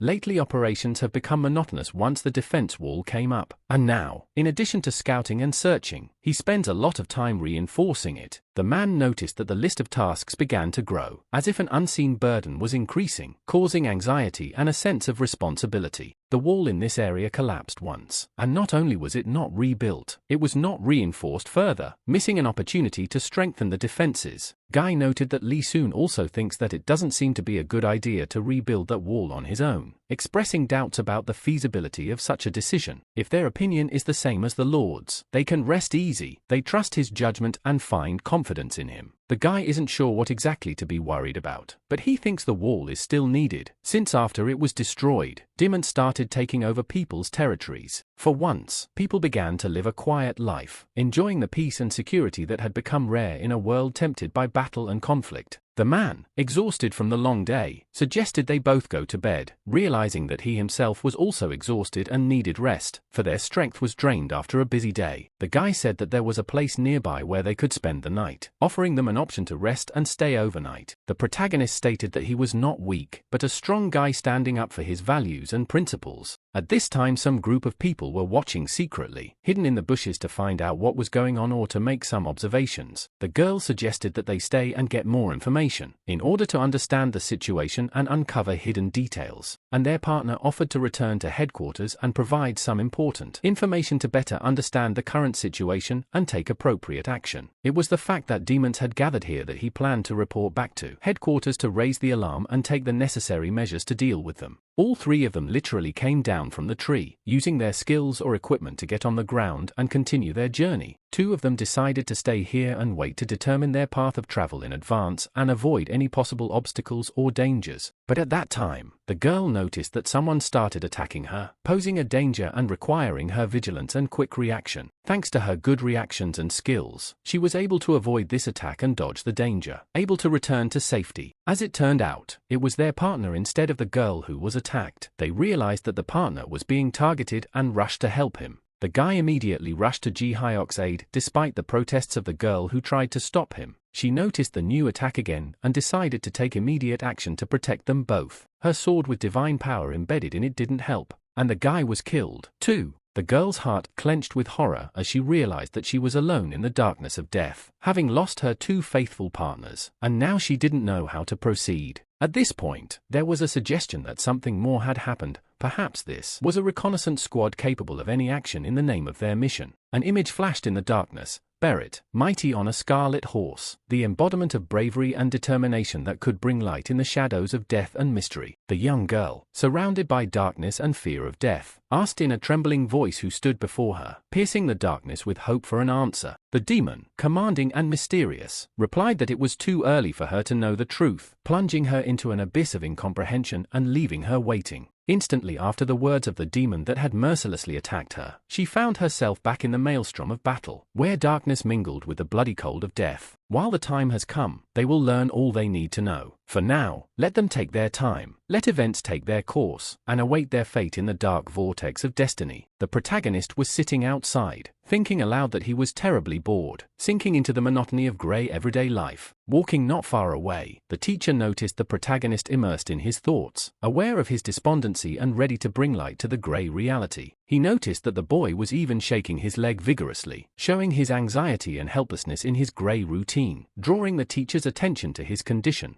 Moving closer, the man asked the lad what was bothering him, ready to listen and help unburden his soul from the weight of his worries. But the protagonist was only interested in one thing, whether the man had a job, for his mind was occupied only with that question. He asked the lad to rest, but suddenly remembered an important matter that required immediate intervention, distracting him from his promise. It was a dimension of combat capability where every move and decision could determine the outcome of a battle and the fate of those involved. Tom became interested in what this dimension of combat capability was and sought to learn more about its nature and how it functioned. The measurement of combat capability is to determine its strength, where through combat tests one can easily find out what kind of challenging tasks it is capable of successfully accomplishing. Until then, he had always accompanied him, which gave him the opportunity to participate in any operations. But now, without his presence, assigned only those tasks that corresponded to his combat ability. The boy, not yet determined to leave his mentor, realizes that he needs to become as strong and wise to become his equal. The man, smiling, assured the lad that he would teach him until he surpassed his strength and wisdom, and they would mutually grow and learn. After this conversation, another hour passed, during which the atmosphere remained tense, but the atmosphere in the room gradually became calmer. The main character was bored again, because he couldn't figure out when it would be his turn to learn and become as strong as his mentor. The men discussed the lad's potential, noting his good abilities, and urged him to use all his might to meet future challenges and overcome all obstacles. A certain guy instantly began to carry out this decree, acting without the slightest hesitation, full of determination and energy. They watched with attention as the lad performed the given task, observing his every movement and assessing his abilities. The man explained that his skills were rated above level 6, but the requirements only required him to reach level 4. As she approached, she announced that it was Tom's turn, which caused everyone's eyes to turn to the young lad waiting for his moment. He immediately made his way to the office where they were waiting for him. The guy was a reliable source of information for Lu Xing. He would always instantly give Lu Xing the information he needed or topics to discuss without wasting time on idle chatter. He decided to observe how skillfully Chion Woo was sharpening his stone, paying attention to every movement and gesture to learn from his skill. His unusual regeneration abilities were of interest. The guy explained that he only had partial reincarnation, which prevented him from having full regeneration abilities. If so, he will be in pain throughout his time with God, receiving no relief or healing from his suffering. If you move despite the pain, the cost of physical strength will simply become insignificant compared to the internal force momentum that has built up. Perhaps a common occurrence in incomplete incarnation to be left alone during a combat operation. The only question is whether he can overcome all this by daring to selflessly act for his goal. But the protagonist confidently stated that this was not a problem, and that he was capable of overcoming all difficulties, no matter what met in his way. It is true that pain cannot be avoided when bonding with the masses, but he is so adept at mastering himself that he does not even feel this burden, skillfully evading it. Lu Xing asked the man to stop freaking out and scrutinize his transformation first to understand his features and potential. The protagonist, in his own unique way, made contact with the deity using his own methods and approaches. The man erupted in anger when the guy started swearing again and asked if he even knew where they were. The man couldn't understand why the boy kept swearing and feared it would continue unabated, for no understandable reason. The main character claimed that in order to communicate with a god, one must utter a profane word, causing a man to reflect on it. Lu Xing begged the man not to lose his temper, certain that the guy considered the mother's word as the key to contacting the divine. The protagonist looked at the man again as Lu Xing said the same thing he did, causing him to feel a sense of surprise. Brave and unwavering, they set about exploring the powers of the deity while they still had their abilities, ready to offer themselves in battle against any challenge fate might throw their way. The man with insistence in his voice ordered the boy to smash the boulder and get out of the place, urgently demanding action and eager to leave the dangerous environment that was becoming increasingly threatening. The protagonist immediately began to pull his hand away, experiencing a sudden rush of madness and despair, as if it were the last act of a hopeless struggle against the darkness. One of the men didn't understand what the guy was doing and anxiously scrutinized his actions, as if trying to decipher his unpredictable intentions and unravel the mystery of his behavior. Of course, as always, he crafted his sword, forged from the noblest metals and filled with craftsmanship that emphasized his unique style and skill in battle. The man who had shouted the loudest was surprised the most when his voice fell silent and he realized that his words didn't have the same impact as he had hoped. Everyone present could not understand what this majority ability was. Their minds were gripped by a vague sense of bewilderment, for it seemed so incredible and mysterious. Accumulating a huge amount of divine power takes a long time, so it's impossible to use it so quickly. It requires careful preparation and patient waiting to achieve maximum efficiency and power. Immediately after that, the boy began to imagine how the world around him would be transformed under the influence of his thoughts and actions, and he felt that each of his thoughts acquired a special power and significance. Lu Xing was very much surprised at what the main character was capable of. His surprise was so profound that he even froze for a moment, not believing his eyes. But he could use it even when he was standing still, and it was truly amazing, for such an ability allowed him to remain powerful even in the most unpredictable situations. Then, as requested, he moved the boulder, with his powerful arms demonstrating his physical strength and confidence, drawing admiration from all present. Everyone present was puzzled by what was beginning to happen, their faces expressing a mixture of surprise, concern and curiosity, and they tensely followed every movement of the protagonist. They finally saw a powerful force, but they still couldn't understand how he made the deity's power so sharp and penetrating, as if he had merged with the cosmic energy filling the space around him.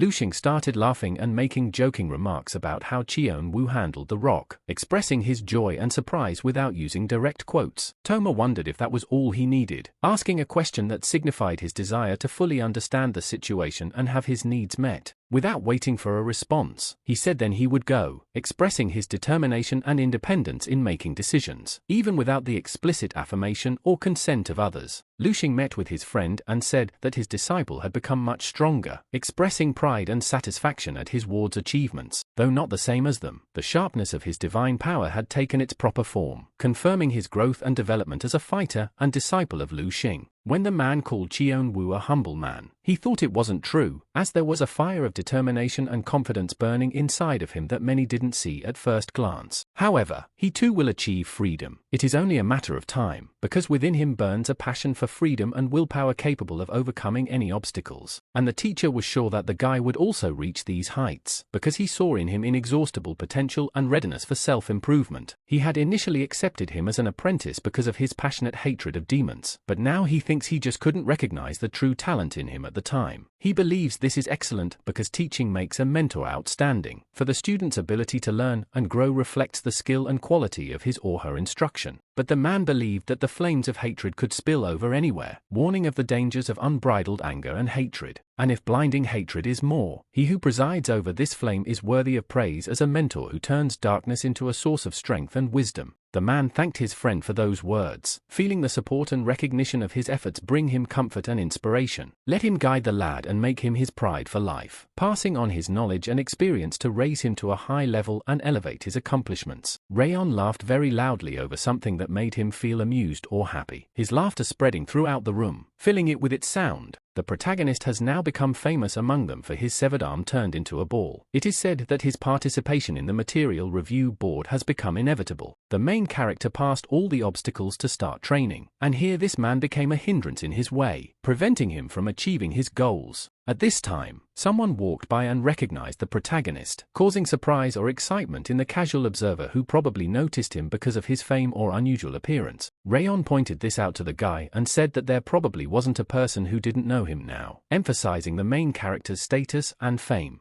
They talked about how Chion Woo's disciple was this guy. A brilliant master has an equally brilliant disciple, which emphasized the strength and talent of their entire disciple bond. Rayon was upset, for his mood had been ruined by those words, reflecting his disappointment and resentment at the unexpected development. When the protagonist asked if he was jealous, the guy went into a rage, resenting any suspicion or envy that may have been present in their interactions. Someone approached them and asked why they were making a ruckus on the training ground, drawing attention to their erratic behavior and possible breaches of discipline. As it turned out, it was Soo-yeol and Himo, whose sudden appearance caught the attention of the protagonist and his companions. The protagonist said hello to the guy, being polite and respectful of his presence. Soo-yeol explained that they were on a mission together to discover the first supply route, revealing the purpose of their presence on the training ground. Jong-suk is really cool, reflecting his admiration or approval of what was said or done. The protagonist once again asked the guy if he was jealous, expressing his interest or concern about the feelings and attitudes of others toward him. Himo asked if they would continue to make noise like this without even practicing with her, expressing her concern about their behavior and unwillingness to learn or improve. When the guy realized that he could fight the protagonist in this battle, the fire of passion and determination immediately lit up in his eyes. He offered the guy one round with him. Toma asked the guy if he was completely sure of what he was saying, seeking to understand how convinced he was of his assertion and if he was willing to take the risk. But Himo kept mentioning the upcoming fight with her, reminding her of it over and over again, as if emphasizing its importance and urgency. Rayon suggested a 2-on-2 duel, sparking excitement in the boys and a desire to prove their strength and skill in fighting on par with their opponents. Soo-yeol decided that he would observe, for he hated to sweat, preferring to avoid physical effort and leaving the battle to others while he himself remained on the sidelines. Rayon was in anticipation of something great in this fight, feeling the excitement and thrill before a fight that could bring glory and recognition. But Jong-suk told him you can't, reminding him of the rules or the possible consequences that could result from this fight. They were not allowed to be in a state where they could not perform combat operations because it would undermine their readiness and effectiveness on the battlefield. Rule number 1 was clear. You could reincarnate, but it was forbidden to use the power of a god, which added an extra element of risk and necessitated a sensible approach to combat. Rule number 2 was strict. Only weapons specifically designed for training could be used, giving the fight an air of fairness and preventing serious damage. And the third rule was that the duration of the fight was exactly 10 minutes and the winner was determined by Soo-yeol's decision, which created a sense of tension and uncertainty during the fight. Rayon agreed to this, for he realized that even with such restrictions there was still a chance to give the guy a well-deserved roasting. Rayon agreed to the proposed rules, though he realized that they didn't leave him many options, for the girl had expressed her displeasure, claiming that it wouldn't be fun that way, but recognized that it was a majority decision. Jong-suk stated that they would prepare and expressed his willingness to start, reaffirming his decision to accept the challenge and enter the bout. The protagonist chose his weapon and confidently declared that it was right for him, showing determination and confidence in his abilities. He then decided to use divine power, introducing an unpredictable element into the duel and demonstrating his willingness to take risks. But then his weapon whiffed sharply, and he couldn't understand why it happened, experiencing mixed feelings of amazement and worry. The girl remarked that he didn't invest that much divine power and explained that weapons should be for training, not killing, emphasizing the importance of adhering to the rules and goals of the duel. If divine power is invested in excess, the weapon becomes bloated and its striking power is reduced because its purpose and design are not respected. If you maintain the force so that the weapon does not swell, it will not break and you can strike while maintaining its integrity and effectiveness in combat. It became clear to the protagonist, and he realized how to properly use divine power in combat to maximize effectiveness and maintain his abilities throughout the fight. However, it was much better than the wooden sword he used while sparring with his teacher. It was just an ordinary wooden stick that even the power of a god couldn't be put into. Rayon asked what they were doing there and expressed his desire to get started sooner, showing impatience and willingness to get into the fight. The girl couldn't understand why he was so involved or in a hurry to have them beaten back, feeling confused by his impatience and eagerness to start a fight. The guy was furious and asked what she had said to him there, showing his displeasure and wanting to know the reason for her behavior. Himo said that they needed to act, and decisively pounced on Rayon to fight him off, showing her willingness to act and her intention to get results. Rayon stated that he was going to beat the guy, while the girl would take on her opponent, showing confidence in her abilities and willingness to fight. Soo-yeol announced the start of the battle, setting events in motion and spurring the participants into action, instilling in them the seriousness of the moment and the need to focus on the fight. The two pairs of people immediately rushed at each other, accepting the challenge and engaging in a fierce battle, wasting no time in thinking or hesitating. The protagonist recalled the girl's words about Rayon being completely obsessed with him, so his signal doesn't change, crossing in her direction, emphasizing his loyalty and dependence on her reactions. Rayon, expecting this, immediately lunged at the protagonist, showing his aggression and determination to gain the upper hand in the fight. And following that, he noticed his partner in front of him, who entered the fight beside him, building his confidence and supporting him during the fight. After they swap crossed places, Rayon is likely to do something stupid like this, leaving the realization that his decisions could lead to undesirable consequences. The girl was glad, for she knew it would be so, confident in her predictions and her ability to assess the situation beforehand. But their partners were greatly surprised by what happened to them, feeling shocked by the unexpected turn of events and its consequences. And then both of them sent their partners away, showing determination to resolve the situation alone and without outside interference. They clearly did not expect this turn of events, showing bewilderment and displeasure at the unexpected development of the situation. Rayon believed it was the girl's doing and insisted that the boy should be his rival, holding her responsible for what had happened and expressing his willingness to fight. The guy could realize that the girl would probably interfere with their duel, introducing unexpected variables and creating additional obstacles in their path to victory. Jong-suk was okay with them defeating both of them, reaffirming his cooperation and determination to achieve victory in the battle. Rayon noticed that his comrade was enthusiastic about the idea, showing a willingness to take on the challenge and overcome the obstacles together. But Rayon also had to pull himself together, for they had choices to make and decisions to make that would affect the course of events and the outcome of their actions. The girl asked him not to be distracted, reminding him that they had been working as a team for a long time, and if they went their separate ways, this tandem would lose its meaning and effectiveness. Himo said she liked the guy's plan and suggested that they only go forward, crushing the guys together, emphasizing their unity of purpose and willingness to act in concert.